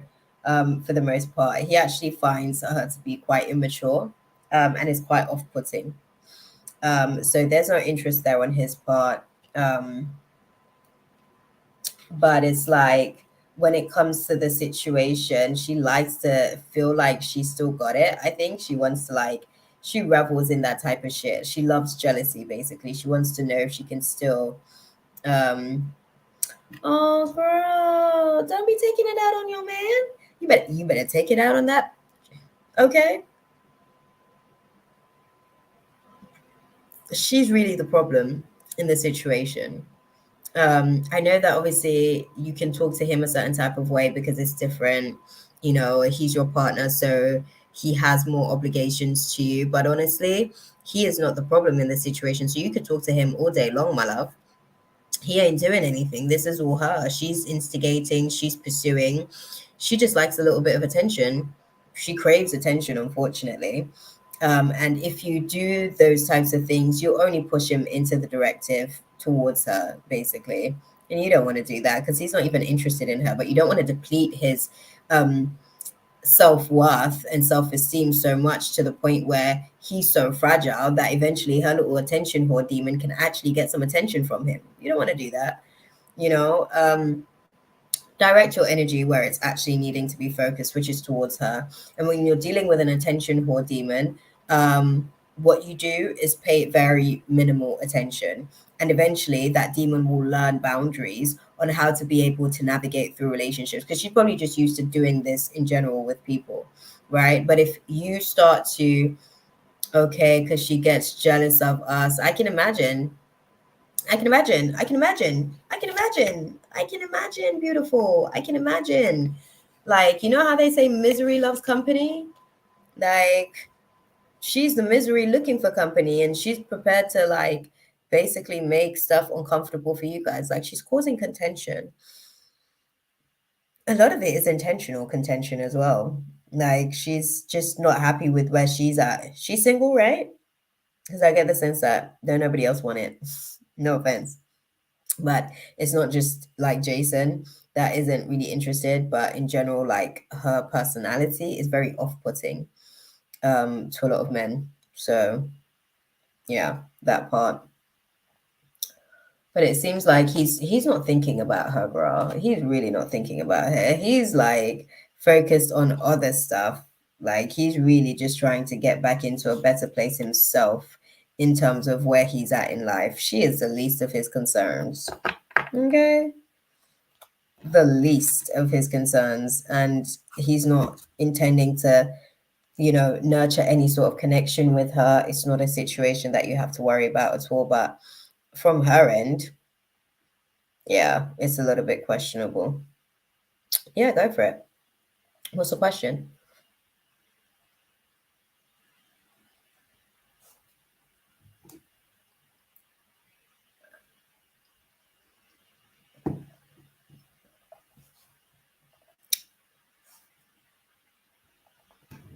This is so interesting, though.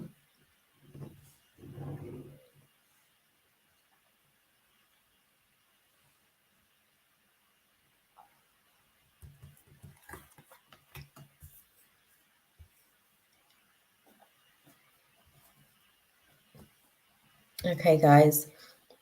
Once I get Grateful Queen's question, we've got Jasmine and Vanita next on the free list.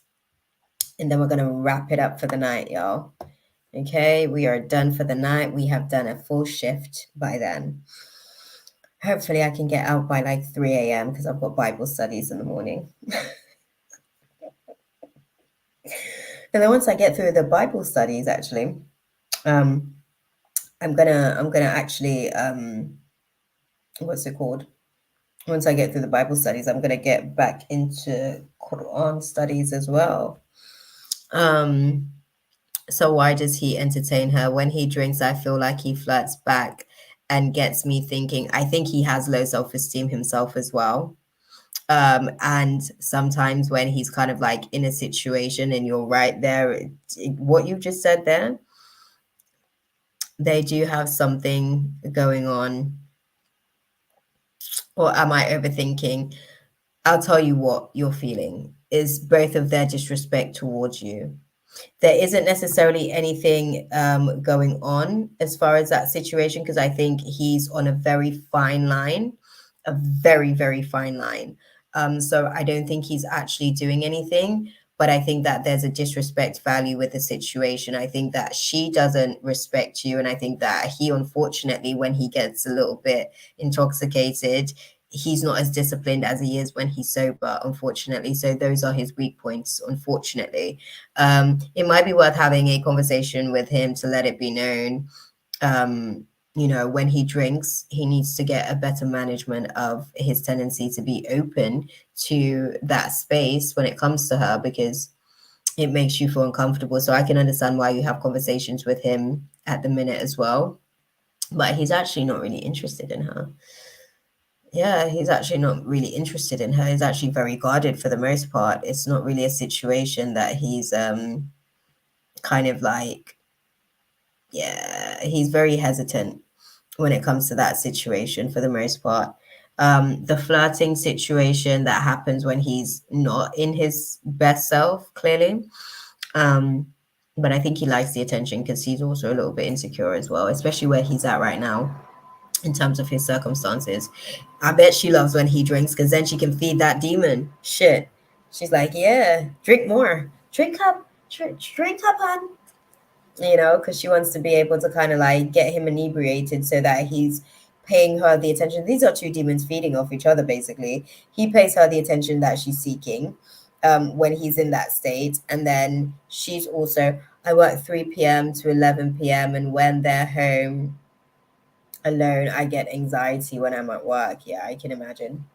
Okay. So what happens? What happens when she's at work and they're at home alone? Let's ask that question.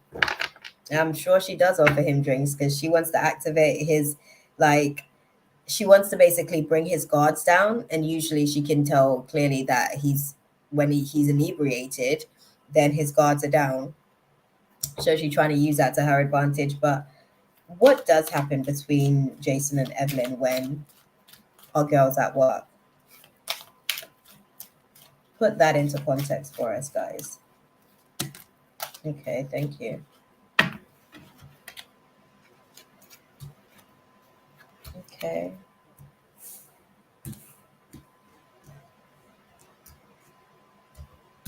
Sorry, I'm going to put this here.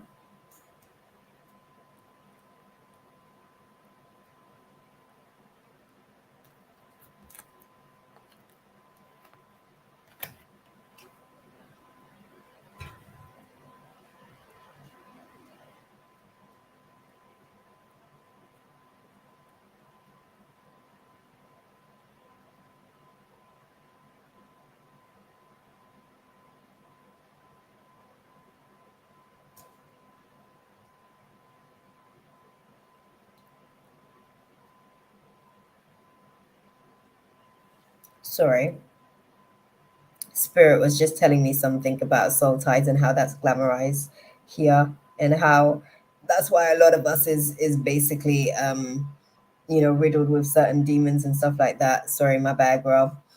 Into this space, it seems as though interesting. Sorry.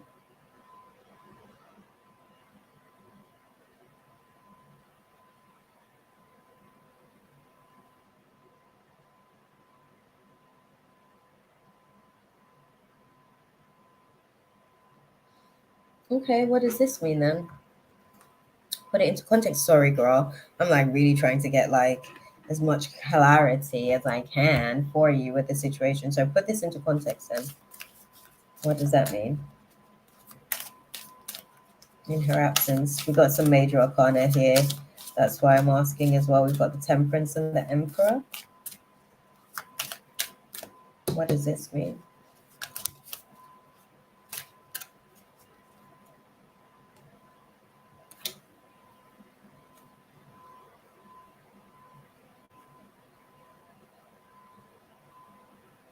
Okay.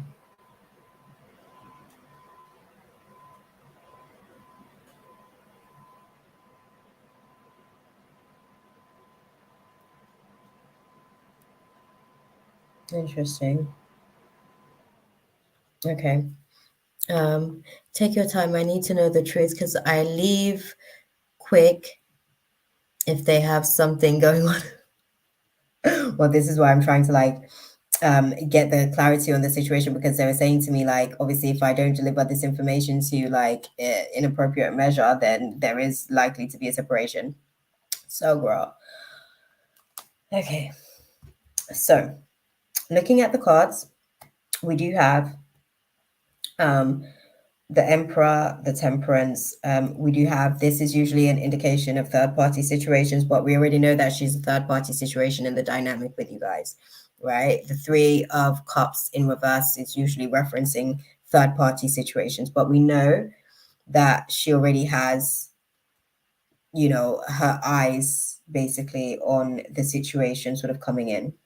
So I want to clarify to the guides, do you see them doing anything inappropriate in our girl's absence? I know that they've been disrespectful in her presence, but are they actively acting on it in her absence? Give me that clarity as clearly as you can, guys.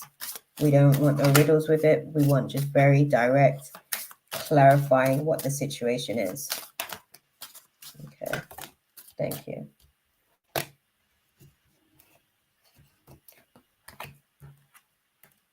Okay. No. And that's why I wanted to sort of be able to clarify the situation. I think that he flirts and he's playful with it, but it doesn't necessarily go any further. I think from some of the stuff in the past, he's still a little bit on edge, I guess, in terms of like making sure that he doesn't do any more mistakes and mess ups when it comes to the situation with you. So I do think that because this is what they've said, the answer outright is no. Basically, they're not necessarily sort of like doing anything else outside of this space. There isn't really, yeah. So why is this? Why is this in third? Okay, okay, okay, okay, okay, okay, okay, okay, okay. Sorry, I was just getting some clarity. I wanted to understand. So why is the Three of Cups in reverse? Because obviously she's there anyways, isn't it? She's a third party in the situation. But they were basically just saying, okay, a little bit of overthinking. I think there's still a case of like affirming clear boundaries with her as well, because if it makes you feel uncomfortable, you don't need to be going to work being anxious about that type of situation, because a grown-ass woman don't know how to be able to have an appropriate relationship with her roommate who so happens to actually be in a committed relationship. Like, girl, bye. Okay, we're all adults. Let's get our adult hats on and act accordingly, right? So I think it's definitely worth having a conversation. We're definitely in the climate for it, girl. It's a Scorpio full moon, so the shit's gonna sting. but it's gonna get the job done. Okay. It might be worth having a conversation with both of them to let it be known that, you know, I get it. You guys are comfortable with each other, but we're not doing that anymore moving forward. Like, it's not a thing. Like, you can't speak to my partner a certain type of way, even if that's who you are. That's not how we are. And I need you to respect that. And also, equally for you, the drinking with this person who's clearly inappropriate with you is going to be stopped if you guys don't know how to be able to navigate through a situation in terms of being respectful of me and our relationship. Thank you kindly. That part. Okay. I hope that that was useful for you, though, beautiful. What's the final guidance for our girl, Grateful Queen? What is the final? Okay. I try, but she tries to kick me out.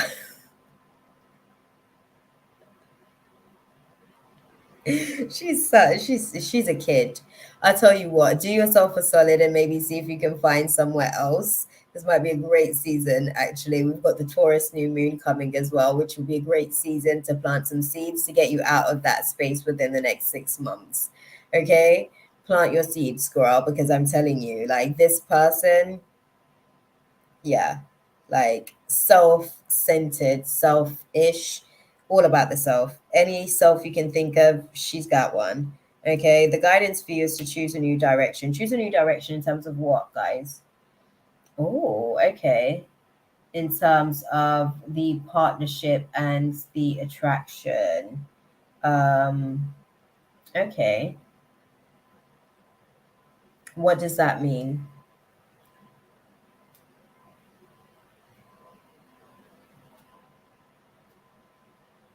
Okay.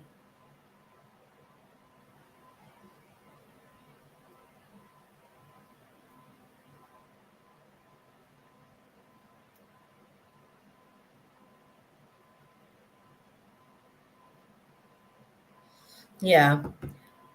Have a conversation, I guess, go back to a conversation with him, just to sort of like clarify that if this continues and if he continues to be disrespectful towards your feelings, you might have to be proactive basically to show him just how serious you actually are about him being able to be respectful. You get it? Jason and I are looking for a place because he does feel like she uses him. Good, good, good. Great, in fact, actually. Get your asses out of like the space with that demon.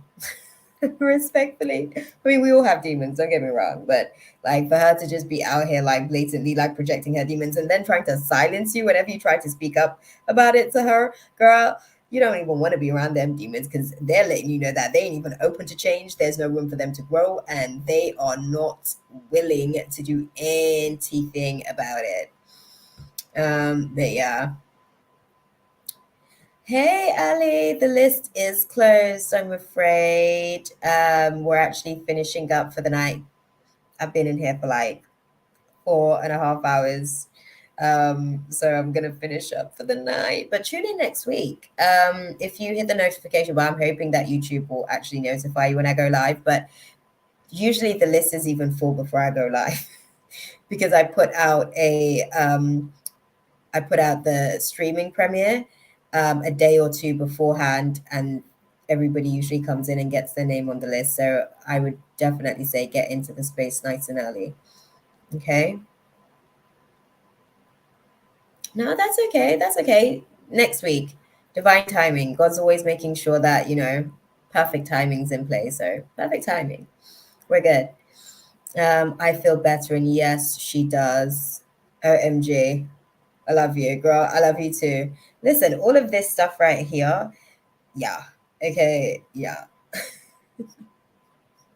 Okay, so now I won't take it out on Jason. Yes, please, because it's not his fault that she is the way that she is. And also, she realizes that he's a lot weaker to her, um, I guess, her innuendos, basically, and her um, feeding her attention horse spirit. He's a little bit more susceptible to it whenever he's inebriated. So she continues to try and like, fuel that so she could get what she wants to get out, girl. Like seriously, this is a really good time. Set some intentions during this Taurus new moon on Friday we've got coming to really help you guys to like manifest it, because it will help you guys manifest something that's a lot more stable for you guys long term, and that includes like the relationship as well. Maybe write down even what it is that you guys are looking for location wise in a property, what you guys are looking for in terms of the neighborhood, what you're looking for, like all of these things. Really put it down. And yeah, don't take it out on him, man. He is true to you. He is actually true to you. I mean, he's navigating through a whole like beast of a demon, because she's really inappropriate and has no regards for other people. She's like very self.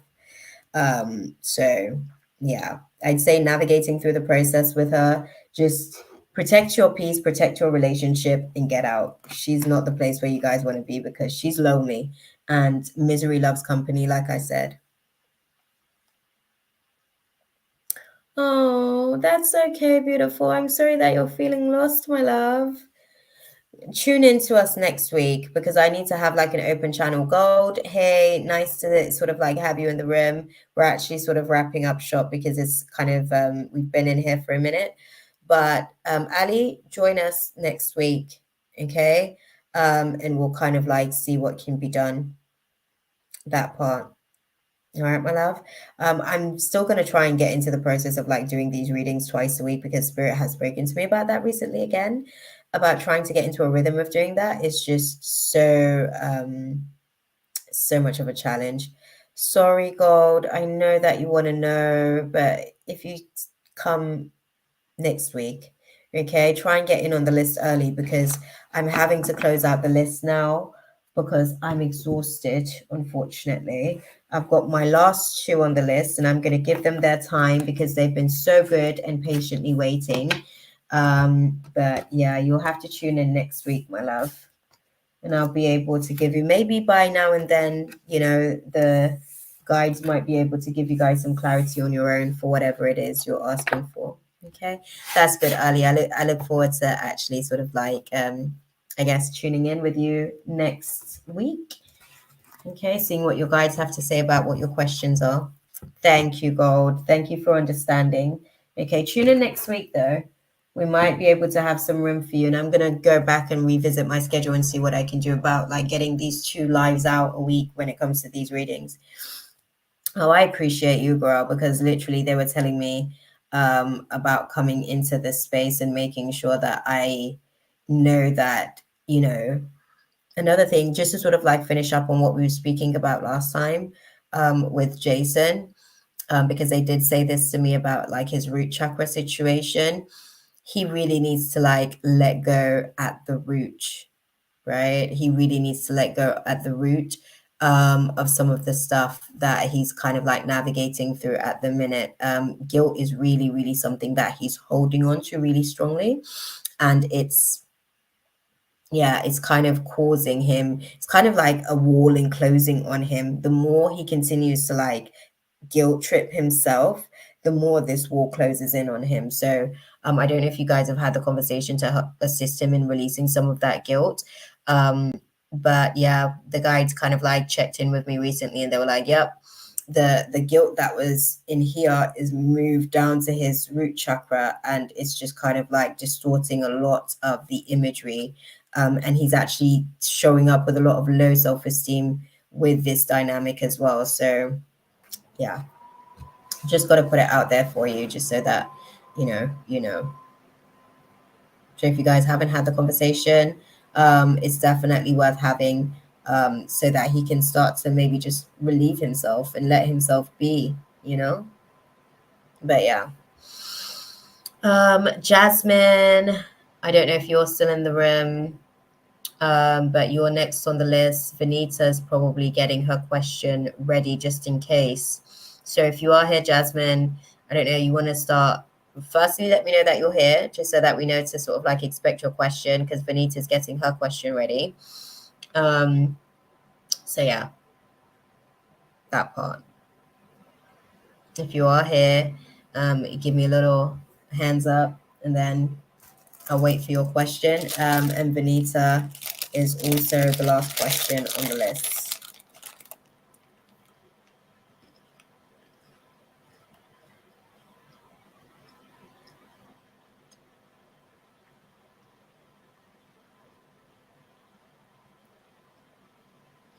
Okay, so I usually stream 9:30. I go live around about 9:45. So it's either going to be on Friday or Saturday. That depends on what my schedule looks like at the minute.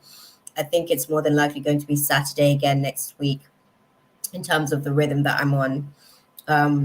But usually, so what I do, if you subscribe, when I actually sort of like create the live stream, I usually put a post on the community tab. So you'll be able to kind of like see stuff that way as well, to keep track, because they're not giving the notifications for some reason. But I think I might be going live on the Thursday, actually, not the Thursday, the Friday.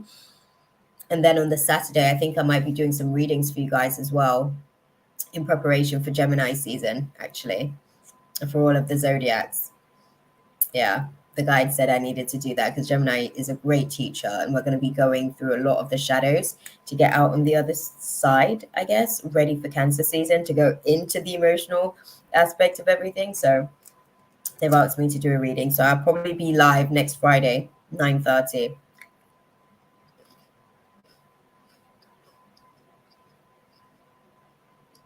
I don't know if Jasmine's hearing me now. I'm surprised you're still hearing me now. You're good, you know, beautiful. You can go off to bed. I don't even want to take any more sleep away from you. You deserve it. Good, beautiful. You'll be able to sort of like see the process, how we kind of like work on a weekly basis. But I'll put this stuff out on Friday. I'll probably create the stream from Thursday. So just get into the room nice and early, because trust me, like the list definitely gets full really quickly, because sometimes I come in and I'm like, dang, the list is full already. So yeah.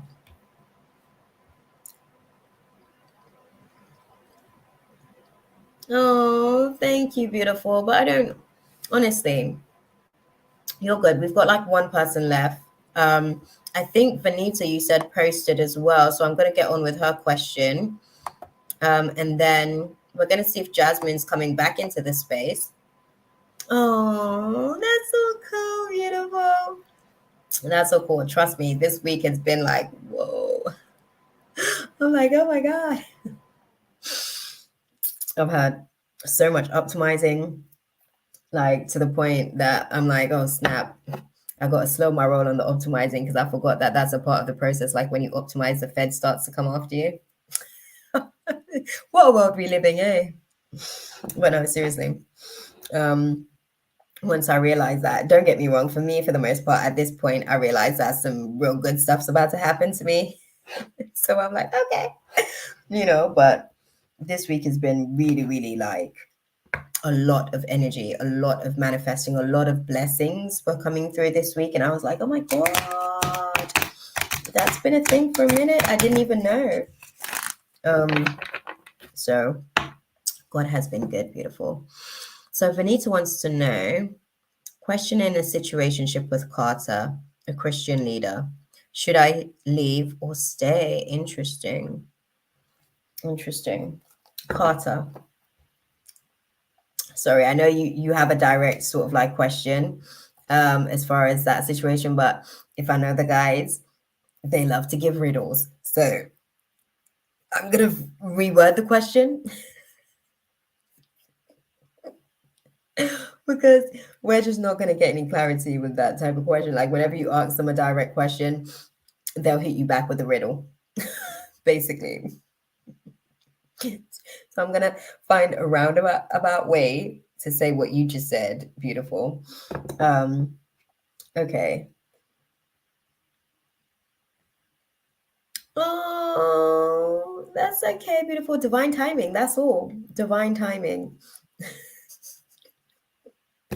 Divine timing. I've just optimized yet again, my love. So, yeah. Before I was kind of like in the abstract realms of society. Okay. But now I'm back out here on the YouTube streets.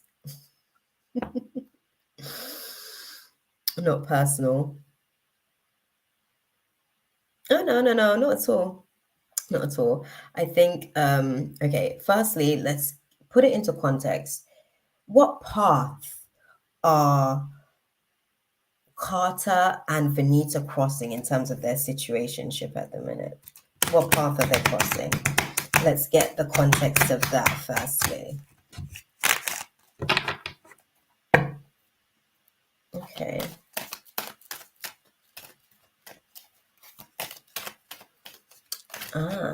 Okay. Mr. Carter's got some questionable decisions. A little bit greedy. Okay. Let's see. What do you see in terms of the situationship and the path that they're crossing at the minute? As clearly as you can. Thank you. Okay. Interesting. Okay. Lack of commitment, my love? No desire to commit? Right? I'm asking you, Vanita, because what they're saying to me, like the path that you guys are crossing at the minute is like this unconventional dynamic that you guys have actually is causing a little bit of I don't want to say like a depression, but there's a little bit of a sadness about it. You know what I mean? How long have you guys been doing the situationship situation for?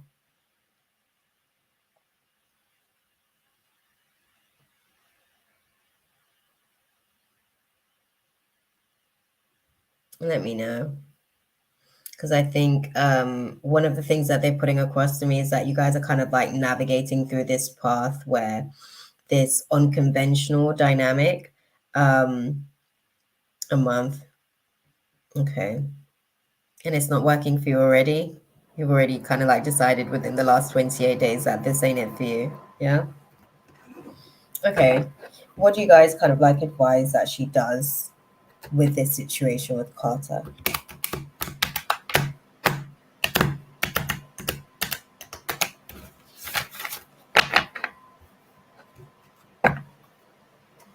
Okay. What do you guys advise that she does with this situation with Carter?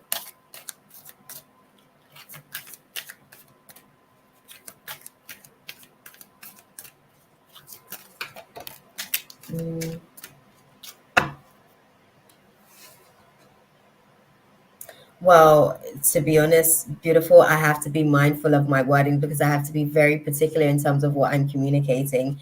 They're saying, in terms of like the dynamics that you guys are kind of like navigating through, they're saying there's definitely stormy warnings ahead with the situation as far as like potential heartbreak. Um, mm, Sorry. So, okay, with this stormy warning, um, what does God permit on the situation? Does she stay or does she leave? God's will on it. Okay, reconsider what? Reconsider what exactly? Okay, reconsider choosing a new direction. Okay, so what does that mean? Make it very clear to me, guys. We have a deck that's very direct with yes or no answers. So make it very clear to me. Should she stay? Should she go?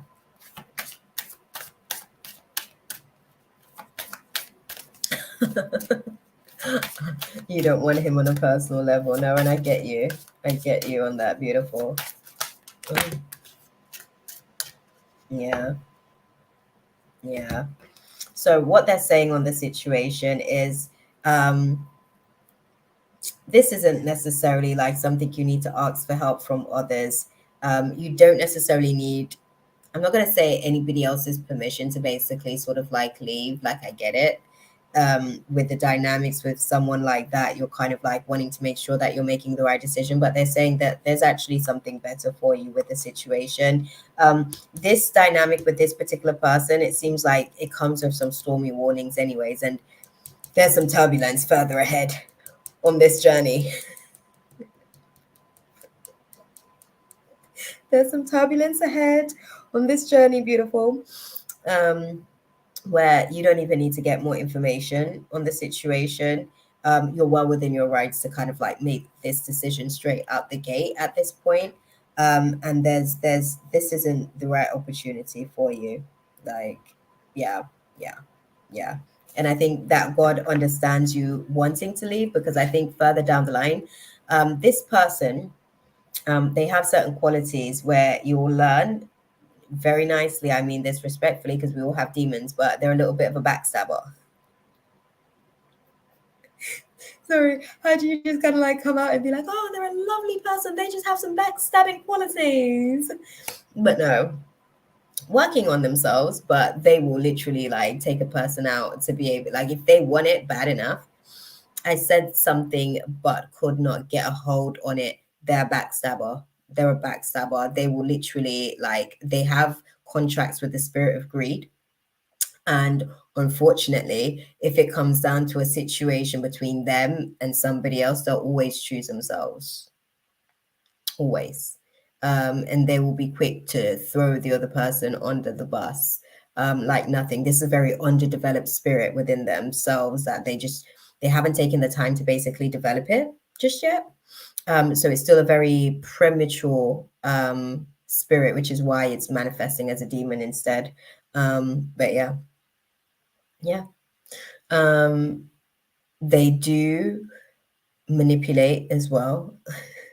That's another factor to the situation. This greed can actually sort of like put them in a position where they can also be a little bit manipulative as well. And that's what the whole backstabbing thing was about. Yeah, girl. Yeah. And honestly, I think that I guess that God is like giving the green light and letting you know that there's like definitely stormy warnings with the situation. Oh, what did you say, beautiful? What did you say? Did you ask? Did you speak to him? Sorry, I'm like, I'm so intrigued. Because seriously, it seems like he hides his spirit very well. So I can understand why you didn't see it. But it's there, because he cloaks it very well. He cloaks it with the image of like the way that he presents himself to people, but it's there. That's interesting though. Yeah, he presents himself one way to people a lot of the times, but the truth is he's not who he pretends to be for the most part in here. He's not who he pretends to be in here. He's still trying to, I guess, get to that place where he can be that person, I guess. But for the most part, that's not who he is today. But I knew something was off. Yeah, he's a little bit of a backstabber. He'll do anything to make sure that he stays like on top. And when I say on top, like if it feels like there's somebody basically coming for him or he feels threatened, he won't think twice about annihilating whoever it is that's in his path. So yeah. And he lies as well. It's something that he's, I guess, to some degree working on, because I think he still has like some guilt about certain lies and stuff, but he lies a lot, actually. It's one of the qualities that God's still working on optimizing within him. He lies about unnecessary things, they're saying as well.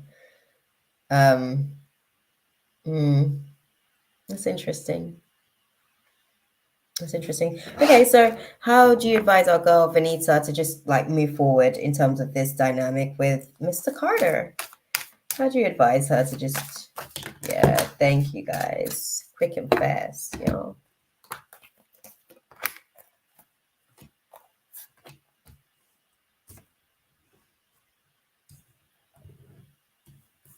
Sorry, I'm just kind of.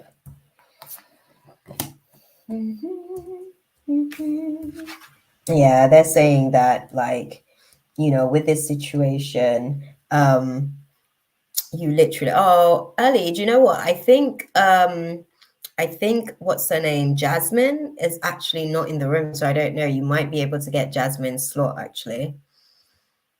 Yeah, Jasmine's not in the room, so you might be able to get Jasmine's slot, seeing as you're still here, Ali. So the guides have definitely been nice to you, because that slot that I gave Jasmine initially was to be the extra slot. So that was really quite interesting. Hey, Elle, I hope you're good, my love. Yes, when he talks, there is something not right. Yeah, because he's lying. He's lying. He's very good at lying. He's constantly vague, because if he tells the truth, which is basically really a lie, he's going to have to remember that lie, as opposed to when he's vague, he hasn't really told you anything per se in terms of what the situation is, right? So that's the way. Unfortunately, we're closing out space. I've literally just given the last free slot that we had left from the person who's now left the space, Jasmine. I've just given that slot to Ali because Ali was here earlier.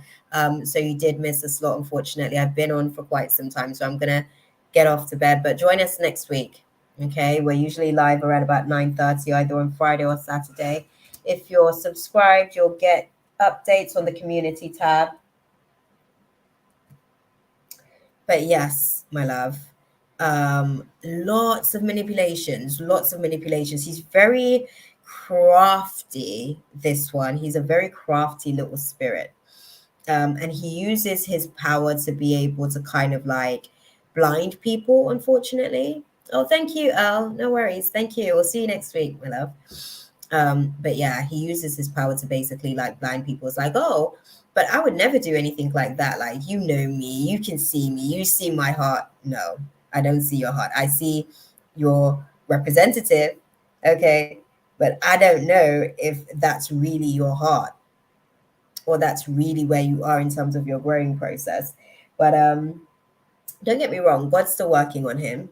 Okay, God is definitely still working on him, but he has very deceptive ways and he's extremely selfish, unfortunately, actually. So yeah, they're saying as far as like navigating through this situation for the most part within the next few weeks, there's definitely a lot more abundance here for you when it comes to certain situations. He seems to be conceited. Everything you are saying is true. Yeah, he is. He is very conceited. That's why he's so selfish, because he only sees himself. Unfortunately, his ego is massive, which is why he lies a lot as well. And God is basically, just putting him on blast for the most part. He just doesn't realize it yet. You see how you were basically able to see through the veil of the mask that he's presenting? That's how God is basically about to hold him accountable for his lies and manipulation. So you see this stormy warning, girl? You are saving yourself from his inevitable doom that is coming, because he's about to be on punishment, okay? God ain't playing. God's been asking him to do work for a minute, and God's about to come and request payment for the assignments that he ain't been doing. And if he doesn't, he ain't got the excuses. There's no time for it. No time at all. Okay? That part, girl. That part. But no, I hope that was useful for you, beautiful, because, yeah, I'm telling you, these hoes ain't loyal. Sorry. They're just not even to themselves. Like, people are so sick these days, like literally they will deprive themselves of certain things even as well. No, that's okay, beautiful. Thank you. Thank you. Okay, thank you for sticking around and hanging in there to sort of like get your question answered. I'm gonna do that final question for Ali. Throw your question out there, Ali. I'm gonna do that and then make it a quick one and wrap up and go bed. Luckily, I had a nap earlier today, but that's all. Oh, thanks, Mina. I did say to Ali that they can get what's her face, Jasmine's slot, because Jasmine's missed it. Yes, please, Ali. What Mina said. Thank you.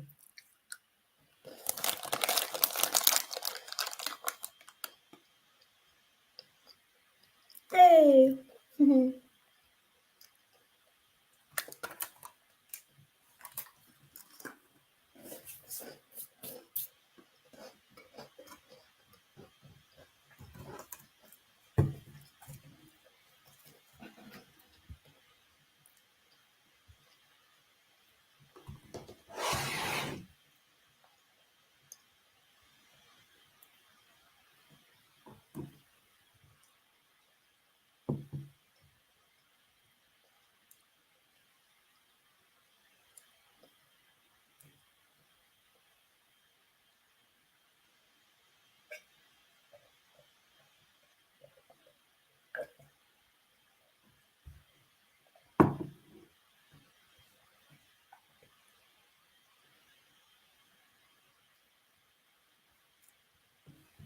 Okay.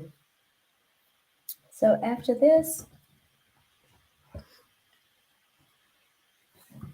the love of my world left me 3 years ago. Oh, I'm sorry to hear, beautiful. There was a lot going on actually in the collective around about 3 years ago. 2020? Is that when you guys kind of like shifted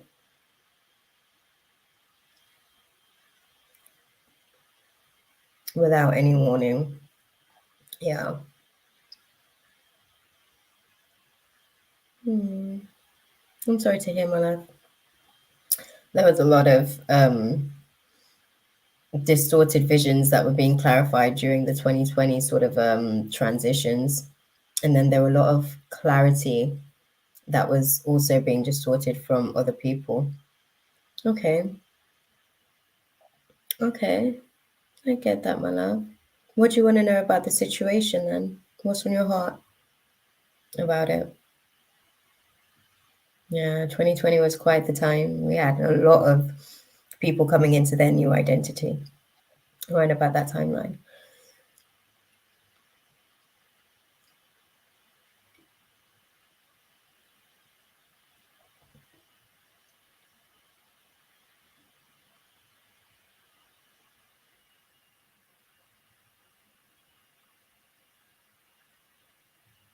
Hmm.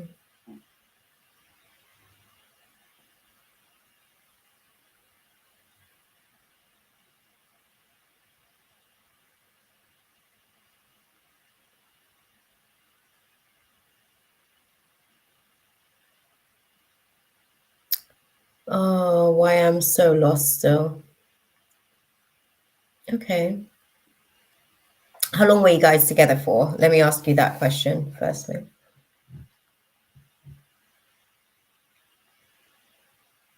Because then that will give me an indication of like how long it's going to take, I guess, to really kind of like get out of your hard drive. Yeah, because you don't have the emotional capacity for anybody else, my love, unfortunately. How long were you guys together?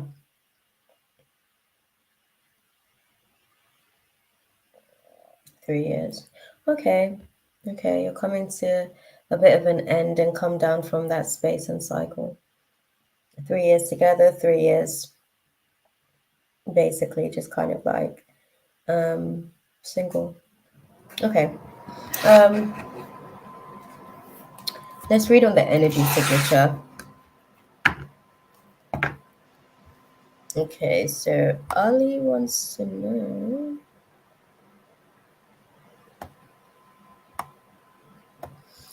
You're where you are now in terms of like feeling lost because it was an abrupt ending, to be honest with you, my love. So you didn't necessarily have the time to really be able to process that things were coming to an end. And since you've actually had to navigate through the sudden shift in terms of the dynamic, I think that you've kind of like accepted it to some degree now, as far as like, okay, life has gone on.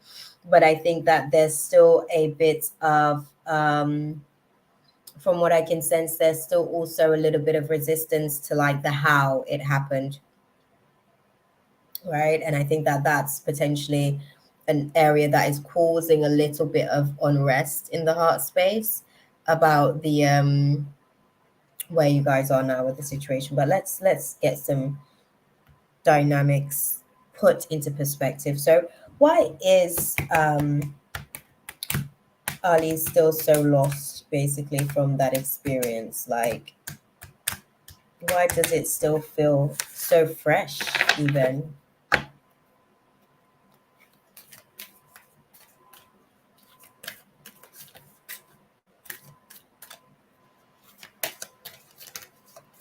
Interesting.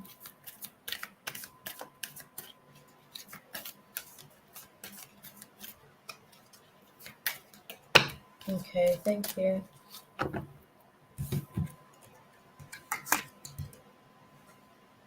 Okay.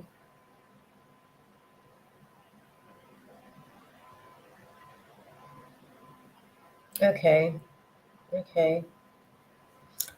I think what they're saying to me with the situation for you, Ali, right? They're saying that you're not willing to kind of like rest on the fact that this connection has been disrupted.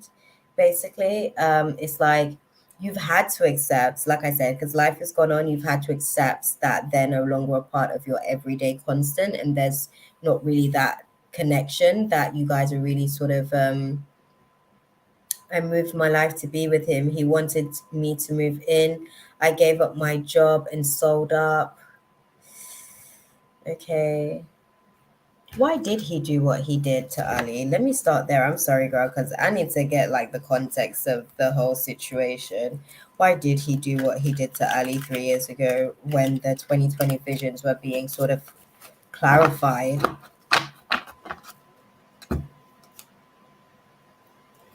Why did he? Okay.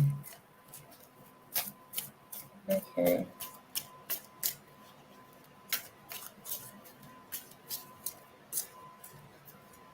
No, I know. I can tell that you do want to accept and move on, but I think it was definitely the way that you were treated in the process of it that's causing you a little bit of like, it's almost like you're still at that place where you're like, can't breathe. It feels like anxiety, but it's actually like, from what I'm sensing, it's actually like manifesting more like an asthmatic anxiety, basically. That's probably the best way that I can put it. Um, yeah. Yeah, it was the way that he chose to handle the situation, unfortunately. Why did he just do that back in 2020? What was that about? As clearly as you can, guys, because that was just like so out of the blue.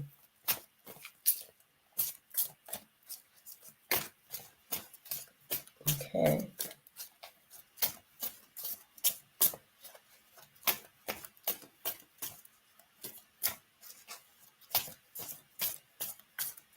Right. It's always so sad, like when people just kind of like do the whole ghosting thing.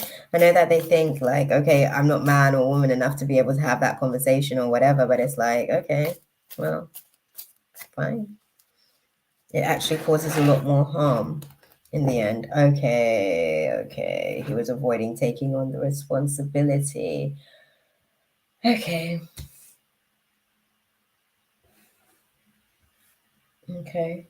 Okay, well, why did he want to leave in the first place then? Sorry, I'm really wanting to understand why he was just so abrupt in everything. Did you get any closure on why he decided to leave? Because I think that these are some of the things that still had you hanging. Basically, you're still stuck in that 2020 timeline because he didn't give you the closure, unfortunately.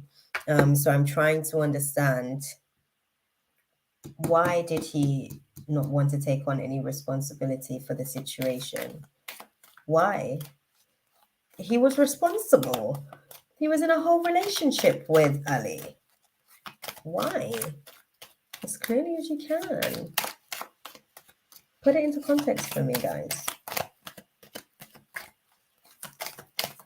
Thank you.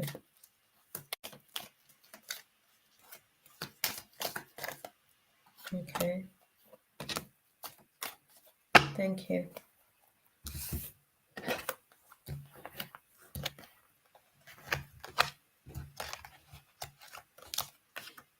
Okay. Why did he leave then? The way that he did?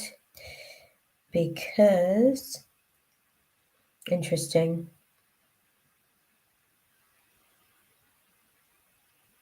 Okay. Okay, because you were starting to become perceptive about his tendency to be all talk and no action, basically. And he was kind of like moving to that place where he was getting a little bit more like stable and firm in terms of his dynamic. Because we've got a few major arcanas here. We've got the Death in reverse and we've got the Emperor as well upright. But it seems as though like you are getting very perceptive about the way that he basically just says things for the sake of saying things. He's very hasty to make undelivered promises. A lot of the times, in where you were kind of like maybe highlighting that or calling it out or maybe acknowledging it for what it is, he didn't necessarily feel like he was wanting to basically deal with that type of dynamic and experience that type of situation, I guess, where he's having to learn how to be open to feedback You know, I think he kind of got to a place where, unfortunately, it seems like he was very passive, basically. He was very passive towards the end. And he was kind of like low key making plans on how he was going to avoid the responsibility of certain things because you were highlighting already your perceptivity about areas that he was clearly weak and falling short in.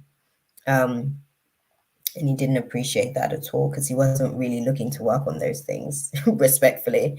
Now I have no interest in anything and sad, just existing. Life is precious and I should appreciate it. Absolutely beautiful. Let's not let this one situation, you know, with this particular person, if anything, rejection's always God's protection. Sometimes God's protecting us, all the time God's protecting us actually from our own poor decisions. I don't think that this person was wanting to basically work, which is why they left you, to be honest. From the looks of it, it seems like you were calling them out on things that he asked me to marry. He asked me to marry me the week before. Oh, girl. Oh, my days. Oh, my days. He didn't mean that. I'm sorry. I mean, he didn't mean that. I think he told you what he thought that you wanted to hear, basically. He told you what he thought that you wanted to hear. I think you are kind of highlighting to him areas that he also needs to get better at certain things, from what I can see. And I think that he was basically utilizing that opportunity there, as far as the marry me situation a week before, to be able to say, look, no, no, no, you're wrong. I got my shit together. It's completely, you're over exaggerating. It's not that deep. You know, but the reality is it really was that deep and his ship wasn't actually all the way together. And I think once he put that question out there and it was something that he would have actually had to, like, you know, it would have needed to materialize because he's now on that path. I don't think he had the intention to follow through. I think he just said some things. His ex-wife still controlled him. Okay, okay. Yeah, yeah. But it seems like he himself, I didn't want to marry exactly that beautiful. But that's what I'm saying. I don't think that he took that into consideration. I think that that was his reaction to you basically like highlighting areas that he needs to get better at doing certain things. But because he didn't want to work in those areas, he didn't want to get better and become a better person in those areas that you were sort of like pointing out. You still need to do this. You need to get better at doing that. You need to do this, helping him to grow, obviously, where he didn't want to do those things. um, Unfortunately, he handled the situation the way that he handled it. I think when he asked you to marry, it was a way to basically distract you from all the things that he wasn't actually doing within the relationship that you kept asking. Yep, you kept asking. Yeah, which is unfortunate. It's very unfortunate because he kept doing these things. He kept doing these things. And I think he was doing these things again to be able to kind of like, and it's not to say that he didn't necessarily love you. I want to put that across. Like he did love you, but I don't think that he was ready to like go down that next step before. But I think he actually like put himself in such a position where he started to basically make decisions that he wasn't ready for just yet. Do you see what I'm saying? And I think that he would have gotten there eventually, but I think he panicked. And I think he made that like irrational judgment call, assuming that that's exactly what you wanted, to be able to kind of like hush you up, like respectfully, just to kind of like, you know, put a lid on it and be like, you know, look, I am doing those things. I am growing. Look at how man I'm being, right? And then poof, like, because it became very real that these things were actually sort of like manifesting. I think it scared him a little bit as well because he still has some fears around his marriage in essence as well from his previous experience as well. So I think that that dynamic, like as he was basically trying to please you in situations, which is why he even brought up the marriage situation because he thought that that's what you wanted. Um, Once he started to really embark on that journey and really sort of see where it could potentially lead, his other fear started to creep into the space, which was his fear of marriage as well himself. Because although he knows that it would be different with you, nonetheless, the experience of marriage itself has trauma for him, right? So that was the situation there on it. Unfortunately, I think that's what kind of like caused him to basically leave so chaotically in this space and situation. Okay, well, what's the advice for Ali in navigating through this?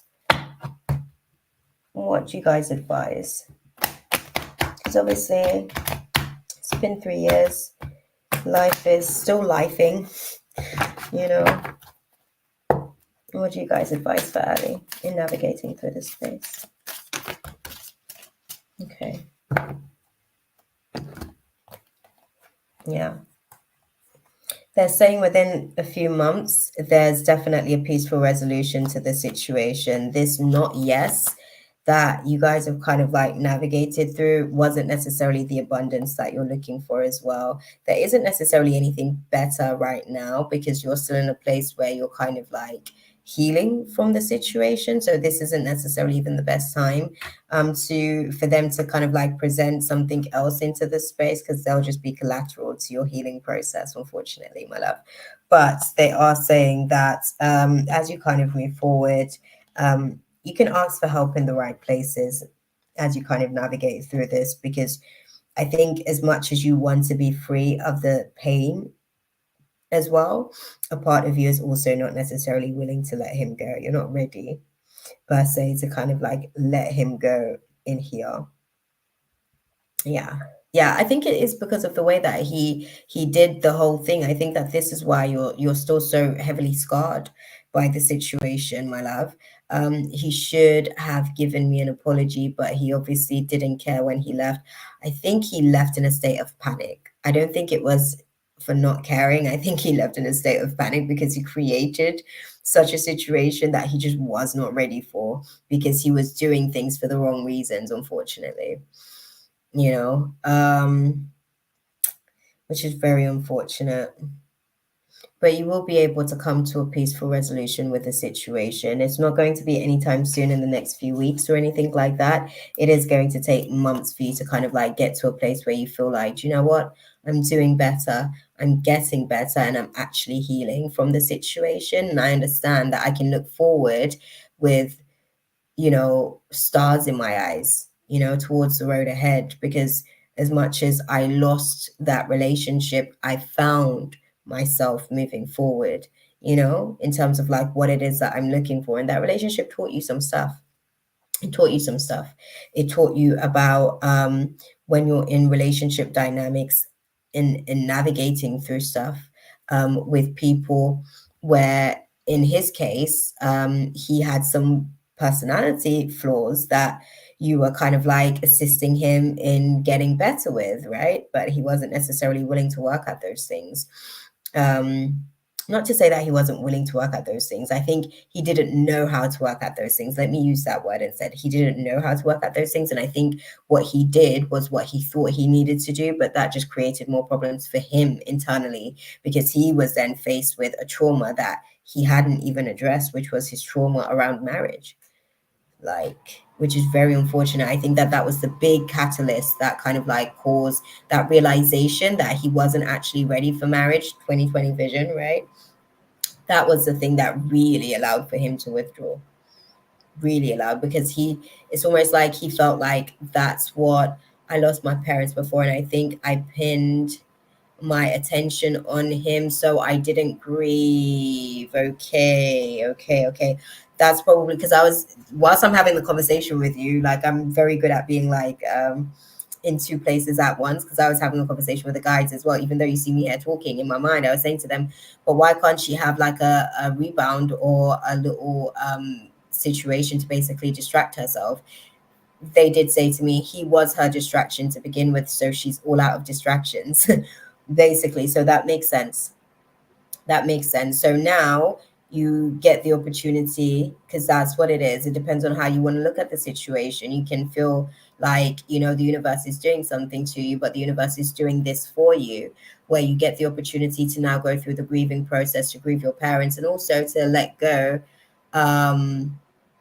Yeah, exactly that, beautiful. Exactly that. So I completely understand. That's why I was literally just asking them, like, can she get a rebound or something to be able to kind of like just, she can still go through the healing, but just so that she has her energy a little bit distracted where she's not feeling so isolated and alone, basically, is what I was asking them. But they're like, no. They're literally just kind of like finishing up what was supposed to be done from that cycle. Hey, Gold, I am still live. I'm literally sort of finishing up the last reading. Now, my readings are generally quite long because I like to give people a lot of in-depth context about what we're speaking about. But yeah, my love, I think, that situation, it definitely was like a really great deflection, I guess, from the grieving that you weren't necessarily doing when you lost your parents. But I think that this is now an opportunity for you to kind of like go through a grieving process for all three, actually, for all three of the situations. Definitely in terms of grieving the relationship and being able to kind of like grieve your parents as well. And honestly, like it's a good thing that he came in when he did come in, because then it gave you an opportunity to kind of like have that little distraction for a period of time to be able to get you from then to where you got to at 2020. And now from 2020 to where you are now, it's been a little bit of a emotional confusion, right? Because he just left the space so abruptly. But now is the time for you to be able to kind of like let all that grieving out, let it all come up and out, so that you can actually just create space for something a little bit more healthy moving forward as well. A lot of the times when we kind of like, I guess, manifest situations around like grief and death and stuff like that, those types of dynamics take a lot of work, basically, to kind of like maintain long term. A lot of the times, because obviously we're vibrating low when we're dealing with like grief and stuff like that, we'll bring in people that actually have areas where they're vibrating low, particularly in abandonment areas, actually, because we're grieving. Does he regret how he left? Definitely, definitely. But I think he almost feels like he can't do anything now about it. Like he was too pussy. Sorry, for lack of a better way of putting it. Let me use my correct verbiage. He was navigating through the spirit of cowardliness, unfortunately, my love. There we go. Okay. He does regret the fact that he didn't basically like treat you with better regard. And he does feel like you at least deserved a conversation then. So yeah, he does have regrets about the way that he just didn't actually give you the opportunity to be able to have some closure.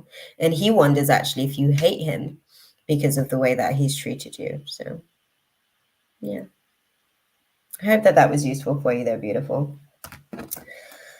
I hope that you guys can, get to a place where things feel a little bit more of a relief on your heart, But yeah, beautiful. I hope that that was useful for you for the most part. I'm gonna start packing up shop, y'all, because I'm about to go to bed.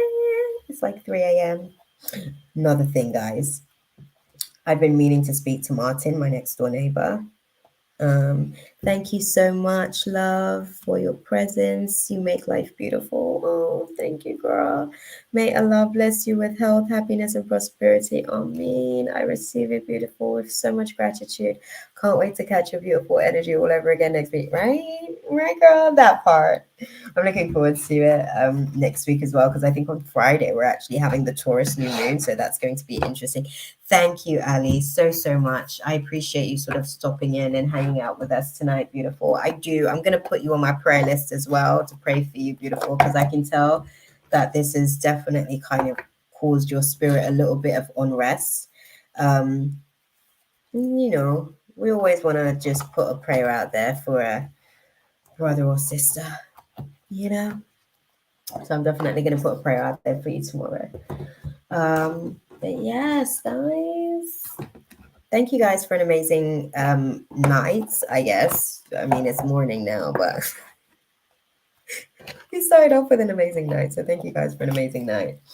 I'm gonna have conversations with Martin. If you guys have heard me, obviously I've been keeping my voice down because Martin has let it be known. Martin's my neighbor. For those of you guys who don't know, Martin's been letting it be known. Oh, thank you, Ali. No, I appreciate you, my love. I try and update my character flaws. I try and actually make sure that I can be a vessel that God can utilize by working through a lot of my character flaws, you know. But I appreciate you guys, man. I hope that you guys are doing well with the energies of this Scorpio full moon and everything that it's releasing for you guys that isn't necessarily serving you.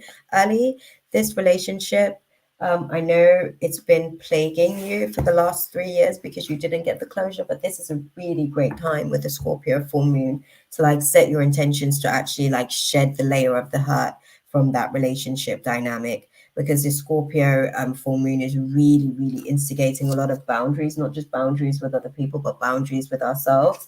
And I think if you can utilize this opportunity during this cycle of the Scorpio full moon season, I think that you'll really be able to benefit moving forward, actually, in terms of like the people that comes in and what that looks like for you in terms of your romantic situation.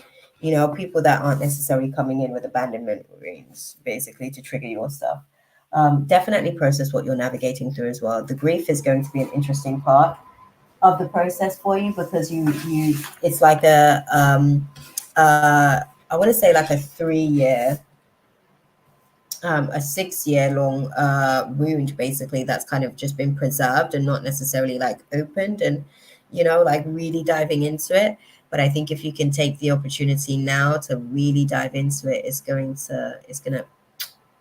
you're gonna be grateful. Basically by Scorpio season, you'll see how far you'll be in terms of your growth on this situation, right? Maybe even write a letter.